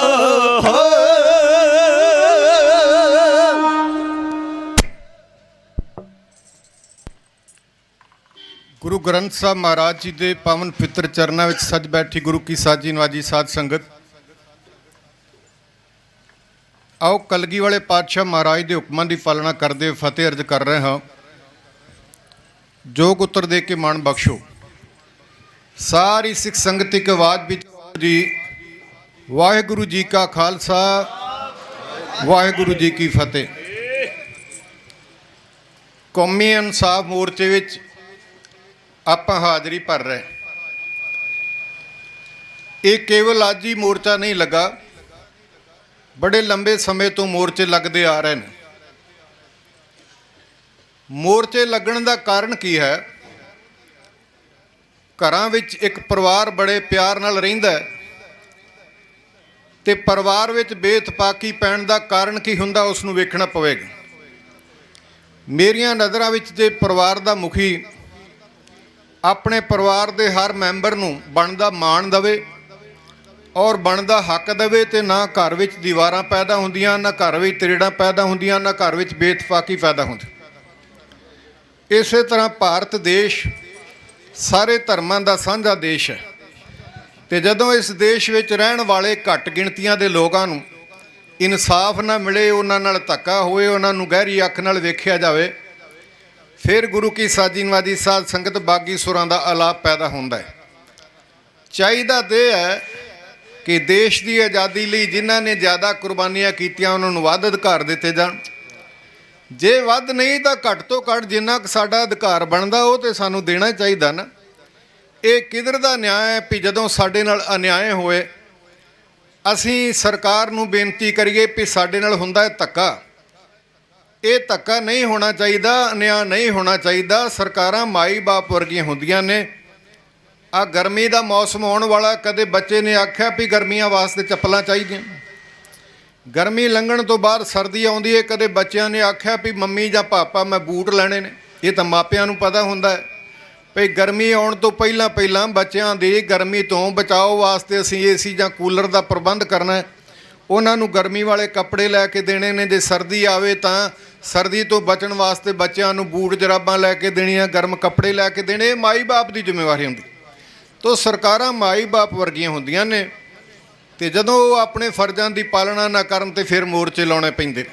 ਤਾਂ ਗੁਰੂ ਕੀ ਸਾਜੀ ਨਵਾਜੀ ਸਾਧ ਸੰਗਤ, ਇੱਕ ਦੇਸ਼ ਵਿੱਚ ਦੋ ਕਾਨੂੰਨ ਨਹੀਂ ਹੋਣੇ ਚਾਹੀਦੇ, ਇੱਕ ਦੇਸ਼ ਵਿੱਚ ਇੱਕ ਹੀ ਕਾਨੂੰਨ ਹੋਣਾ ਚਾਹੀਦਾ ਹੈ। ਇਹ ਕਿੱਧਰ ਦਾ ਨਿਆਂ ਹੈ ਭਈ ਜੇ ਕੋਈ ਸੌਦੇ ਸਾਧ ਵਰਗਾ ਬੰਦਾ ਜਿਹੜਾ ਕਤਲ ਕਰਦਾ ਹੈ, ਜਿਹੜਾ ਬਲਾਤਕਾਰੀ ਕਰਦਾ ਹੈ, ਉਹਨੂੰ ਪਰੌਲ ਤੇ ਪਰੌਲ ਦਿੱਤੀ ਜਾਵੇ ਤੇ ਜਿਨ੍ਹਾਂ ਨੇ ਆਪਣੇ ਅਧਿਕਾਰਾਂ ਦੀ ਮੰਗ ਕੀਤੀ ਉਹ ਲੰਬੇ ਅਰਸੇ ਤੋਂ ਜੇਲ੍ਹਾਂ ਵਿੱਚ ਬੰਦ ਕੀਤੇ ਹੋਣ, ਉਹਨਾਂ ਦੀ ਰਿਹਾਈ ਨਾ ਹੋਵੇ। ਸੰਵਿਧਾਨ ਵਿੱਚ ਤਾਂ ਇਹ ਲਿਖਿਆ ਵੀ ਜਿਹੜੇ ਬੰਦੇ ਉੱਤੇ ਕੋਈ ਕੇਸ ਦਰਜ ਨਹੀਂ ਉਹ ਜੇਲ੍ਹ ਵਿੱਚ ਨਹੀਂ ਰੱਖਿਆ ਜਾ ਸਕਦਾ। ਤੇ ਬੰਦੀ ਸਿੰਘਾਂ ਵਿੱਚੋਂ ਕੁਝ ਐਸੇ ਸਿੰਘ ਵੀ ਨੇ ਜਿਨ੍ਹਾਂ ਉੱਤੇ ਕੇਸ ਹੀ ਕੋਈ ਆਇਦ ਨਹੀਂ ਹੋਇਆ, ਜਿਨ੍ਹਾਂ ਦੇ ਕੇਸ ਹੀ ਕੋਈ ਦਰਜ ਨਹੀਂ, ਉਹਨਾਂ ਨੂੰ ਜੇਲ੍ਹਾਂ ਵਿੱਚ ਕਿਵੇਂ ਰੱਖਿਆ ਜਾ ਸਕਦਾ ਹੈ। ਇਸ ਕਰਕੇ ਭਾਰਤ ਇੱਕ ਦੇਸ਼ ਹੈ ਪਰ ਕਾਨੂੰਨ ਵੱਖਰਾ ਵੱਖਰਾ, ਘੱਟ ਗਿਣਤੀਆਂ ਵਾਸਤੇ ਵੱਖਰਾ, ਵੱਧ ਗਿਣਤੀਆਂ ਵਾਸਤੇ ਵੱਖਰਾ। ਤੋ ਸਾਨੂੰ ਤਾਂ ਮੋਰਚਾ ਲਾਉਣਾ ਪਿਆ ਵੀ ਸਾਡੇ ਭਰਾ ਲੰਬੇ ਅਰਸੇ ਤੋਂ ਪਰਿਵਾਰ ਨਾਲੋਂ ਟੁੱਟ ਕੇ ਜੇਲ੍ਹਾਂ ਵਿੱਚ ਡੱਕੇ ਹੋਏ ਨੇ, ਉਹਨਾਂ ਦੀ ਰਿਹਾਈ ਕੀਤੀ ਜਾਵੇ। ਸਰਕਾਰ ਨੂੰ ਚਾਹੀਦਾ ਹੈ ਕਿ ਉਹ ਭਾਰਤ ਵਰਸ਼ ਦੇ ਹਰ ਪ੍ਰਾਣੀ ਨੂੰ ਆਪਣੇ ਬੱਚਿਆਂ ਸਮਾਨ ਪਿਆਰ ਦੇਵੇ। ਇਹ ਨਾ ਵੇਖੇ ਵੀ ਇਹ ਘੱਟ ਗਿਣਤੀ ਵਿੱਚ ਨੇ, ਇਹ ਵੱਧ ਗਿਣਤੀ ਵਿੱਚ ਨੇ, ਕਿਉਂਕਿ ਫੁਲਵਾੜੀ ਤਾਂ ਹੀ ਬਣਦੀ ਹੈ ਨਾ ਉੱਥੇ ਵੱਖ-ਵੱਖ ਕਿਸਮ ਦੇ ਫੁੱਲ ਹੋਣ। ਜੇ ਇਕੱਲਾ ਗੁਲਾਬ ਹੀ ਲਾਇਆ ਹੋਵੇ ਤੇ ਉਹਨੂੰ ਗੁਲਾਬ ਦੀ ਫੁਲਵਾੜੀ ਤੇ ਕਿਹਾ ਜਾ ਸਕਦਾ, ਫੁਲਵਾੜੀ ਨਹੀਂ ਕਿਹਾ ਜਾ ਸਕਦਾ। ਫੁਲਵਾੜੀ ਵਿੱਚ ਤਾਂ ਤਰ੍ਹਾਂ ਤਰ੍ਹਾਂ ਦੇ ਫੁੱਲ ਹੁੰਦੇ ਨੇ, ਕਿਧਰੇ ਗੋਟਾ ਖਿੜਿਆ ਹੁੰਦਾ ਹੈ, ਕਿਧਰੇ ਗੇਂਦਾ ਹੁੰਦਾ ਹੈ, ਕਿਧਰੇ ਗੁਲਾਬ ਦਾ ਫੁੱਲ ਖਿੜਿਆ ਹੁੰਦਾ ਹੈ, ਕਿਧਰੇ ਚੰਬੇ ਦੀ ਕਲੀ ਖਿੜੀ ਹੁੰਦੀ ਹੈ, ਇਸ ਕਰਕੇ ਉਹ ਫੁਲਵਾੜੀ ਬਣਦੀ। ਜੇ ਅੱਜ ਭਾਰਤ ਦੇਸ਼ ਦਾ ਦੁਨੀਆ ਵਿੱਚ ਨਾਂ ਹੈ ਤੇ ਫੁਲਵਾੜੀ ਕਰਕੇ। ਇੱਥੇ ਈਸਾਈ ਵੀ ਵਸਦੇ ਨੇ, ਇੱਥੇ ਮੁਸਲਮਾਨ ਵੀ ਵਸਦੇ ਨੇ, ਇੱਥੇ ਹਿੰਦੂ ਵੀ ਵਸਦੇ ਨੇ, ਇੱਥੇ ਸਿੱਖ ਵੀ ਵਸਦੇ ਨੇ।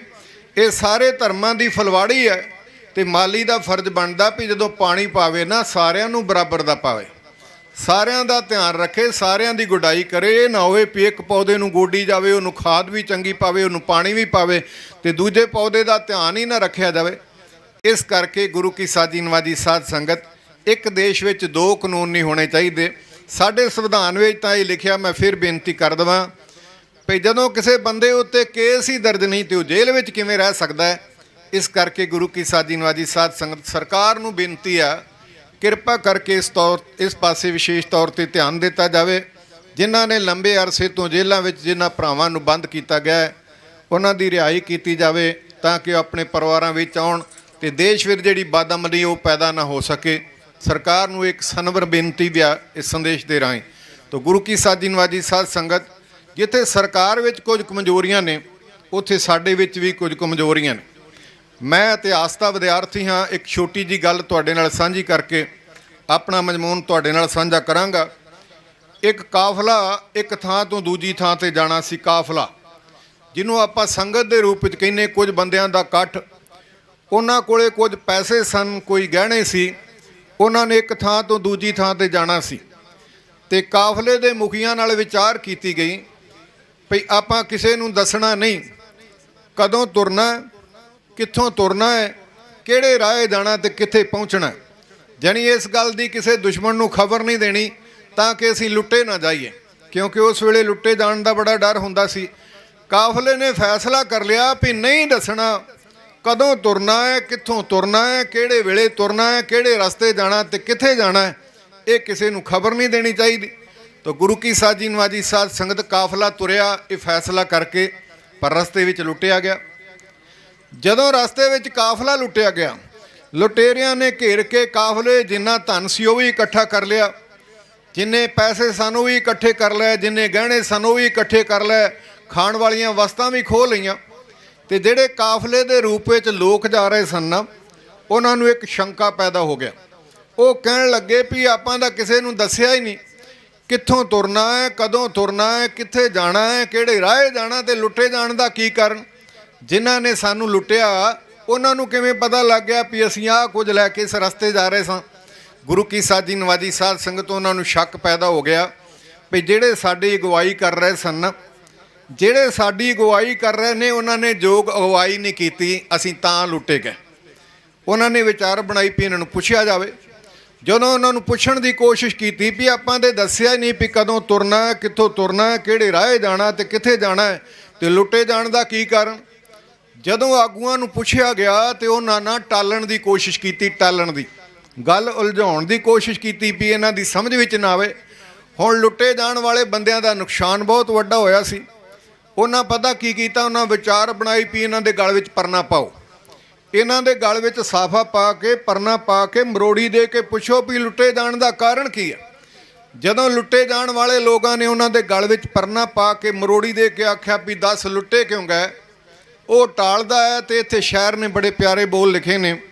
ਉਹ ਕਹਿੰਦਾ, ਤੂੰ ਇੱਧਰ ਉੱਧਰ ਕੀ ਬਾਤ ਨਾ ਕਰ, ਜੇ ਬਤਾ ਕੇ ਕਾਫਲਾ ਕਿਉਂ ਲੁੱਟਾ, ਬਾਤ ਹਰਜਨੋਂ ਕੀ ਨਹੀਂ ਤੇਰੀ ਰਹਿਬਰੀ ਪੇ ਸ਼ੱਕ ਹੈ।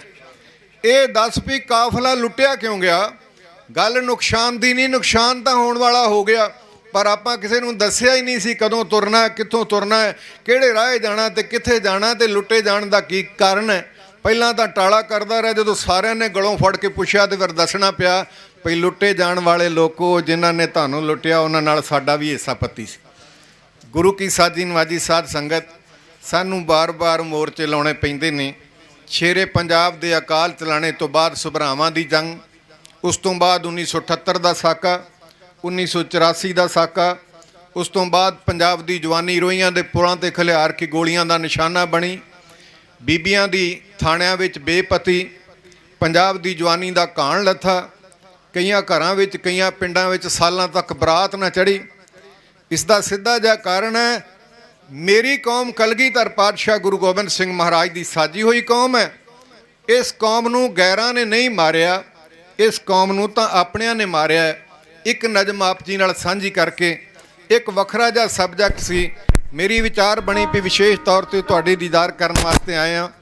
ਤੁਹਾਨੂੰ ਇਹ ਜਾਣਕਾਰੀ ਤੇ ਦਈਏ ਵੀ ਲੁੱਟੇ ਜਾਣ ਵਾਲੇ ਉਹ ਲੋਕੋ, ਜਿੰਨਾ ਪੰਜਾਬ ਦਾ ਨੁਕਸਾਨ ਹੋਇਆ ਨਾ, ਉਹ ਲਗਭਗ ਸਰਕਾਰਾਂ ਨੇ ਨਹੀਂ ਕੀਤਾ, ਸਾਡੇ ਆਪਣਿਆਂ ਦੀ ਮਿਹਰਬਾਨੀ ਦਾ ਸਦਕਾ ਹੈ। ਸਾਡੀ ਇੱਕ ਕਮਜ਼ੋਰੀ ਆ ਵੀ ਅਸੀਂ ਮੋਬਾਈਲ ਤਾਂ 1.5 ਲੱਖ ਰੁਪਏ ਦਾ ਲੈ ਲੈਂਦੇ, ਪਰ ਅਸੀਂ ਇਤਿਹਾਸਕ ਕਿਤਾਬਾਂ ਨਹੀਂ ਪੜ੍ਹਦੇ। ਤਾਂ ਮੈਂ ਇੱਕ ਬੇਨਤੀ ਕਰਕੇ ਜਾਵਾਂਗਾ, ਅੱਜ ਹਰ ਘਰ ਵਿੱਚ ਘੱਟ ਤੋਂ ਘੱਟ 50 ਕਿਤਾਬਾਂ ਇਤਿਹਾਸ ਦੀਆਂ ਹੋਣੀਆਂ ਚਾਹੀਦੀਆਂ। ਆਪ ਵੀ ਪੜ੍ਹੋ ਅਤੇ ਆਪਣੇ ਬੱਚਿਆਂ ਨੂੰ ਵੀ ਪੜ੍ਹਾਓ। ਔਰ ਜੋ ਪੰਜਾਬ ਦਾ ਨੁਕਸਾਨ ਹੋਇਆ ਲੰਬੇ ਸਮੇਂ ਤੋਂ ਅੱਜ ਤੱਕ ਹੁੰਦਾ ਆ ਰਿਹਾ, ਅਤੇ ਦੇਸ਼ ਦੀ ਆਜ਼ਾਦੀ ਤੋਂ ਬਾਅਦ ਸਾਨੂੰ ਕਿਹੜੀ ਨਜ਼ਰ ਨਾਲ ਵੇਖਿਆ ਗਿਆ, ਸਾਨੂੰ ਇਤਿਹਾਸ ਪੜ੍ਹਨ ਤੋਂ ਇਸ ਗੱਲ ਦੀ ਜਾਣਕਾਰੀ ਮਿਲੇਗੀ। ਜਿੰਨੀ ਕਿ ਮੇਰੀ ਮੱਤ ਕੰਮ ਕਰਦੀ ਹੈ, ਉਸ ਮੁਤਾਬਕ ਇੱਕ ਨਜ਼ਮ ਆਪ ਜੀ ਦੀ ਸੇਵਾ ਵਿੱਚ ਅਰਜ਼ ਕਰਕੇ ਆਪ ਜੀ ਤੋਂ ਰੁਖਤ ਲਵਾਂਗੇ। ਮੇਰੀਆਂ ਨਜ਼ਰਾਂ ਵਿੱਚ ਜੇ ਕਾਫਲਾ ਲੁੱਟਿਆ ਗਿਆ ਤੇ ਕਾਫਲੇ ਨੂੰ ਚਲਾਉਣ ਵਾਲਿਆਂ ਦੀ ਮਿਹਰਬਾਨੀ ਦਾ ਸਦਕਾ, ਜੇ ਪੰਜਾਬ ਦਾ ਅਜ ਤੱਕ ਨੁਕਸਾਨ ਹੋਇਆ ਤੇ ਪੰਜਾਬ ਨੂੰ ਚਲਾਉਣ ਵਾਲਿਆਂ ਦੀ ਮਿਹਰਬਾਨੀ ਦਾ ਸਦਕਾ, ਸਾਨੂੰ ਗੈਰਾਂ ਨੇ ਨਹੀਂ ਮਾਰਿਆ, ਸਾਨੂੰ ਆਪਣਿਆਂ ਨੇ ਮਾਰਿਆ। ਇੱਕ ਨਜ਼ਮ ਅਰਜ਼ ਕੀਤੀ ਜਾ ਰਹੀ ਆ, ਮਾਰਿਆ ਪੰਜਾਬ ਨੂੰ ਗਦਾਰੀਆਂ ਨੇ ਮਾਰਿਆ।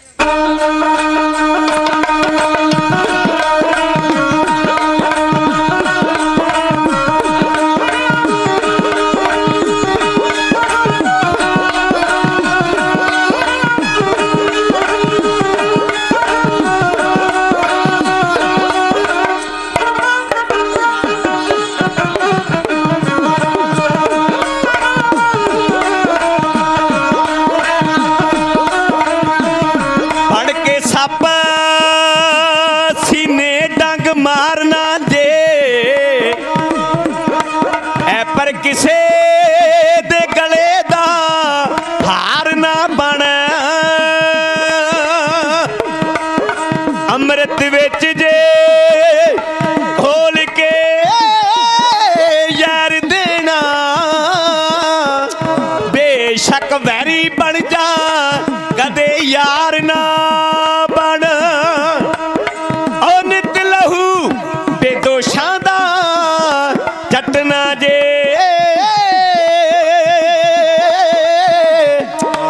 ਪਰ ਕਦੇ ਵੀ ਐਸਾ ਹਥਿਆਰ ਨਾ ਬਣ।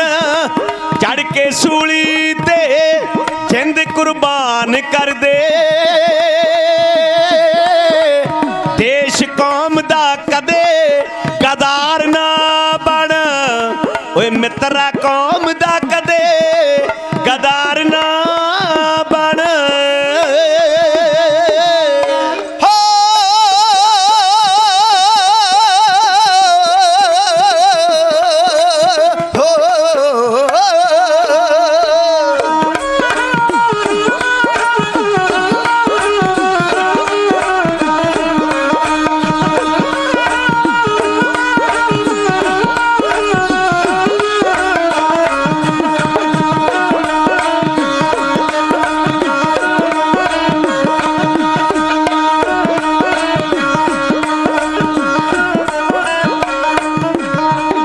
ਅਸੀਂ ਵੀ ਹੁੰਦੇ ਸਕਾ ਦੀ ਮਾਲਕ ਪੰਜਾਬ ਦੇ, ਉਹ ਸੰਸਾਰ ਨਾਲੋਂ ਵੱਖਰੇ ਜਨਾਬ ਦੇ।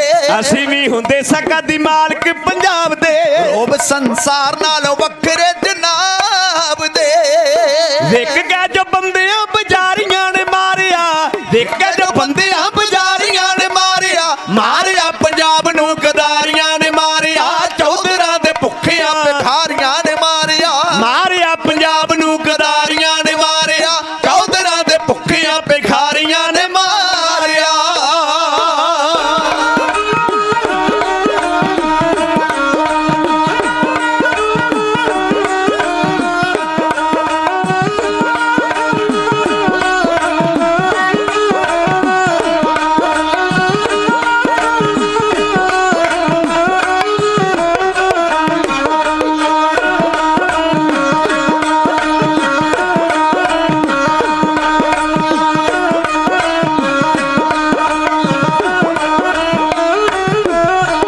ਜੰਗ ਸਭਰਾਵਾਂ ਵਾਲੀ ਕਦੇ ਵੀ ਨਾ ਹਾਰਦੇ ਢੇਰੀ ਵੱਡੇ ਪੈਗ ਤੇ ਜਲਾਲ ਸੁੰਗ ਧਾਰਦੇ ਜੰਗ ਸਭਰਾਵਾਂ ਵਾਲੀ ਕਦੇ ਵੀ ਨਾ ਹਾਰਦੇ ਢੇਰੀ ਵੱਡੇ ਪੈਗ ਤੇ ਜਲਾਲ ਸੁੰਗ ਧਾਰਦੇ ਵਿਕ ਗਿਆ ਜੋ ਬੰਦਿਆਂ ਬਜ਼ਾਰੀਆਂ ਨੇ ਮਾਰਿਆ ਦੇਖ ਕੇ ਜੋ ਬੰਦਿਆਂ ਪੁਜਾਰੀਆਂ ਨੇ ਮਾਰਿਆ ਮਾਰਿਆ ਪੰਜਾਬ ਨੂੰ ਗਦਾਰੀਆਂ ਨੇ ਮਾਰਿਆ ਚੌਧਰਾਂ ਦੇ ਭੁੱਖਿਆਂ ਭਿਖਾਰੀਆਂ ਨੇ ਮਾਰਿਆ ਮਾਰਿਆ ਪੰਜਾਬ ਨੂੰ ਗਦਾਰੀਆਂ ਨੇ ਮਾਰਿਆ ਚੌਧਰਾਂ ਦੇ ਭੁੱਖਿਆਂ ਭਿਖਾਰੀਆਂ ਨੇ ਮਾਰਿਆ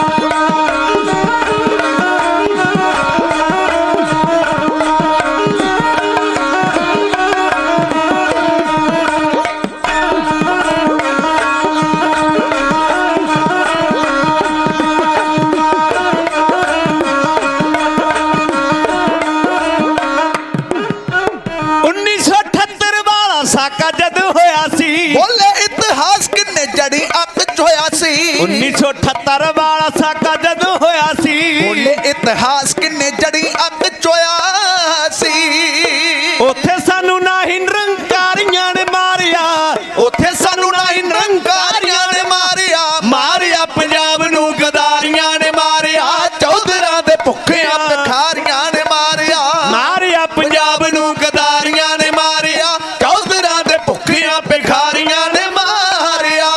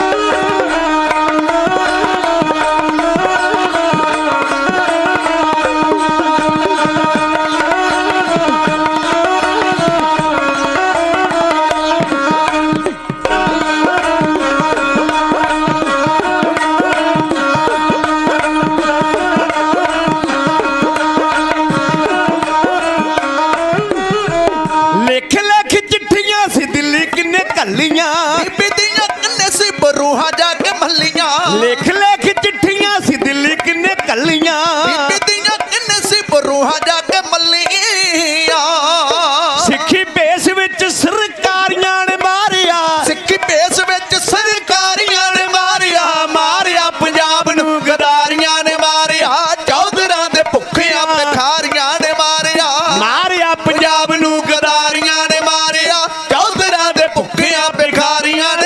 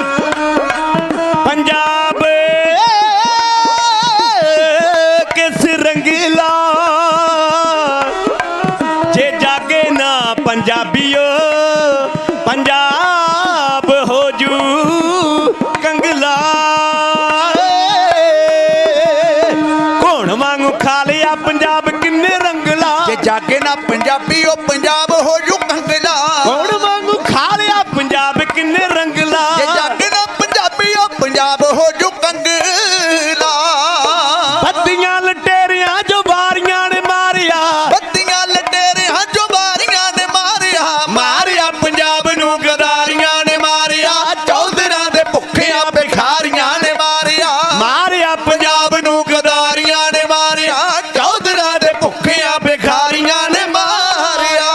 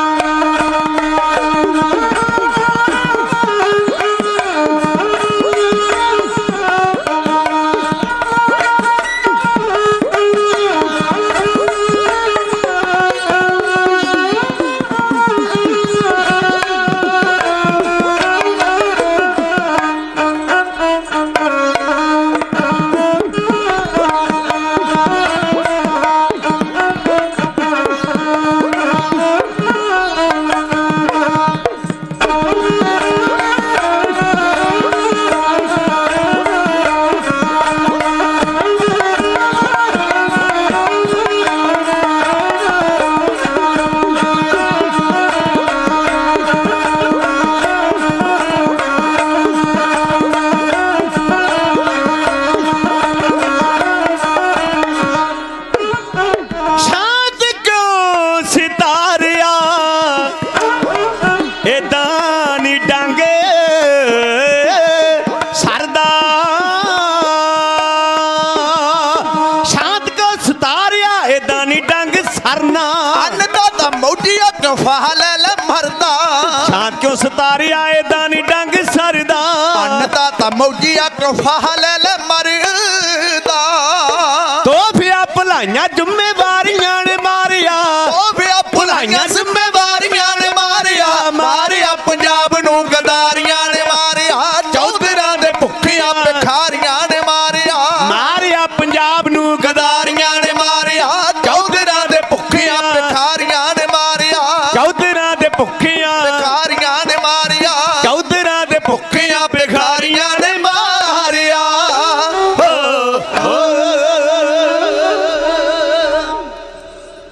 ਸਾਡੇ ਨੌਜਵਾਨ ਬੱਚਿਆਂ ਨੂੰ ਤੇ ਬਹੁਤਿਆਂ ਨੂੰ ਇਹ ਨਹੀਂ ਪਤਾ ਕਿ 1978 ਦਾ ਸਾਕਾ ਕਿਉਂ ਹੋਇਆ ਸੀ। ਹਾਈ ਕੋਰਟ ਵੱਲੋਂ ਹੁਕਮ ਸੀ ਕਿ ਪੰਜਾਬ ਦੀ ਧਰਤੀ ਤੇ ਨਿਰੰਕਾਰੀ ਮਿਸ਼ਨ ਕੋਈ ਸਮਾਗਮ ਨਹੀਂ ਕਰ ਸਕਦਾ। ਹਾਈ ਕੋਰਟ ਵੱਲੋਂ ਹੁਕਮ ਸੀ, ਪਰ ਵਿਸਾਖੀ ਵਾਲੇ ਦਿਨ ਅੰਮ੍ਰਿਤਸਰ ਦੀ ਧਰਤੀ ਤੇ ਨਿਰੰਕਾਰੀ ਗੁਰਬਚਨੇ ਨੇ ਆਪਣਾ ਸਮਾਗਮ ਰਚਿਆ। ਇਸ ਦਾ ਕਾਰਨ ਕੀ, ਇਹ ਜਾਣਨ ਵਾਸਤੇ ਤੁਸੀਂ ਨਕਲੀ ਨਿਰੰਕਾਰੀ ਪੁਸਤਕ ਹੈ ਸਿੰਘ ਸਾਹਿਬ ਗਿਆਨੀ ਕਿਰਪਾਲ ਸਿੰਘ ਜੀ ਦੀ ਲਿਖੀ ਹੋਈ, ਉਹ ਪੜ੍ਹਨ ਦੀ ਕੋਸ਼ਿਸ਼ ਕਰਨੀ।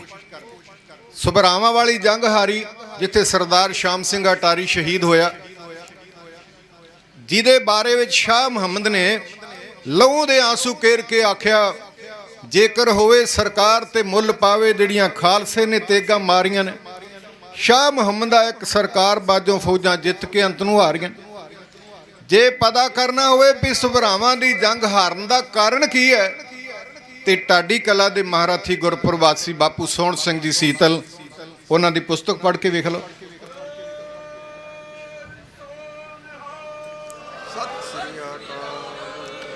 ਜੂਨ 1984 ਨੂੰ ਅਕਾਲ ਤਖਤ ਸਾਹਿਬ ਤੇ ਹਰਮੰਦਰ ਸਾਹਿਬ ਤੇ ਹਮਲਾ ਹੁੰਦਾ ਹੈ। ਉਸ ਹਮਲਾ ਹੋਣ ਦਾ ਕਾਰਨ ਕੀ ਹੈ, ਕੌਣ ਕੌਣ ਬੰਦੇ ਨੇ ਹਮਲਾ ਕਰਵਾਉਣ ਵਾਲੇ? ਕੁਲਦੀਪ ਸਿੰਘ ਬਰਾੜ ਦੀ ਪੁਸਤਕ ਪੜ੍ਹ ਕੇ ਵੇਖ ਲਓ, ਬਲੂ ਸਟਾਰ। ਤੁਹਾਨੂੰ ਆਪਣੇ ਆਪ ਹੀ ਪਤਾ ਲੱਗ ਜਾਵੇਗਾ ਵੀ ਕੀ ਕਾਰਨ ਸੀ। ਕਿਹਨਾਂ ਨੇ ਇੰਦਰਾ ਨਾਲ ਮੀਟਿੰਗਾਂ ਕੀਤੀਆਂ, ਕਿਹਨਾਂ ਨੇ ਚਿੱਠੀਆਂ ਲੈ ਲੈ ਕੇ ਭੇਜੀਆਂ, ਕੌਣ ਉਹਦੇ ਸਕੱਤਰ ਆਰ ਕੇ ਧਵਨ ਨੂੰ ਮਿਲਦਾ ਰਿਹਾ, ਮੀਟਿੰਗਾਂ ਹੋਈਆਂ ਕਿੱਥੇ ਕਿੱਥੇ। ਜਿਹੜੀਆਂ ਚਿੱਠੀਆਂ ਨੇ ਉਹਨਾਂ ਦਾ ਉਤਾਰਾ ਵੀ ਮਿਲ ਸਕਦਾ ਹੈ ਜੇ ਕੋਸ਼ਿਸ਼ ਕਰਾਂਗੇ ਤਾਂ। ਗੁਰੂ ਕੀ ਸਾਜੀ ਨਵਾਜੀ ਸਾਧ ਸੰਗਤ, ਸੱਚੀ ਗੱਲ ਤਾਂ ਇਹੀ ਹੈ ਵੀ ਪੰਜਾਬ ਇਸ ਵੇਲੇ ਯਤੀਮ ਜਿਹਾ ਜਾਪਦਾ ਹੈ, ਯਤੀਮ ਜਿਹਾ। ਜਿਨ੍ਹਾਂ ਬੱਚਿਆਂ ਦੇ ਮਾਈ ਬਾਪ ਮਰ ਜਾਣ ਉਹਨਾਂ ਨੂੰ ਝਿੜਕਾਂ ਪੈਂਦੀਆਂ, ਜਿਨ੍ਹਾਂ ਦੇ ਮਾਈ ਬਾਪ ਜਿਉਂਦੇ ਹੋਣ ਉਹਨਾਂ ਵੱਲੇ ਕੋਈ ਗਹਿਰੀ ਅੱਖ ਨਾਲ ਨਹੀਂ ਵੇਖ ਸਕਦਾ। ਰਾਜਨੀਤਿਕ ਪੱਖ ਦੇ ਲੀਡਰਾਂ ਤੋਂ ਅਸੀਂ ਯਤੀਮ ਜਾਪਦੇ ਹਾਂ। ਜੇ ਕੋਈ ਸਾਡਾ ਚੰਗਾ ਆਗੂ ਹੋਵੇ ਤੇ ਪੰਜਾਬ ਸੁੱਖਾਂ ਨਾਲ ਵਸੇ। ਇੱਕ ਬੜਾ ਪਿਆਰਾ ਸ਼ੇਰ ਆਪ ਜੀ ਨਾਲ ਸਾਂਝਾ ਕਰਕੇ ਆਪ ਜੀ ਤੋਂ ਆਗਿਆ ਲੈ ਲੈਣੀ ਹੈ। ਮੈਂ ਫੇਰ ਬੇਨਤੀ ਕਰ ਦੇਵਾਂ, ਮੋਬਾਈਲ ਸਸਤਾ ਲੈ ਲਓ, ਕਿਤਾਬਾਂ ਲਿਆ ਕੇ ਘਰਾਂ ਵਿੱਚ ਰੱਖੋ, ਆਪ ਪੜ੍ਹੋ ਤੇ ਬੱਚਿਆਂ ਨੂੰ ਪੜ੍ਹਾਓ, ਇਤਿਹਾਸ ਦੀ ਜਾਣਕਾਰੀ ਮਿਲੇ। ਸਾਡੇ ਪੁਰਖੇ ਕੌਣ ਸਨ, ਅਸੀਂ ਕਿਹਨਾਂ ਦੀ ਔਲਾਦ ਹਾਂ, ਉਹ ਕਿਹੋ ਜਿਹੇ ਸਨ, ਅਸੀਂ ਕੀ ਕਰ ਰਹੇ ਹਾਂ, ਸਾਨੂੰ ਇਸ ਗੱਲ ਦੀ ਜਾਣਕਾਰੀ ਮਿਲੇਗੀ। तो गुरु की साजी नवाजी साध संगत समा निश्चित किया होया लगभग समाप्त हो चुका है। तो मैं अर्ज करके आप जी तो आज्ञा ले लेनी है। तुम गैरों की बात करते हो, तुम गैरों की बात करते हो, हमने अपने भी आजमाए हैं। लोग कांटों से बचकर चलते हैं, हमने फूलों से जख्म खाए हैं। कंडियां नाल जख्म हुंदे ते वेखे ने, कदे किसी ने फुल्लां नाल जख्म हुंदे वेखे ने। ਅੱਜ ਜਿਹੜਾ ਪੰਜਾਬ ਘਾਇਲ ਹੋਇਆ ਪਿਆ ਤੇ ਸਾਨੂੰ ਮੋਰਚੇ ਲਾਉਣੇ ਪੈ ਰਹੇ ਨੇ, ਇਹ ਸਾਡੇ ਆਪਣਿਆਂ ਦੀ ਮਿਹਰਬਾਨੀ ਦਾ ਸਦਕਾ। ਅੱਜ ਕੋਈ ਪੰਜਾਬ ਨੂੰ ਗੱਲ ਕਰਨ ਵਾਲਾ ਦਿੱਲੀ ਜਾ ਕੇ ਮਿਲ ਪਵੇ ਵੀ ਪੰਜਾਬ ਦਾ ਗੁਨਾਹ ਕੀ ਹੈ, ਅਸੀਂ ਦੇਸ਼ ਦੀ ਆਜ਼ਾਦੀ ਲਈ ਜਵਾਨੀ ਦਾ ਖੂਨ ਡੋਲਿਆ, ਅਸੀਂ ਕਾਲਿਆਂ ਪਾਣੀਆਂ ਦੀਆਂ ਸਜ਼ਾਵਾਂ ਭੁਗਤੀਆਂ, ਅਸੀਂ ਫਾਂਸੀਆਂ ਦੇ ਤਖਤਿਆਂ ਤੇ ਚੜ੍ਹੇ, ਸਾਡੇ ਨਾਲ ਇਹੋ ਜਿਹਾ ਵਰਤਾਓ ਕਿਉਂ? ਜਦੋਂ ਕੋਈ ਗੱਲ ਕਰਨ ਵਾਲਾ ਜਾ ਕੇ ਗੱਲ ਕਰੇਗਾ ਸਰਕਾਰਾਂ ਮੰਨ ਵੀ ਜਾਂਦੀਆਂ। ਗੁਰੂ ਕਿਰਪਾ ਕਰੇ, ਸੱਚੇ ਪਾਤਸ਼ਾਹ ਸਾਡੀ ਵਾਗਡੋਰ ਸਾਂਭਣ ਵਾਲਿਆਂ ਨੂੰ ਕਿਸੇ ਚੰਗੇ ਬੰਦਿਆਂ ਦੇ ਹੱਥ ਆ ਜਾਵੇ, ਪੰਜਾਬ ਖੁਸ਼ਹਾਲ ਵਸੇ। ਪੰਜਾਬ ਪੰਜਾਂ ਦਰਿਆਵਾਂ ਦਾ ਮਾਲਕ ਸੀ, ਇੱਥੋਂ ਦੀ ਮਿੱਟੀ ਵਿੱਚੋਂ ਵੀ ਖੁਸ਼ਬੂ ਆਉਂਦੀ ਸੀ। ਪੰਜਾਬ ਦੀ ਜਵਾਨੀ ਮਸ਼ਹਿਰਿਆਂ ਨੂੰ ਵੱਟ ਦੇ ਕੇ ਜਦੋਂ ਅਖਾੜਿਆਂ ਵਿੱਚ ਨਿਕਲਦੀ ਸੀ, ਪੱਟਾਂ ਤੇ ਥਾਪੀਆਂ ਵੱਜਦੀਆਂ ਸਨ, ਕੇਸਰੀ ਦਸਤਾਰਾਂ ਬੰਨ੍ਹ ਕੇ ਜਦੋਂ ਕਾਲਜਾਂ ਵਿੱਚੋਂ ਮੁੰਡੇ ਬਾਹਰ ਨਿਕਲਦੇ ਸਨ, ਇੰਜ ਲੱਗਦਾ ਸੀ ਜਿਵੇਂ ਬੱਬਰ ਸ਼ੇਰ ਜਾਂਦੇ ਹੋਣ। ਅੱਜ ਪੰਜਾਬ ਦੀ ਜਵਾਨੀ, ਮੈਂ ਕਈ ਵਾਰੀ ਨੌਜਵਾਨਾਂ ਨੂੰ ਬੇਨਤੀ ਕੀਤੀ ਆ ਵੀ ਨਵਾਂ ਲੈਂਟਰ ਪਾਇਆ ਹੋਵੇ ਤੇ ਉਹਦੇ ਥੱਲੇ ਥੰਮੀ ਲਾਉਣ ਦੀ ਲੋੜ ਪੈਂਦੀ ਹੈ। ਥੰਮੀ ਤਾਂ ਉਸ ਮਕਾਨ ਥੱਲੇ ਦਿੱਤੀ ਜਾਂਦੀ ਜਿਹਦੇ ਬਾਲੇ ਖਰਾਬ ਹੋ ਜਾਣ, ਜਿਹਦੀ ਛੱਤ ਖਰਾਬ ਹੋ ਜਾਵੇ। ਬੁਢਾਪਾ ਦੇ ਕੋਈ ਨਸ਼ਾ ਖਾ ਲਵੇ ਵੱਖਰੀ ਗੱਲ ਆ, ਕਿਉਂਕਿ ਉਹਦੇ ਤੇ ਬੁਢਾਪਾ ਆ ਗਿਆ, ਸਰੀਰ ਕਮਜ਼ੋਰ ਪੈ ਗਿਆ। ਜਵਾਨੀ ਨੂੰ ਨਸ਼ੇ ਦੀ ਕੀ ਲੋੜ? ਇਸ ਕਰਕੇ ਜਵਾਨੀ ਦਾ ਤੇ ਨਸ਼ਾ ਆਪਣਾ ਹੀ ਬੜਾ ਹੁੰਦਾ ਹੈ। ਆਓ ਜਵਾਨੋ ਆਪਣੀ ਜਵਾਨੀ ਸੰਭਾਲਣ ਦੀ ਕੋਸ਼ਿਸ਼ ਕਰੀਏ। ਮੈਂ ਫਿਰ ਬੇਨਤੀ ਕਰ ਦੇਵਾਂ, ਮੇਰੇ ਵੱਲੋਂ ਤਾਕੀਦ ਹੈ ਆਪ ਜੀ ਨੂੰ, ਖਾਸ ਕਰਕੇ ਨੌਜਵਾਨਾਂ ਨੂੰ, ਕਿ ਆਪਣੇ ਘਰਾਂ ਦਾ ਸ਼ਿੰਗਾਰ ਗੁਰੂ ਕੇ ਇਤਿਹਾਸ ਦੀਆਂ ਪੁਸਤਕਾਂ ਨੂੰ ਬਣਾਓ ਤੇ ਕਿਤਾਬਾਂ ਪੜ੍ਹੋ, ਇਤਿਹਾਸ ਪੜ੍ਹੋ, ਤੁਹਾਨੂੰ ਜਾਣਕਾਰੀ ਮਿਲੇਗੀ ਕਿੰਨੇ ਕਿੱਥੇ ਕਿੱਥੇ ਗੁਨਾਹ ਕੀਤਾ, ਕੌਣ ਪੰਥ ਦੇ ਹਿੱਤਾਂ ਲਈ ਹੈ, ਕੌਣ ਪੰਥ ਦਾ ਦੁਸ਼ਮਣ ਹੈ। ਇਹਨਾਂ ਸ਼ਬਦਾਂ ਨਾਲ ਆਪ ਜੀ ਤੋਂ ਆਗਿਆ ਮੰਗਣ ਤੋਂ ਪਹਿਲਾਂ ਕਦਰਦਾਨੀ ਸੱਜਣਾ ਦਾ ਦਿਲ ਦੀਆਂ ਗਹਿਰਾਈਆਂ ਵਿੱਚੋਂ ਧੰਨਵਾਦ ਕਰਦੇ ਆਪ ਜੀ ਤੋਂ ਆਗਿਆ ਮੰਗਦੇ ਹਾਂ ਜੀ। ਸਾਰੇ ਪ੍ਰਬੰਧਕ ਵੀਰਾਂ ਨਾਲ ਦਿਲ ਦੀਆਂ ਗਹਿਰਾਈਆਂ ਵਿੱਚੋਂ ਧੰਨਵਾਦ। ਬੜਾ ਔਖਾ ਜਿਹਾ ਕੰਮ ਹੈ, ਪਰਿਵਾਰ ਛੱਡ ਕੇ, ਕੰਮਕਾਰ ਛੱਡ ਕੇ, ਕੌਮੀ ਯੋਧਿਆਂ ਦੀ ਚੜ੍ਹਦੀ ਕਲਾ ਲਈ, ਉਹਨਾਂ ਦੀ ਰਿਹਾਈ ਲਈ ਕਿਸੇ ਥਾਂ ਤੇ ਬੈਠਣਾ, ਤੇ ਉਹ ਵੀ ਬਹੁਤ ਦੂਰ ਆ ਕੇ। ਇਹ ਬੜਾ ਵੱਡਾ ਜ਼ਿੰਮਾ ਹੈ ਉਹਨਾਂ ਦਾ। ਅਸੀਂ ਸਾਥ ਦਈਏ ਤਾਂ ਕਿ ਸਾਡੀ ਆਵਾਜ਼ ਕੇਂਦਰ ਤੱਕ ਪਹੁੰਚ ਜਾਵੇ। ਜਦੋਂ ਆਵਾਜ਼ ਪਹੁੰਚ ਜਾਵੇਗੀ ਉਹਨਾਂ ਨੂੰ ਪਤਾ ਲੱਗ ਜਾਵੇਗਾ ਵੀ ਜਿਹੜੇ ਅਸੀਂ ਬੰਦ ਕੀਤੇ ਨੇ ਉਹਨਾਂ ਨੂੰ ਛੱਡਣਾ ਚਾਹੀਦਾ। ਇਹਨਾਂ ਦਾ ਸਾਥ ਦੇਣ ਦੀ ਬਹੁਤ ਵੱਡੀ ਜ਼ਰੂਰਤ ਹੈ। ਗੁਰੂ ਕੀ ਸੰਗਤ ਵੱਲੋਂ ਬਹੁਤ ਸਾਰਾ ਪਿਆਰ ਭੇਜਿਆ ਗਿਆ। ਨਿਹੰਗ ਸਿੰਘ ਜਥੇਬੰਦੀ ਦੇ ਢਾਡੀ ਜਥੇ ਦੇ ਸਿੰਘ ਗਿਆਨੀ ਲਖਵੀਰ ਸਿੰਘ ਜੀ ਨਵਾਬ, ਉਹਨਾਂ ਵੱਲੋਂ ਬਹੁਤ ਸਾਰਾ ਪਿਆਰ ਹਾਜ਼ਰ ਹੋਇਆ ਜੀ। ਤਖਲਸ ਰੱਖਣੇ ਇਦਾਂ ਦੇ ਚਾਹੀਦੇ ਨੇ। ਨਵਾਬ ਦਾ ਤੇ ਰੁਤਬਾ ਹੀ ਬੜਾ ਵਧੀਆ ਹੁੰਦਾ ਹੈ, ਤੇ ਨਵਾਬ ਦੇ ਹੱਥ ਵਿੱਚ ਬਰਸ਼ੀ ਫੜੀ ਹੋਵੇ, ਕਲਗੀ ਵਾਲੇ ਪਾਤਸ਼ਾਹ ਦਾ ਸੰਪੂਰਨ ਬਾਣਾ ਪਾਇਆ ਹੋਵੇ, ਨਵਾਬਾਂ ਨੂੰ ਵੀ ਮਾਤ ਪਾਉਂਦਾ ਹੈ। ਗੁਰੂ ਕਲਗੀ ਵਾਲੇ ਪਾਤਸ਼ਾਹ ਮਹਾਰਾਜ ਦੀ ਚੜ੍ਹਦੀ ਕਲਾ ਦੀ ਦਾਤ ਬਖਸ਼ਣ। ਮੇਰੇ ਢਾਡੀ ਜਥੇ ਨੂੰ ਯਾਦ ਕਰਨ ਵਾਸਤੇ ਸਰੰਗੀ ਮਾਸਟਰ ਸੂਬਾ ਸਿੰਘ ਜੀ ਸ਼ਾਂਤ, ਇਹਨਾਂ ਦਾ ਪਿੰਡ ਹੈ ਹਰੀਕੇ ਪੱਤਣ ਲੱਗੇ, ਛੋਟਾ ਜਿਹਾ ਪਿੰਡ ਹੈ ਬੂ। ਮੇਰੇ ਸੱਜੇ ਪਾਸੇ ਆਵਾਜ਼ੇ ਪੰਜਾਬ ਗੁਰਦੇਵ ਸਿੰਘ ਤੋਹਫਾ, ਇਹ ਬਿਲਕੁਲ ਬਾਰਡਰ ਤੇ ਰਹਿੰਦੇ ਨੇ, ਉਹ ਖੇਮ ਕਰਨ ਦੇ ਲਾਗੇ, ਤਾਂ ਕਿ ਪੰਜਾਬ ਤੇ ਭਾਰਤ ਵੱਲੇ ਕੋਈ ਦੁਸ਼ਮਣ ਗਹਿਰੀ ਅੱਖ ਨਾਲ ਨਾ ਵੇਖ ਸਕੇ। ਇਹ ਇਕੱਲੇ ਢਾਡੀ ਵਾਰਾਂ ਹੀ ਨਹੀਂ ਗਾਉਂਦੇ, ਦੇਸ਼ ਦੀ ਨਿਗਰਾਨੀ ਵੀ ਕਰਦੇ। ਔਰ ਮੇਰੇ ਖੱਬੇ ਪਾਸੇ ਨੇ ਕਈਆਂ ਪੀੜ੍ਹੀਆਂ ਤੋਂ ਢਾਡੀ ਕਲਾ ਨਾਲ ਸੰਬੰਧ ਰੱਖਣ ਵਾਲੇ ਪਰਿਵਾਰ ਵਿੱਚੋਂ ਗਿਆਨੀ ਦੇਸਾ ਸਿੰਘ ਦਲੇਰ ਦੇ ਛੋਟੇ ਬਰਖੁਰਦਾਰ ਸਵਿੰਦਰ ਸਿੰਘ ਜੀ 17। ਇਸ ਤਰ੍ਹਾਂ ਤੁਹਾਡੀ ਸੇਵਾ ਵਿੱਚ ਹਾਜ਼ਰ ਹੁੰਦੇ ਹਾਂ। ਇਤਿਹਾਸ ਕਹਿੰਦੇ ਹਾਂ ਅਸੀਂ ਬਹੁਤ ਗਲਤੀਆਂ ਕਰਕੇ ਹੋਵਾਂਗੇ, ਹੋ ਜਾਂਦੀਆਂ, ਬੰਦਿਆਂ ਕੋਲੇ ਹੁੰਦੀਆਂ, ਨਹੀਂ ਭੁੱਲਦਾ, ਗੁਰੂ ਨਹੀਂ ਭੁੱਲਦਾ, ਕਰਤਾਰ ਨਹੀਂ ਭੁੱਲਦਾ। ਇਸ ਗੱਲ ਦਾ ਨਿਰਣਾ ਮਹਾਰਾਜ ਨੇ ਆਪਣੀ ਬਾਣੀ ਵਿੱਚ ਕੀਤਾ ਹੈ। ਭੁੱਲਣ ਅੰਦਰ ਸਭ ਕੋ ਅਭੁੱਲ ਗੁਰੂ ਕਰਤਾਰ। ਗੁਰੂ ਕੀ ਸਾਜੀ ਨਵਾਜੀ ਸਾਧ ਸੰਗਤ, ਜਿਹੜਾ ਅੱਗਾ ਪਿੱਛਾ ਵੇਖ ਕੇ ਚੱਲਦਾ ਹੈ, ਜਿਹੜਾ ਟੋਆ ਟਿੱਬਾ ਵੇਖ ਕੇ ਚੱਲਦਾ ਹੈ, ਜਿਹੜਾ ਟੋਣੀ ਨਾਲ ਟੋਹ ਕੇ ਚੱਲਦਾ ਹੈ, ਜਿਹੜਾ ਰਾਤ ਨੂੰ ਹਨੇਰੇ ਵਿੱਚ ਟਾਰਚ ਲੈ ਕੇ ਚੱਲਦਾ, ਉਹਦੀ ਸੰਭਾਵਨਾ ਨਹੀਂ ਹੁੰਦੀ ਵੀ ਕਿਸੇ ਖੱਡ ਵਿੱਚ ਡਿੱਗ ਪਵੇ। ਇਸ ਕਰਕੇ ਇਤਿਹਾਸ ਦੀ ਰੌਸ਼ਨੀ ਵਿੱਚ ਚੱਲਣ ਦੀ ਕੋਸ਼ਿਸ਼ ਕਰੋ। ਗੁਰੂ ਅੰਗ ਸੰਗ ਰਹੇਗਾ। ਆਗਿਆ ਬਖਸ਼ੋ ਜੀ। ਵਾਹਿਗੁਰੂ ਜੀ ਕਾ ਖਾਲਸਾ, ਵਾਹਿਗੁਰੂ ਜੀ ਕੀ ਫਤਿਹ।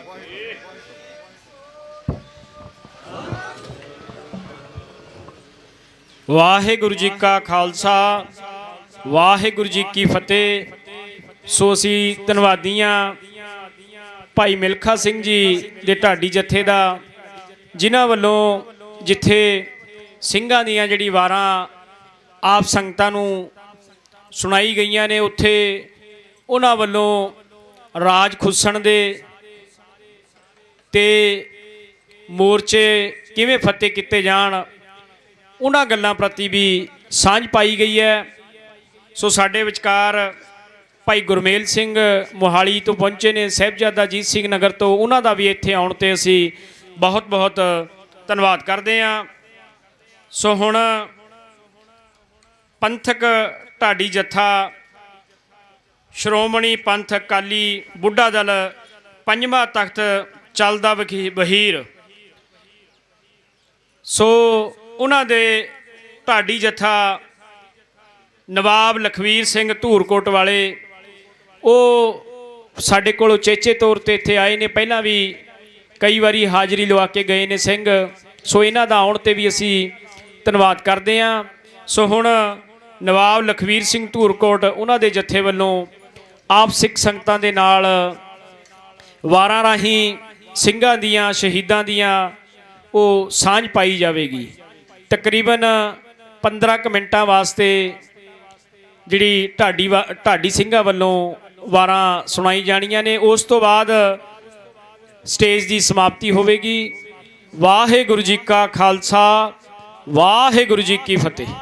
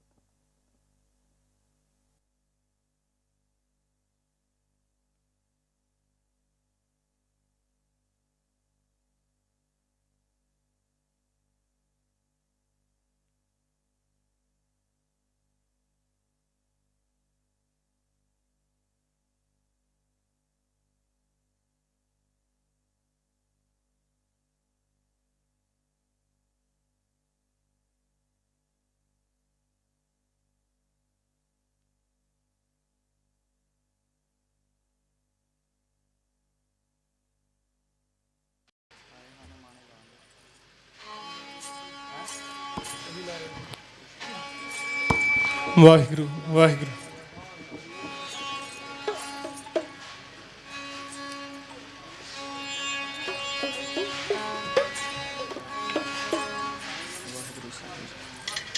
ਵਾਹਿਗੁਰੂ ਵਾਹਿਗੁਰੂ ਜੀ ਵਾਹਿਗੁਰੂ।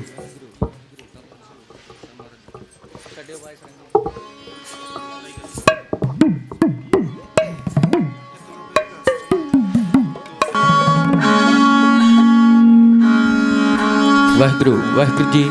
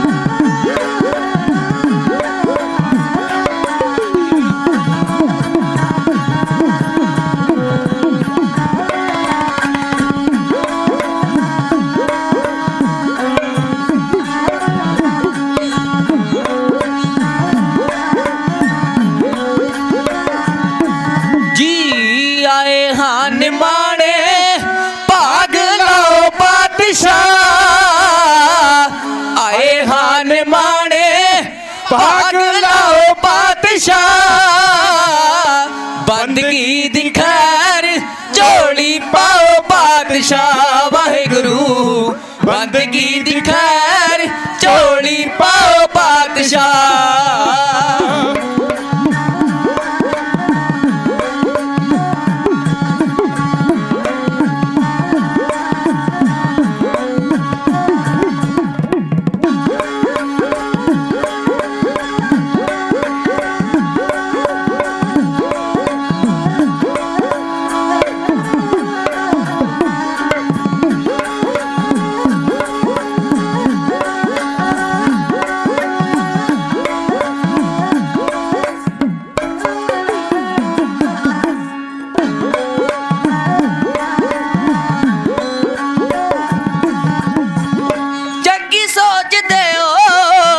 ਸ਼ੁਭ ਕਰੋ ਖਿਆਲਾਤ ਨੂੰ ਝੋਲੀ ਵਿੱਚ ਪਾਓ ਸਾਡੇ ਨਾਮ ਵਾਲੀ ਦਾਤ ਨੂੰ ਚੰਗੀ ਸੋਚਦੇ ਹੋ ਸ਼ੁੱਧ ਕਰੋ ਖਿਆਲਾਤ ਨੂੰ ਝੋਲੀ ਵਿੱਚ ਪਾਵੋ ਸਾਡੇ ਨਾਮ ਵਾਲੀ ਦਾਤ ਨੂੰ ਸੁੱਤੇ ਸਾਡੇ ਭਾਗਾਂ ਨੂੰ ਜਗਾਓ ਪਾਤਸ਼ਾਹ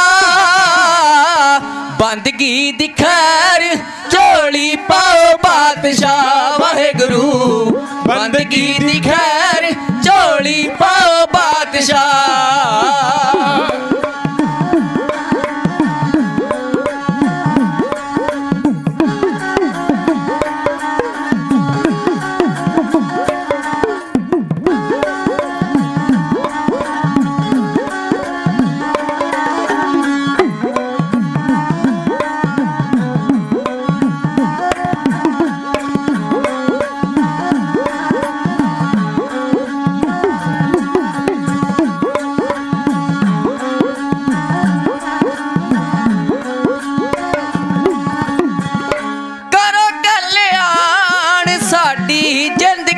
ਮਾਣੀ ਦਾ ਹਿਰਦੇ ਚ ਬਾਸਾ ਹੋਵੇ ਦਾਤਾ ਤੇਰੀ ਬਾਣੀ ਦਾ ਕਰੋ ਕਲਿਆਣ ਸਾਡੀ ਜ਼ਿੰਦਗੀ ਨੇ ਮਾਣੀ ਦਾ ਹਿਰਦੇ ਚ ਬਾਸਾ ਹੋਵੇ ਦਾਤਾ ਤੇਰੀ ਬਾਣੀ ਦਾ ਮਨਾਂ ਨੂੰ ਵੀ ਦੇ ਦਿਓ ਮਨਾਂ ਨੂੰ ਵੀ ਦੇ ਦਿਓ ਟਿਕਾਓ ਪਾਤਸ਼ਾਹ ਬੰਦਗੀ ਦੀ ਖੈਰ ਝੋਲੀ ਪਾਓ ਪਾਤਸ਼ਾਹ ਵਾਹਿਗੁਰੂ ਬੰਦਗੀ ਦੀ ਖੈਰ ਝੋਲੀ ਪਾਓ ਪਾਤਸ਼ਾਹ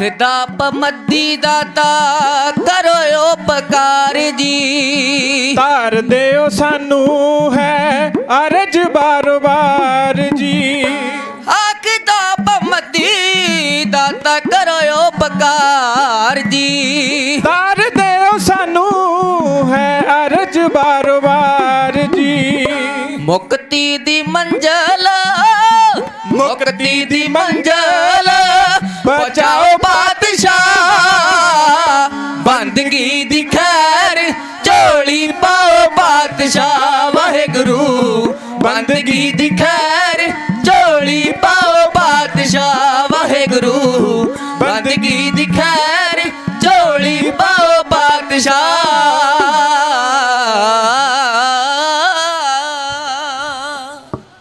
ਬਾਸੀ ਸਭ ਪੁਰ ਖਾਲਸਾ ਆਨੰਦਪੁਰ ਸਰਮੌਰ ਕਿਰਪਾ ਕੀਜੈ ਦਾਸ ਪਰ ਕੁੰਟ ਨਿਵਾਉ ਚਾਰ ਨਾਮ ਤਿਹਾਰੋ ਜੋ ਜਪੈ ਭੈ ਸਿੰਧ ਪਵ ਪਾਰ ਦਾਸ ਜਾਣ ਕਰ ਆਪਣਾ ਕਿਰਪਾ ਕੀਜੈ ਮੋਹੇ ਇਹ ਬੇਨਤੀ ਦਾਸ ਕੀ सुनो भवानी तोहे राजन के राजा महाराजन के महाराजा ऐसो राज छोड़े और दूजा कौन ते आई है दुकालंग परनासी दयालंग स्वरूपे सदा अंग संगे अपंगंग बेपुते राजान राज पानान पान दे बान दे उपमा महान चवर छत्र तख्तां दे मालक गुरता गदी ते विराजमान सुभाए मान दीन दुनिया दे बाली दाते कुल आलम धन साहिब श्री गुरु ग्रंथ पंथ साहिब महाराज सच्चे पातशाह दी पावन हजूरी विच ओ महान लोक इंसाफ मोर्चे दे विच आप रब वर्गी संगत शिरकत कर रही है दर्शन कर रही है सो बड़भागे हो क्योंकि खालसा जी एक कलगीधर सच्चे पातशाह जी दा पंथ महाराज सच्चे पातशाह जी ने जदों दा खालसा पंथ प्रगट किया ना जदों दा महाराज सच्चे पातशाह जी ने 1699 की बैसाखी वाले दिन खालसा पंथ सजाया ये पंथ का रुतबा ही बहुत बड़ा ये पंथ की शानो शौकत जाहो जलाल ये बहुत बड़ा आ गुरु नानक देव साहब महाराज कहते बेईमान कसूमती देख ना सके प्रताप ये पंथ का इन्ना प्रताप है खालसा जी कि भावें मौके दियां सरकारां होण भावें पिछलियां सरकारां होण खालसा का प्रताप नहीं चल सकियां ये हर बार ही पंथ दे उपर वधीकियां कीतियां मेरे तो बहुत ही सत्कारयोग उम्र विच भी बड़े गुणा विच भी बड़े पंथ का सत्कार ते जथा ਗਿਆਨੀ ਮਿਲਖਾ ਸਿੰਘ जी मौजी साहब सो उन्होंने श्रवण किया सो मैं उन्होंने तो गुणा विच भी छोटा तो उम्र विच भी छोटा भाव उन्हों का बच्चा आ सो वो कह के गए सन खालसे राज की गल करके गए सन कि खालसे का जोड़ा राज आ वो खुसिया क्यों ते खालसे का राज बनया किवें वो इतिहास तुसीं श्रवण कर रहे सी आओ वीर हरजिंदर सिंह जी राजपुरा साहब वैसे तो मैं उन्होंने धन्यवाद करदा क्योंकि मैनू पता भी इत्थों का 4 वजे तकरीबन जी स्टेज आ वो बंद कर दी जाती है उस बाद कथा कीर्तन तो फिर रहराज साहब जी के नितनेम होंगे मैं धन्यवाद करदा राजपुरा साहब का कि 15-20 मिनट का समा बख्शिया आओ खालसा जी जितने भी शरीर जुड़ बैठे हो कोई भी रसना बांधी ना रवे झुकाओ शीस बैठे हो सज के आखो जी गज के वाहे गुरु जी का खालसा वाहे गुरु जी की फतेह ते महाराज सच्चे पातशाह दा पंथ सदा गजदा रहा अब बाबे के ते बाबर के ये दो ही आ पहलों तो ला के हुण तक पर जित बाबे क्या दी हुंदी आई है क्योंकि मिल्खा सिंह मौजी साहब कहते सी भी साडे राज खालसे दा आउंदा क्यों नहीं राज तां खालसे दा अज भी है ठाड़ भयो मैं जोर कर बचन कहा सिर न्याय पंथ चलै तब जगत में जब तुम करो सहाय वो अकाल पुरख परमात्मा दे बहण दे विचों प्रगट होया पंथ है खालसा जी ये खत्म नहीं हो सकता सरकारां भावें चालबाजां सरकारां चालां चलदियां रहिंदियां अज आपां आ जिहड़े मर्दां दीयां तस्वीरां देख रहे हैं ना ये वो ने जिहड़े विके नहीं जिहड़े झुके नहीं ते जिहड़े सरकारां दे अगे इन्हां ने गोडे नहीं टेके पर साडे पंथ दे अपने आप नूं कहाउण वाले लीडर वो सरकारां दे अगे झुक गए विक गए सत श्री अकाल मैनू एक गल चेते आ कि मेरे बहुत ही सत्कारयोग उस्ताद ज्ञानी स्वरूप सिंह जी कड़ियाणा साहब वो सुनाते होंगे कहते यूनिवर्सिटी पटियाले जो असीं पढ़ते सा कहते बाहरले पासे तस्वीरां दी एक दुकान सी ਉਹਦੇ ਉੱਪਰ संत ज्ञानी जरनैल सिंह जी खालसा भिंडरां वालियां ਦੀਆਂ तस्वीरां भाई अमरीक सिंह जी बाबा थारा सिंह जी जनरल सुबेग सिंह ਦੀਆਂ ਉਹ तस्वीरां ਤੇ ਉਹਨਾਂ ਨੂੰ ਲੋਕੀ ਖਰੀਦਦੇ ਤੇ ਫਿਰ ਉਹਨਾਂ ਦੇ ਉੱਥੇ ਹੀ तस्वीरां सन ਦੂਜਿਆਂ ਦੀਆਂ ਤੇ ਖਾਲਸਾ ਜੀ ਜਿਹੜੇ ਵਿਕਣ ਵਾਲੇ ਸਨ ਉਹ ਇੱਕ ਵਾਰ ਬਾਬਾ ਯਾਰ ਹੁਣ ਕਰਤਾ ਲਾ ਲੈਂਦੇ ਫਿਰ ਬੇਲੀ ਆ ਖਾਲਸਾ ਜੀ ਫਿਰ ਕੀ ਹੋਇਆ ਉਹ ਕਹਿੰਦੇ ਤਸਵੀਰਾਂ ਇਹਨਾਂ ਦੀਆਂ ਕਿਉਂ ਨਹੀਂ ਵਿਕਦੀਆਂ ਉਹ ਕਹਿੰਦਾ ਵੀ ਤਸਵੀਰਾਂ ਉਹਨਾਂ ਦੀਆਂ ਵਿਕਦੀਆਂ ਹੁੰਦੀਆਂ ਜਿਹੜੇ ਆਪ ਨਾ ਵਿਕੇ ਹੋਣ ਜਿਹੜੇ ਆਪ ਵਿਕ ਜਾਂਦੇ ਆ ਉਹਨਾਂ ਦੀਆਂ ਤਸਵੀਰਾਂ ਨਹੀਂ ਵਿਕਦੀਆਂ ਗੱਜ ਕੇ ਆਖੋ ਸਤਨਾਮ ਸ੍ਰੀ ਵਾਹਿਗੁਰੂ ਸਾਡੀ ਕੌਮ ਨੂੰ ਸਾਡੇ ਪੰਥ ਨੂੰ ਅੱਜ ਲੋੜ ਆ ਲੀਡਰ ਦੀ ਸਾਰੇ ਹੀ ਕਹਿੰਦੇ ਫਿਰਦੇ ਆ ਵੀ ਲੀਡਰ ਦੀ ਲੋੜ ਆ ਪਰ ਲੀਡਰ ਕੋਈ ਬਣ ਕਿਉਂ ਨਹੀਂ ਸਕਦਾ ਬਣ ਸਕਦਾ ਕਿਉਂਕਿ ਮਰਨ ਕਿਆ ਖਾਲਸਾ ਮੇਰੋ ਸਤ ਗੁਰ ਪੂਰਾ ਮਰਨ ਖਾਲਸੇ ਨੂੰ ਪੂਰਾ ਗੁਰੂ ਕਿਹਾ ਖਾਲਸਾ ਜੀ ਅੱਜ ਘਾਟ ਆ ਅੱਜ ਉਹ ਸੱਚੇ ਲੀਡਰ ਦੀ ਘਾਟ ਆ ਜਿਹੜਾ ਤਣੋ ਮਨੋ ਧਣੋ ਪੰਥ ਦਾ ਹੋ ਕੇ ਆਪਾਂ ਆਪ ਪੰਥ ਦੇ ਉੱਪਰ ਨਿਸ਼ਾਵਰ ਕਰਦੇ ਵੇ ਅੱਜ ਉਹਦੀ ਲੋੜ ਆ 15 ਮਿੰਟ ਸਨ ਆਓ ਮੈਂ ਇੱਕ ਸੰਤ ਦੀ ਸੰਤ ਗਿਆਨੀ ਜਰਨੈਲ ਸਿੰਘ ਜੀ ਖਾਲਸਾ ਭਿੰਡਰਾਂ ਵਾਲੇ ਮਹਾਪੁਰਖ, ਉਹ ਜਦੋਂ ਉਹਨਾਂ ਦੀ ਤੋਰ ਵੀ ਜਰਨੈਲਾਂ ਵਾਲੀ, ਉਹਨਾਂ ਦੀ ਬੜਕ ਵੀ ਜਰਨੈਲਾਂ ਵਾਲੀ, ਉਹਨਾਂ ਦੀ ਮੜਕ ਵੀ ਜਰਨੈਲਾਂ ਵਾਲੀ, ਉਹ ਸਨ ਖਾਲਸੇ ਪੰਥ ਦੇ ਜਰਨੈਲ। ਖਾਲਸਾ ਜੀ ਕੌਣ ਸਨ? ਸੰਤ ਗਿਆਨੀ ਜਰਨੈਲ ਸਿੰਘ ਜੀ ਖਾਲਸਾ ਭਿੰਡਰਾਂ ਵਾਲੇ। ਅੱਜ ਦੇ ਬਾਬੇ ਨੇ ਕਿਹੜਾ ਰਫਲਾਂ ਘੱਟ ਚੱਕੀਆਂ, ਅੱਜ ਦੇ ਬਾਬਿਆਂ ਨੇ ਵੀ ਰਫਲਾਂ ਬੜੀਆਂ ਚੱਕੀਆਂ, ਪਰ ਉਹਨਾਂ ਨੇ ਫੇਸਬੁੱਕ ਤੇ ਫੋਟੋਆਂ ਪਾਉਣ ਲਈ ਚੱਕੀਆਂ, ਕਿਉਂਕਿ ਜੇ ਹਥਿਆਰ ਚੁੱਕੇ ਸਨ ਉਹ 20ਵੀਂ ਸਦੀ ਦੇ ਜਰਨੈਲ ਨੇ ਤੇ ਸਰਕਾਰਾਂ ਡਰਦੀਆਂ ਸਨ। ਅੱਜ ਵਾਲੇ ਬਾਬਿਆਂ ਤੋਂ ਕਿਉਂ ਨਹੀਂ ਡਰਦੀਆਂ? ਕਿਉਂਕਿ ਉਨੀ ਹਿੰਮਤ ਨਹੀਂ, ਉਨੀ ਗੜਕ ਨਹੀਂ, ਤੇ ਨਾ ਆਪਣਾ ਆਪ ਨਿਸ਼ਾਵਰ ਕਰਨ, ਤੇ ਸਗੋਂ ਸਾਰਾ ਕੁਝ ਪੰਥ ਦਾ ਲੁੱਟ ਕੇ ਘਰੇ ਲਿਜਾਣ ਵਾਲੇ ਆ। ਖਾਲਸਾ ਜੀ ਆ ਤੱਕਿਓ ਕੌਣ ਸੀ? ਸੰਤ ਗਿਆਨੀ ਜਰਨੈਲ ਸਿੰਘ ਜੀ ਖਾਲਸਾ ਭਿੰਡਰਾਂ ਵਾਲੇ ਮਹਾਪੁਰਖ। ਧੰਨ ਗੁਰੂ ਕਲਗੀਧਰ ਮਹਾਰਾਜ ਸੱਚੇ ਪਾਤਸ਼ਾਹ ਜੀ ਚਮਕੌਰ ਦਾ ਜੰਗ ਜਿੱਤ ਕੇ ਮਾਛੀਵਾੜੇ ਦੇ ਜੰਗਲਾਂ ਦੇ ਵਿੱਚ ਦੀ ਹੁੰਦੇ ਹੋਏ ਮਹਾਰਾਜ ਸੱਚੇ ਪਾਤਸ਼ਾਹ ਜੀ ਰਾਏਕੋਟ ਲੰਘ ਕੇ, ਲੰਮਾ ਜੱਟਪੁਰਾ ਲੰਘ ਕੇ, ਉਹ ਜਦੋਂ ਮਾਲਵੇ ਦੀ ਧਰਤੀ ਤੇ ਜਾਂਦੇ ਆ, ਪਿੰਡ ਆਉਂਦਾ ਬੰਬੀਹਾ, ਪੱਕਾ, ਬਾਜਬ, ਉੱਥੇ ਆਉਂਦਾ ਛੱਤੇਆਣਾ ਪਿੰਡ। ਇੱਥੇ ਖਾਲਸਾ ਜੀ ਮਹਾਰਾਜ ਸੱਚੇ ਪਾਤਸ਼ਾਹ ਜੀ ਨੇ ਆਪਣੇ ਨਾਲ ਬਰਾੜਾਂ ਦੀ ਫੌਜ ਭਰਤੀ ਕਰ ਲਈ ਸੀ, ਜਿਹੜੀ ਕਿ ਤਨਖਾਹਾਂ ਤੇ ਲੜਨ ਵਾਲੇ ਸਨ। ਉਹਨਾਂ ਕਿਹਾ ਕਿ ਮਹਾਰਾਜ ਸਾਨੂੰ ਤਨਖਾਹਾਂ ਚਾਹੀਦੀਆਂ, ਤੇ ਉਹਨਾਂ ਨੂੰ ਪਤਾ ਸੀ ਕਿ ਅੱਗੇ ਤਾਂ ਫਿਰ ਭਾਈ ਡੱਲੇ ਦਾ ਉਹ ਇਲਾਕਾ ਆ ਜਾਵੇਗਾ ਤੇ ਮਰਨ ਨੂੰ ਆਪਣੀ ਫੌਜ ਲਾ ਦੇਵੇਗਾ, ਸਾਨੂੰ ਤਨਖਾਹਾਂ ਨਹੀਂ ਮਿਲਣੀਆਂ। ਆ ਤੱਕਿਓ ਉਹ ਮਹਾਰਾਜ ਸੱਚੇ ਪਾਤਸ਼ਾਹ ਦਾ ਘੋੜਾ ਫੜ ਕੇ ਅੱਗੇ ਆਉਣਾ, ਲਗਾਮ ਫੜ ਕੇ ਘੋੜੇ ਨੂੰ ਕਹਿਣ ਲੱਗੇ ਮਹਾਰਾਜ ਸਾਨੂੰ ਤਨਖਾਹਾਂ ਦਿਓ। ਸਤਿਗੁਰੂ ਕਲਗੀਧਰ ਗੁਰੂ ਗੋਬਿੰਦ ਸਿੰਘ ਸਾਹਿਬ ਸੱਚੇ ਪਾਤਸ਼ਾਹ ਜੀ ਕਹਿੰਦੇ ਅਸੀਂ ਕਿਸੇ ਦਾ ਹੱਕ ਨਹੀਂ ਖਾਂਦੇ, ਹੱਕ ਪਰਾਇਆ ਨਾਨਕਾ ਉਸ ਸੂਅਰ ਉਸ ਗਾਏ, ਪੀਰ ਹਾਮਾ ਤਾਂ ਭਰੈ ਜਾਮ ਮੁਰਦਾਰ ਨਾ ਖਾਏ। ਮੈਂ ਕਹਿੰਦੇ ਮੁਰਦਾਰ ਖਾਣ ਦੇ ਬਰਾਬਰ ਹੈ ਕਿਸੇ ਦਾ ਹੱਕ, ਤੁਹਾਡਾ ਹੱਕ ਨਹੀਂ ਰੱਖਦੇ, ਤੁਹਾਨੂੰ ਦੇ ਦੇਵਾਂਗੇ। ਪਰ ਕਹਿੰਦੇ ਨਹੀਂ ਮਹਾਰਾਜ ਸਾਨੂੰ ਤਨਖਾਹਾਂ ਚਾਹੀਦੀਆਂ ਤੇ ਅੱਜ ਹੀ ਚਾਹੀਦੀਆਂ। ਛੱਤੇਆਣਾ ਪਿੰਡ ਆ ਤੇ ਖਾਲਸਾ ਜੀ ਲੈਣ ਬੰਨ ਲਈ। ਹੁਣ ਮਾਰੇ ਘਟ ਘਟ ਕੇ ਅੰਤਰ ਕੀ ਜਾਣਤ, ਭਲੇ ਬੁਰੇ ਕੀ ਪੀਰ ਪਛਾਣਤ, ਸਤਿਗੁਰ ਸਾਰੀਆਂ ਖੇਡਾਂ ਵਰਤਾਉਣ ਜਾਣਦੇ ਆ। ਉਹ ਕਹਿੰਦੇ ਅੱਜ ਹੀ ਤਨਖਾਹਾਂ ਚਾਹੀਦੀਆਂ। ਮਰੇ ਨੇ ਖੇਡ ਵਰਤਾਈ, ਉੱਥੇ ਇੱਕ ਧਨਾੜ ਮਨੁੱਖ ਉਹ ਆਇਆ, ਉਹ ਮਾਇਆ ਲੈ ਕੇ ਮਹਾਰਾਜ ਸੱਚੇ ਪਾਤਸ਼ਾਹ ਦੇ ਚਰਨਾਂ ਦੇ ਉੱਪਰ ਉਹਨੇ ਮਾਇਆ ਭੇਟਾ ਕੀਤੀ। ਉਹ ਮਾਇਆ ਦੀਆਂ ਥੈਲੀਆਂ ਸਤਿਗੁਰੂ ਕਲਗੀਧਰ ਮਹਾਰਾਜ ਨੇ ਖੋਲ ਲਈਆਂ, ਉਹਨਾਂ ਦੀ ਲੈਣ ਬਣਾ ਲਈ। ਉਹਨਾਂ ਨੂੰ ਕਹਿਣ ਲੱਗੇ ਆਓ ਤਨਖਾਹਾਂ ਲੈ ਲਵੋ, ਤੇ ਉਹ ਅੱਗੇ ਇੱਕ ਇੱਕ ਕਰਕੇ ਆਉਂਦਾ। ਮਹਾਰਾਜ ਕਹਿੰਦੇ ਤੈਨੂੰ ਸਿੱਖੀ ਚਾਹੀਦੀ ਆ ਕਿ ਤਨਖਾਹ ਚਾਹੀਦੀ ਆ? ਉਹ ਕਹਿੰਦਾ ਮਹਾਰਾਜ ਸਿੱਖ ਤਾਂ ਤੁਹਾਡੇ ਹੀ ਆ ਤੇ ਮਹਾਰਾਜ ਪਰ ਅੱਜ ਦਾ ਤਨਖਾਹ ਦੀ ਜ਼ਰੂਰਤ ਆ। ਮਹਾਰਾਜ ਤਨਖਾਹ ਦੇ ਦਿੰਦੇ ਆ। ਸਾਰਿਆਂ ਨੂੰ ਤਨਖਾਹਾਂ ਦੇ ਦਿੱਤੀਆਂ ਤੇ ਉਹਨਾਂ ਦਾ ਸਰਦਾਰ ਸੀ ਦਾਨਾ ਬਰਾੜ। ਮਹਾਰਾਜ ਸੱਚੇ ਪਾਤਸ਼ਾਹ ਕਹਿਣ ਲੱਗੇ ਆ ਭਾਈ ਦਾਨ ਸਿੰਘਾ ਤੂੰ ਵੀ ਤਨਖਾਹ ਲੈ ਲੈ।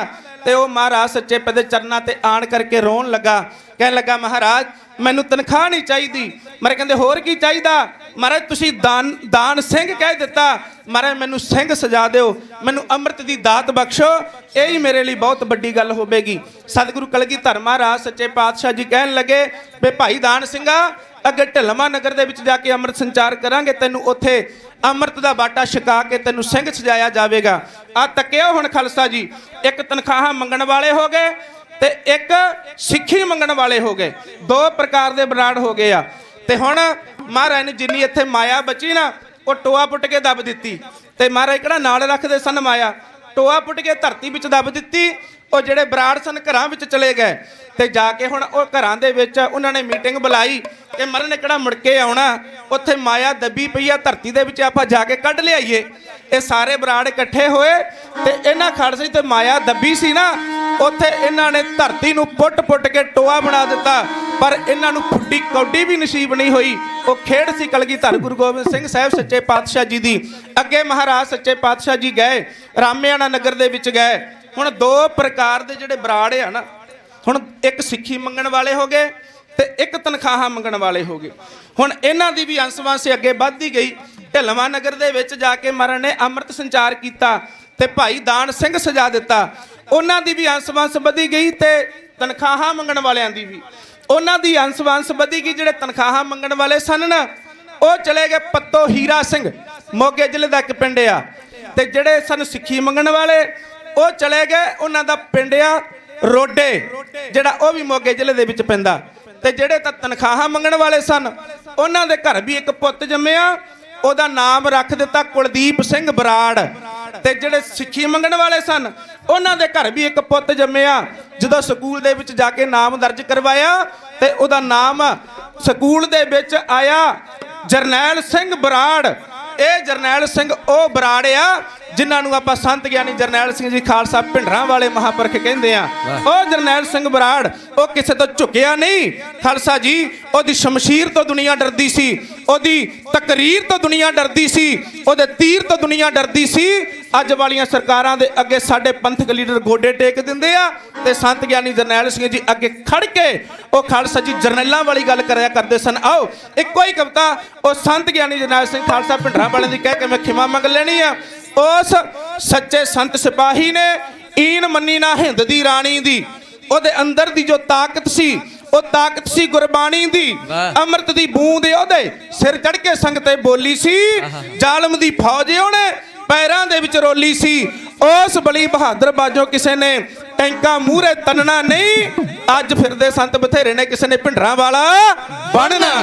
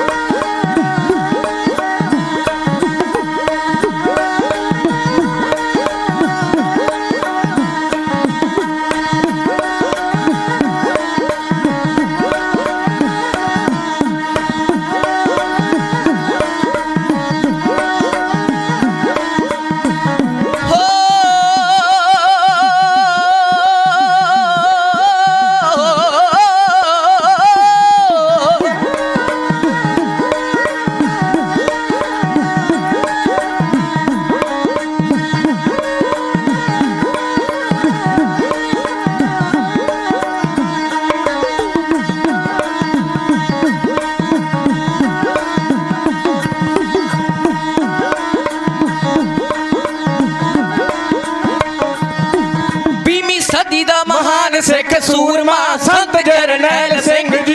20ਵੀਂ ਸਦੀ ਦਾ ਮਹਾਨ ਸਿੱਖ ਸੂਰਮਾ ਸੰਤ ਜਰਨੈਲ ਸਿੰਘ ਜੀ।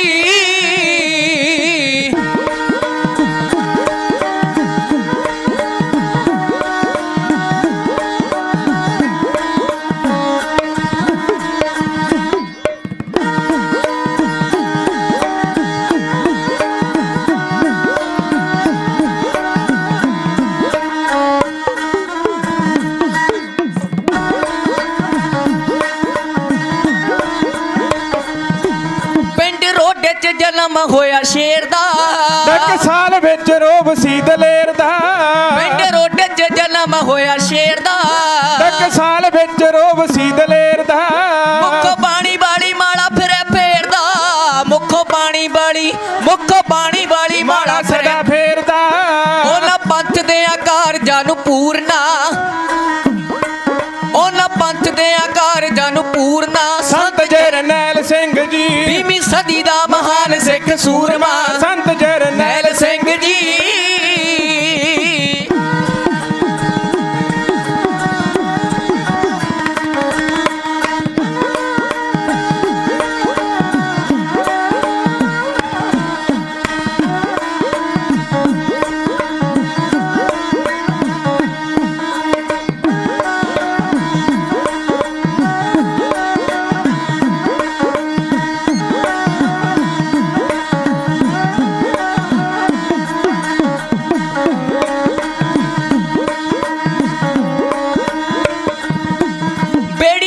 ਵਾਲੀ ਰੁੜੀ ਮੰਜ ਧਾਰ ਸੀ, ਅੱਗੋਂ ਕੌਮ ਦੇ ਤਾਂ ਬਣ ਗਏ ਗਦਾਰ ਸੀ।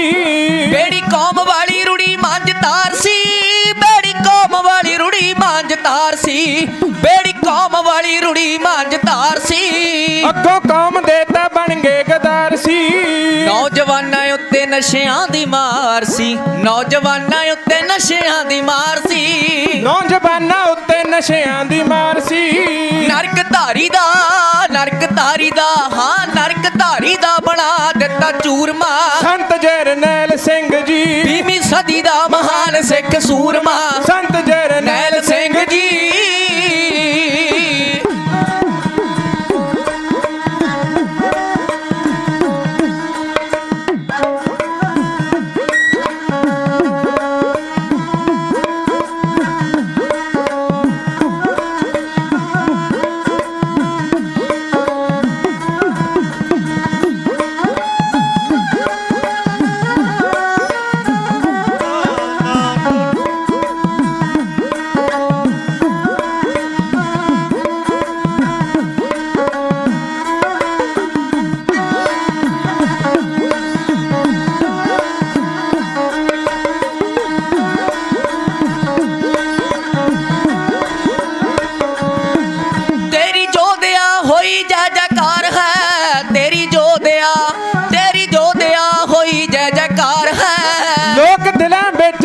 ਸਤਕਾਰ ਹੈ। ਸਹਿਬ ਪਾਰਸ ਸ਼ਗਨ ਗਾਉਂਦੇ ਵਾਰ ਹੈ। ਸਹਿਬ ਪਾਰਸ ਸਗਨ ਗਾਉਂਦੇ ਬਾਰ ਹੈ। ਲਾਵਾ ਲੈ ਗਿਆ, ਲਾਵਾ ਲੈ ਗਿਆ, ਹਾਂ ਲਾਵਾ ਲੈ ਗਿਆ ਜਵਾਨ ਲੜੀ ਹੂਰਨਾ।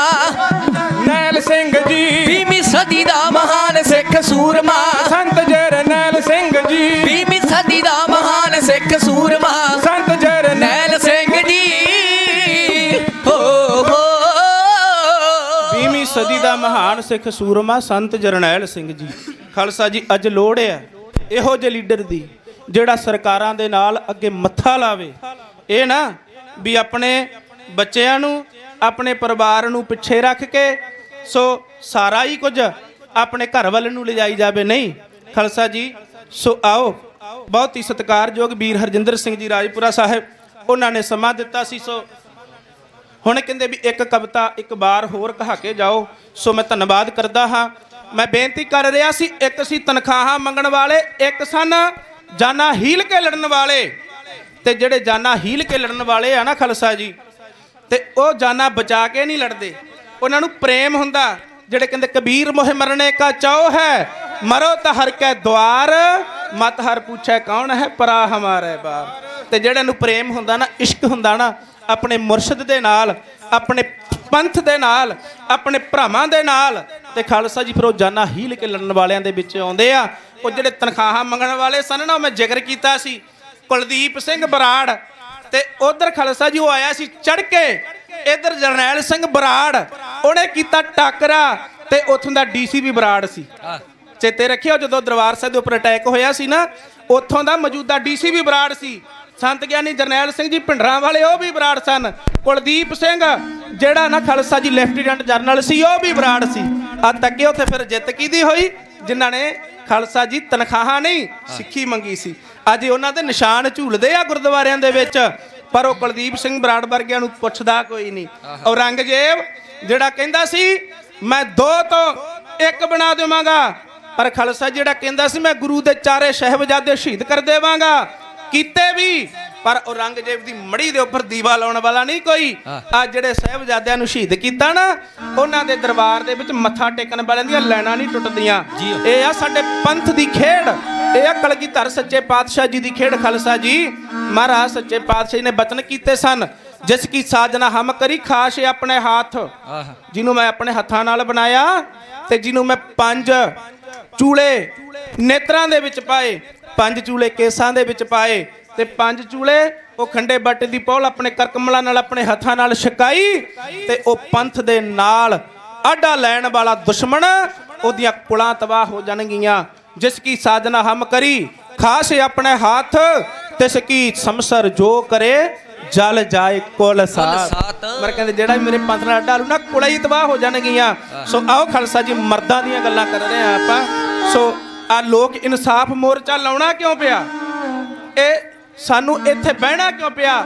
ਨਹੀਂ ਤਾਂ ਸਾਡਾ ਕਿਹੜਾ ਜੀ ਕਰਦਾ ਵੀ ਅਸੀਂ ਠੰਡ ਦੇ ਵਿੱਚ ਰਾਤਾਂ ਦੇ ਵਿੱਚ ਤੇ ਸੜਕਾਂ ਦੇ ਉੱਪਰ ਰਾਤਾਂ ਕੱਟੀਏ?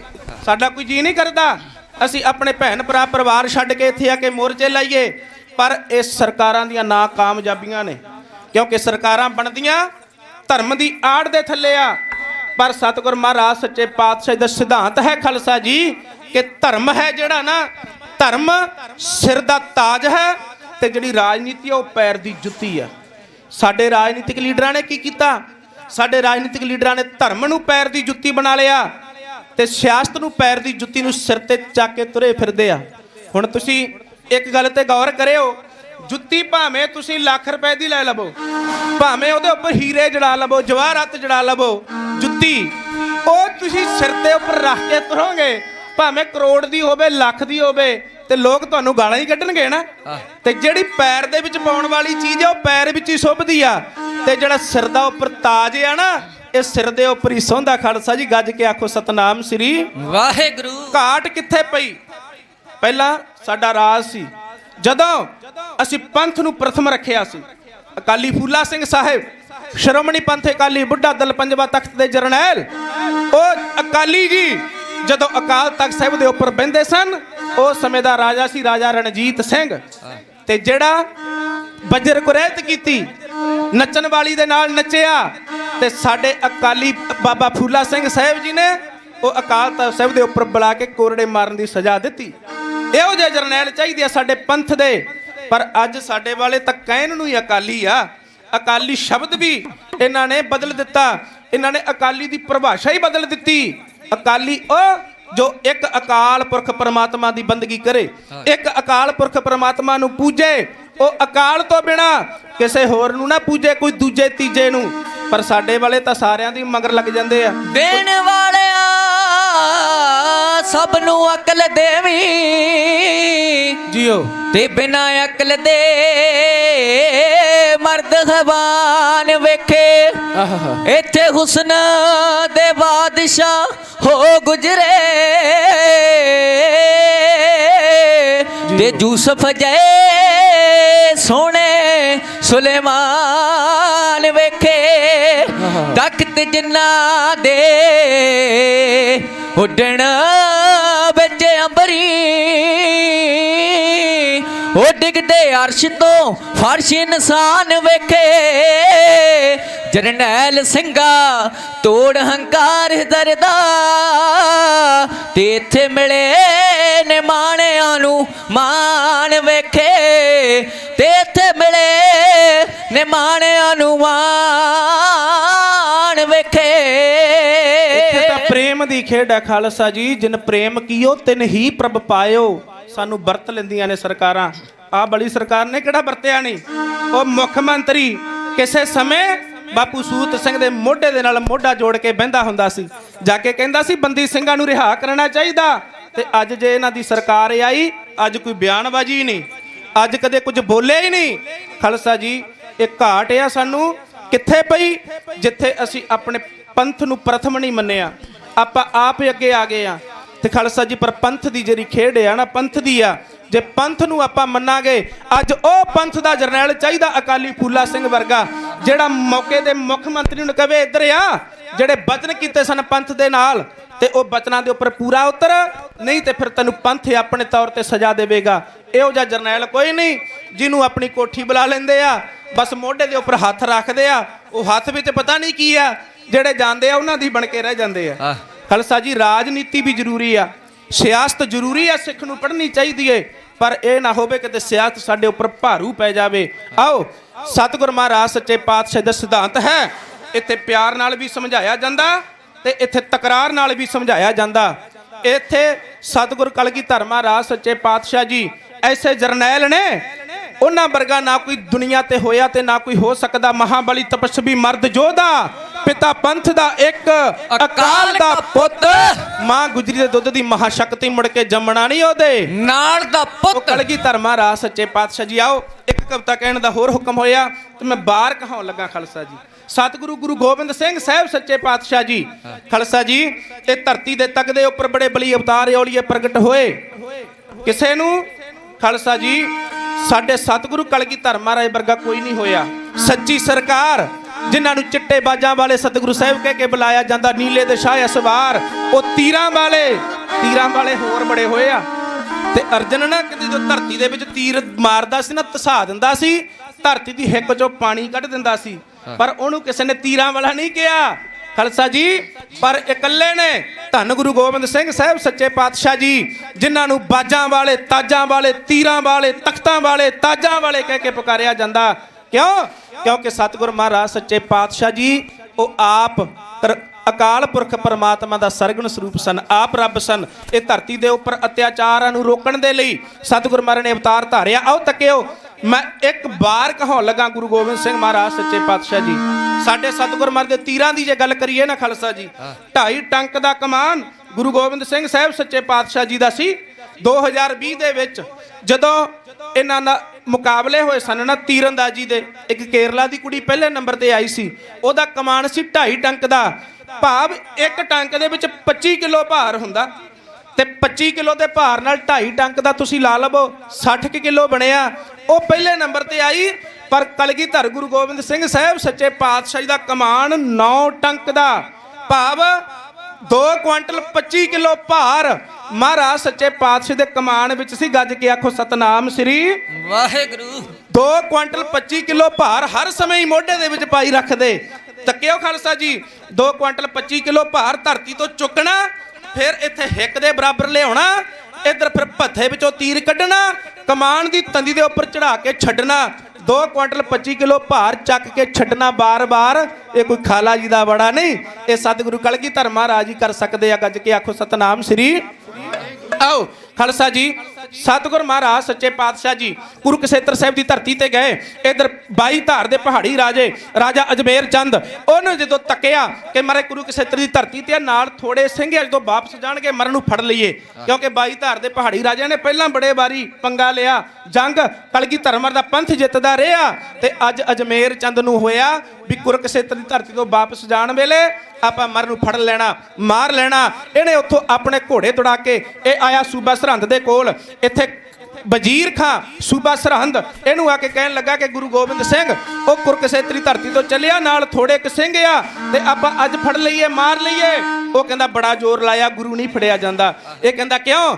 ਅੱਜ ਤਾਂ ਜ਼ਰੂਰ ਭਾਵੇਂ ਕੁਝ ਵੀ ਕਰਨਾ ਪਵੇ, ਅੱਜ ਗੁਰੂ ਨੂੰ ਫੜਨਾ। ਜੇ ਕਿਤੇ ਲੋਹਗੜ੍ਹ ਦੇ ਕਿਲੇ ਵਿੱਚ ਚਲਿਆ ਗਿਆ ਫੇਰ ਆਪਾਂ ਗੁਰੂ ਨੂੰ ਨਹੀਂ ਫੜ ਸਕਦੇ। ਆ ਤੱਕਿਓ ਖਾਲਸਾ ਜੀ, ਇਧਰ 2 ਜਰਨੈਲ ਆਏ ਹੋਏ ਸੂਬਾ ਸਰਹੰਦ ਦੇ ਕੋਲ, ਲਾਹੌਰ ਤੋਂ ਚੱਲੇ ਦਿੱਲੀ ਨੂੰ 2 ਜਰਨੈਲ। ਇੱਕ ਦਾ ਨਾਮ ਆ ਸ਼ਯਾਦ ਬੇਗ, ਇੱਕ ਦਾ ਨਾਮ ਆ ਆਲਫ ਖਾਂ। ਹੁਣ ਸੂਬਾ ਸਰਹੰਦ ਕਹਿਣ ਲੱਗਾ ਵੀ ਆਪਣੇ ਕੋਲੇ 2 ਜਰਨੈਲ ਆਇਆ, 5-5 ਹਜ਼ਾਰ ਇਹਨਾਂ ਕੋਲੇ ਫੌਜ ਆ, 10,000 ਇਹਨਾਂ ਦੀ ਫੌਜ ਆ, ਨਾਮੀ ਜਰਨੈਲ ਆ, ਆਪਾਂ ਇਹਨਾਂ ਨੂੰ ਖਰੀਦ ਲੈਂਦੇ ਆ। ਉਹਨਾਂ ਨੂੰ ਖਾਲਸਾ ਜੀ 5-5 ਹਜ਼ਾਰ ਰੁਪਈਆ ਤੇ ਇਹਨਾਂ ਨੇ ਕਰ ਲਿਆ, ਉਹਨਾਂ ਨੂੰ ਖਰੀਦ ਲਿਆ। ਤੇ ਨਾਲੇ ਕਿਹਾ ਵੀ ਜਦੋਂ ਤੁਸੀਂ ਗੁਰੂ ਨੂੰ ਫੜ ਕੇ ਲੈ ਕੇ ਜਾਓਗੇ ਨਾ, ਤੇ ਜਦੋਂ ਦਿੱਲੀ ਦੇ ਤਖਤ ਤੇ ਲੈ ਕੇ ਜਾਓਗੇ, ਔਰੰਗਜ਼ੇਬ ਨੇ ਤੁਹਾਨੂੰ ਬੜਾ ਮਾਣ ਸਨਮਾਨ ਦੇਣਾ, ਤੁਹਾਨੂੰ ਸਰੋਪੇ ਸੋਨੇ ਚਾਂਦੀ ਖਿਲਤਾਂ ਦੇ ਵਿੱਚ ਦੇਣੇ ਆ। ਹੁਣ ਸਯਾਦ ਬੇਗ ਰੋਜ਼ ਦਾ 1 ਬੱਕਰਾ ਖਾਂਦਾ, ਇਹਦੀ ਖੁਰਾਕ ਆ। ਇਹਨੂੰ ਵੀ ਆਪਣੇ ਹੰਕਾਰ ਆ, ਇਹਨੂੰ ਆਪਣੇ ਤਾਕਤ ਦੇ ਉੱਪਰ, ਆਪਣੇ ਡੌਲਿਆਂ ਦੇ ਉੱਪਰ ਇਹਨੂੰ ਮਾਣ ਆ। ਇਹ ਕਹਿੰਦਾ ਮੈਂ ਗੁਰੂ ਬੜੇ ਚਿਰ ਦਾ ਸੁਣਦਾ ਵੀ ਆਨੰਦਪੁਰ ਦਾ ਗੁਰੂ ਆ, ਅੱਜ ਮੈਂ ਤੱਕਣਾ ਉਹ ਕਿਹੋ ਜਿਹਾ ਗੁਰੂ ਆ। ਇੱਧਰ ਤੱਕਿਓ ਖਾਲਸਾ ਜੀ, ਉਧਰ ਮਹਾਰਾਜ ਵੀ ਆ ਗਏ, ਤੇ ਉਧਰ ਬਾਬਾ ਆਲਮ ਸਿੰਘ ਜੀ ਨੱਚਣਾ ਐਵੇਂ ਨਹੀਂ ਸੀ। ਨਾਮ ਸਿੰਘਾਂ ਦੇ ਪਹਿਲਾਂ ਤਖੱਲਸ ਹੁੰਦੇ। ਨੱਚਣਾ ਕਿਉਂ ਕਿਹਾ ਜਾਂਦਾ ਸੀ? ਮਹਾਰਾਜ ਦਾ ਬਹੀਰ ਜਾਂਦਾ, ਉਹ 20 ਕਿਲੋਮੀਟਰ ਅੱਗੇ ਭੱਜ ਕੇ ਚਲੇ ਜਾਂਦਾ ਘੋੜਾ ਲੈ ਕੇ, ਫਿਰ ਦੇਖਦਾ ਦੁਸ਼ਮਣ ਦੀ ਚਾਲ, ਤੇ ਆ ਕੇ ਫਿਰ ਸਾਰਾ ਕੁਝ ਦੱਸਦਾ। ਬਾਬਾ ਆਲਮ ਸਿੰਘ ਜੀ ਨੱਚਣਾ ਉਹ ਖਬਰ ਲੈ ਕੇ ਆਏ, ਕਲਗੀਧਰ ਮਹਾਰਾਜ ਸੱਚੇ ਪਾਤਸ਼ਾਹ ਨੂੰ ਦੱਸ ਦਿੱਤਾ, ਤੇ ਮਹਾਰਾਜ ਨੇ ਆਨੰਦਪੁਰ ਸਾਹਿਬ ਦੀ ਧਰਤੀ ਦੇ ਉੱਪਰ ਜਿੱਥੇ ਗੁਰੂ ਕਾ ਖਾਲਸਾ ਪੰਥ ਹੋਲਾ ਮਹੱਲਾ ਮਨਾ ਕੇ ਹਟਿਆ, ਉੱਥੇ ਮਹਾਰਾਜ ਨੇ ਹੁਕਮਨਾਮਾ ਭੇਜ ਦਿੱਤਾ। ਉਧਰ ਗੁਰੂ ਕੇ ਨਿਹੰਗ ਸਿੰਘ ਯੋਧੇ ਉਹ ਚੜ ਪਏ ਖਾਲਸਾ ਜੀ। ਉਹ ਚਮਕੌਰ ਸਾਹਿਬ ਦੀ ਧਰਤੀ ਆ, ਜਿੱਥੇ 10.25 ਲੱਖ ਮੁਗਲ ਚੜ ਕੇ ਆਇਆ ਸੀ ਨਾ, 2 ਸਾਹਿਬਜ਼ਾਦੇ ਸ਼ਹੀਦੋ 40 ਸਿੰਘ। ਇਹ ਜੰਗ ਉਦੋਂ ਪਹਿਲਾਂ ਵਾਲਾ 1703 ਦਾ ਜੰਗ ਆ। ਤੱਕਿਓ ਖਾਲਸਾ ਜੀ, ਸਤਿਗੁਰ ਮਹਾਰਾਜ ਕਲਗੀਧਰ ਸੱਚੇ ਪਾਤਸ਼ਾਹ ਪਹੁੰਚ ਗਏ ਚਮਕੌਰ ਦੀ ਧਰਤੀ ਦੇ ਉੱਪਰ। ਇਧਰ ਸਯਾਦ ਬੇਗ 5000 ਫੌਜ ਲੈ ਕੇ, ਆਲਫ ਖਾਂ 5000 ਫੌਜ ਲੈ ਕੇ, ਅਜਮੇਰ ਚੰਦ ਆਪਣੀਆਂ ਫੌਜਾਂ ਲੈ ਕੇ, ਉਧਰ ਉਹ ਚੜ ਪਿਆ। ਉਹ ਜਾਹ ਅਲੀ ਦੇ ਨਾਰੇ ਮਾਰਦੇ। ਇਧਰ ਗੁਰੂ ਕੇ ਸਿੰਘ ਨਿਹੰਗ ਸਿੰਘ ਬੋਲੇ ਸੋਨੇਹਾਲ, ਸਤਿ ਸ੍ਰੀ ਅਕਾਲ ਦੇ ਛੱਡ ਕੇ ਜੈਕਾਰੇ ਮਾਰ ਕੇ ਲਲਕਾਰੇ, ਚੜ ਗਿਆ ਮੈਦਾਨੇ ਜੰਗ ਦੇ ਵਿੱਚ। ਹੁਣ ਸਯਾਦ ਬੇਗ ਆਇਆ, ਉਹਨੂੰ ਆਪਣੇ ਡੌਲਿਆਂ ਤੇ ਮਾਣ ਆ, ਘਮੰਡ ਆਪਣੀ ਤਾਕਤ ਤੇ। ਉਹ ਕਹਿੰਦਾ ਗੁਰੂ ਨਹੀਂ ਸਾਹਮਣੇ ਆਉਂਦਾ, ਉਹ ਆਪਣੇ ਸਿੱਖਾਂ ਨੂੰ ਮਰਵਾਈ ਜਾਂਦਾ। ਗੁਰੂ ਗੋਬਿੰਦ ਸਿੰਘ ਆਪ ਲੁਕਿਆ ਬੈਠਾ, ਉਹ ਘਟ ਕੇ ਅੰਤਰ ਕੀ ਜਾਣਤ, ਭਲੇ ਬੁਰੇ ਕੀ ਪੀਰ ਪਛਾਣਤ। ਸਤਿਗੁਰੂ ਕਲਗੀਧਰ ਮਹਾਰਾਜ ਸੱਚੇ ਪਾਤਸ਼ਾਹ ਨੂੰ ਸੁਣਿਆ, ਤੇ ਮਹਾਰਾਜ ਸੱਚੇ ਪਾਤਸ਼ਾਹ ਕਹਿਣ ਲੱਗੇ ਸਾਡਾ ਘੋੜਾ ਤਿਆਰ ਕਰ ਦਿਓ। ਉਹ ਨੀਲੇ ਦੇ ਉੱਪਰ ਪਾ ਕੇ ਕਾਠੀ ਸਤਿਗੁਰ ਮਹਾਰਾਜ ਸੱਚੇ ਪਾਤਸ਼ਾਹ ਜੀ ਨੇ ਆਪਣੇ ਤੀਰ ਲੈ, ਤੀਰਾਂ ਵਾਲਾ ਭੱਥਾ ਚੁੱਕਿਆ। ਸਤਿਗੁਰ ਮਹਾਰਾਜ ਨੇ ਸ਼ਸਤਰ ਲੈ, ਤੇ ਇਧਰ ਕਟਾਰ, ਇਧਰ ਖਾਲਸਾ ਜੀ ਉਹ ਸ੍ਰੀ ਸਾਹਿਬ, ਇਧਰ ਖਾਲਸਾ ਜੀ ਹੋਰ ਸ਼ਸਤਰ, ਜੰਗੀ ਸ਼ਸਤਰ ਸਤਿਗੁਰ ਮਹਾਰਾਜ ਨੇ ਆਪਣੇ ਕਮਰ ਕਿਸੇ ਦੇ ਕਰ ਲਏ ਆ। ਤੇ ਇਧਰ ਸਤਿਗੁਰ ਮਹਾਰਾਜ ਸੱਚੇ ਪਾਤਸ਼ਾਹ ਜੀ ਘੋੜੇ ਦੇ ਉੱਪਰ ਹੋ ਕੇ ਸਵਾਰ। ਹੁਣ ਤਗੜ ਕਰਦਾ ਘੋੜਾ ਉਹ ਸਤਿਗੁਰ ਮਹਾਰਾਜ ਸੱਚੇ ਪਾਤਸ਼ਾਹ ਦਾ ਮੈਦਾਨੇ ਜੰਗ ਵਿੱਚ ਆ ਗਿਆ। ਉਧਰੋਂ ਸਯਾਦ ਬੇਗ ਆ ਗਿਆ। ਇਧਰ ਗੁਰੂ ਗੋਬਿੰਦ ਸਿੰਘ ਮਹਾਰਾਜ ਸੱਚੇ ਪਾਤਸ਼ਾਹ ਜੀ ਪੜਦੇ ਬੀਰਸ ਦੀ ਬਾਣੀ, ਗਗਨ ਤਮਾ ਬਾਜਿਓ ਪ੍ਰਜ ਸਾਨੇ ਕਹੋ, ਖੇਤ ਜੋ ਮੰਡਿਓ ਸੂरमा अब जूझन को दाओ, सूरा सो पहचानी है जो लड़े दीन के हेत, पुरजा कट मरे तबू न छाड़े खेत, मार के ललकारे छाड़ के जकारे बैली दे पर मारे किताबियत।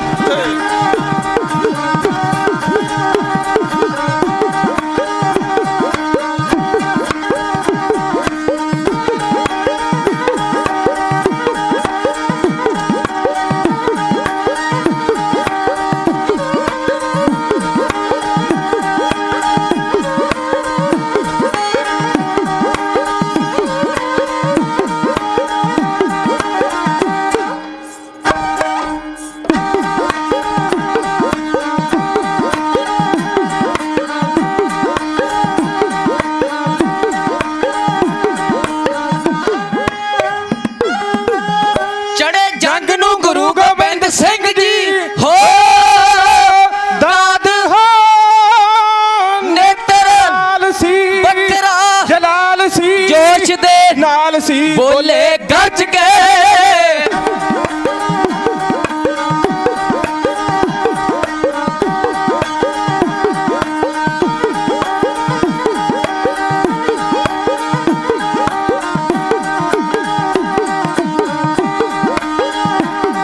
ਚੜੇ ਜੱਗ ਨੂੰ ਗੁਰੂ ਗੋਬਿੰਦ ਸਿੰਘ ਜੀ।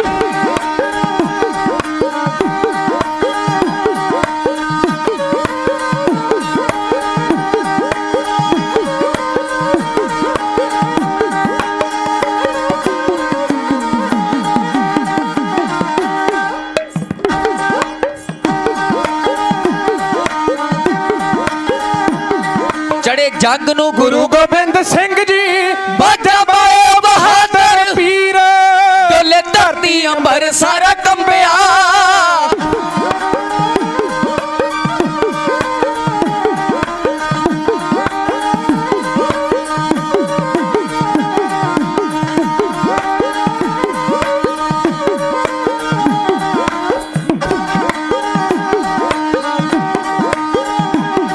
ਡੋਲੇ ਧਰਤੀ ਅੰਬਰ ਸਾਰਾ ਕੰਬਿਆ ਜਦੋਂ ਖਿੱਚ ਕੇ ਨਾ ਛੱਡ ਦੇ ਤੀਰ ਤੀਰ ਵੱਜਦੇ ਪਠਾਣਿਓ ਭੱਜਦੇ।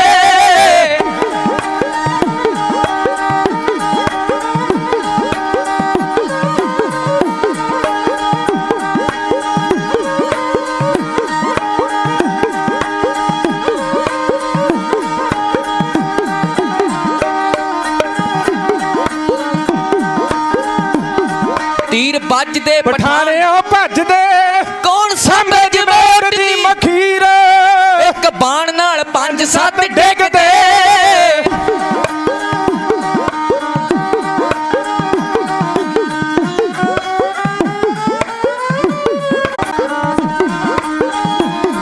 ਕਈ ਦੇਖਦੇ ਨੇ ਬਲ ਦਸ਼ਮੇਸ਼ ਦੇ ਵੇਖਦੇ ਨੇ ਬਲ ਦਸ਼ਮੇਸ਼ ਦੇ ਹੋ ਕਹਿੰਦੇ ਕੋਈ ਪੀਰਾਂ ਦਾ ਪੀਰ।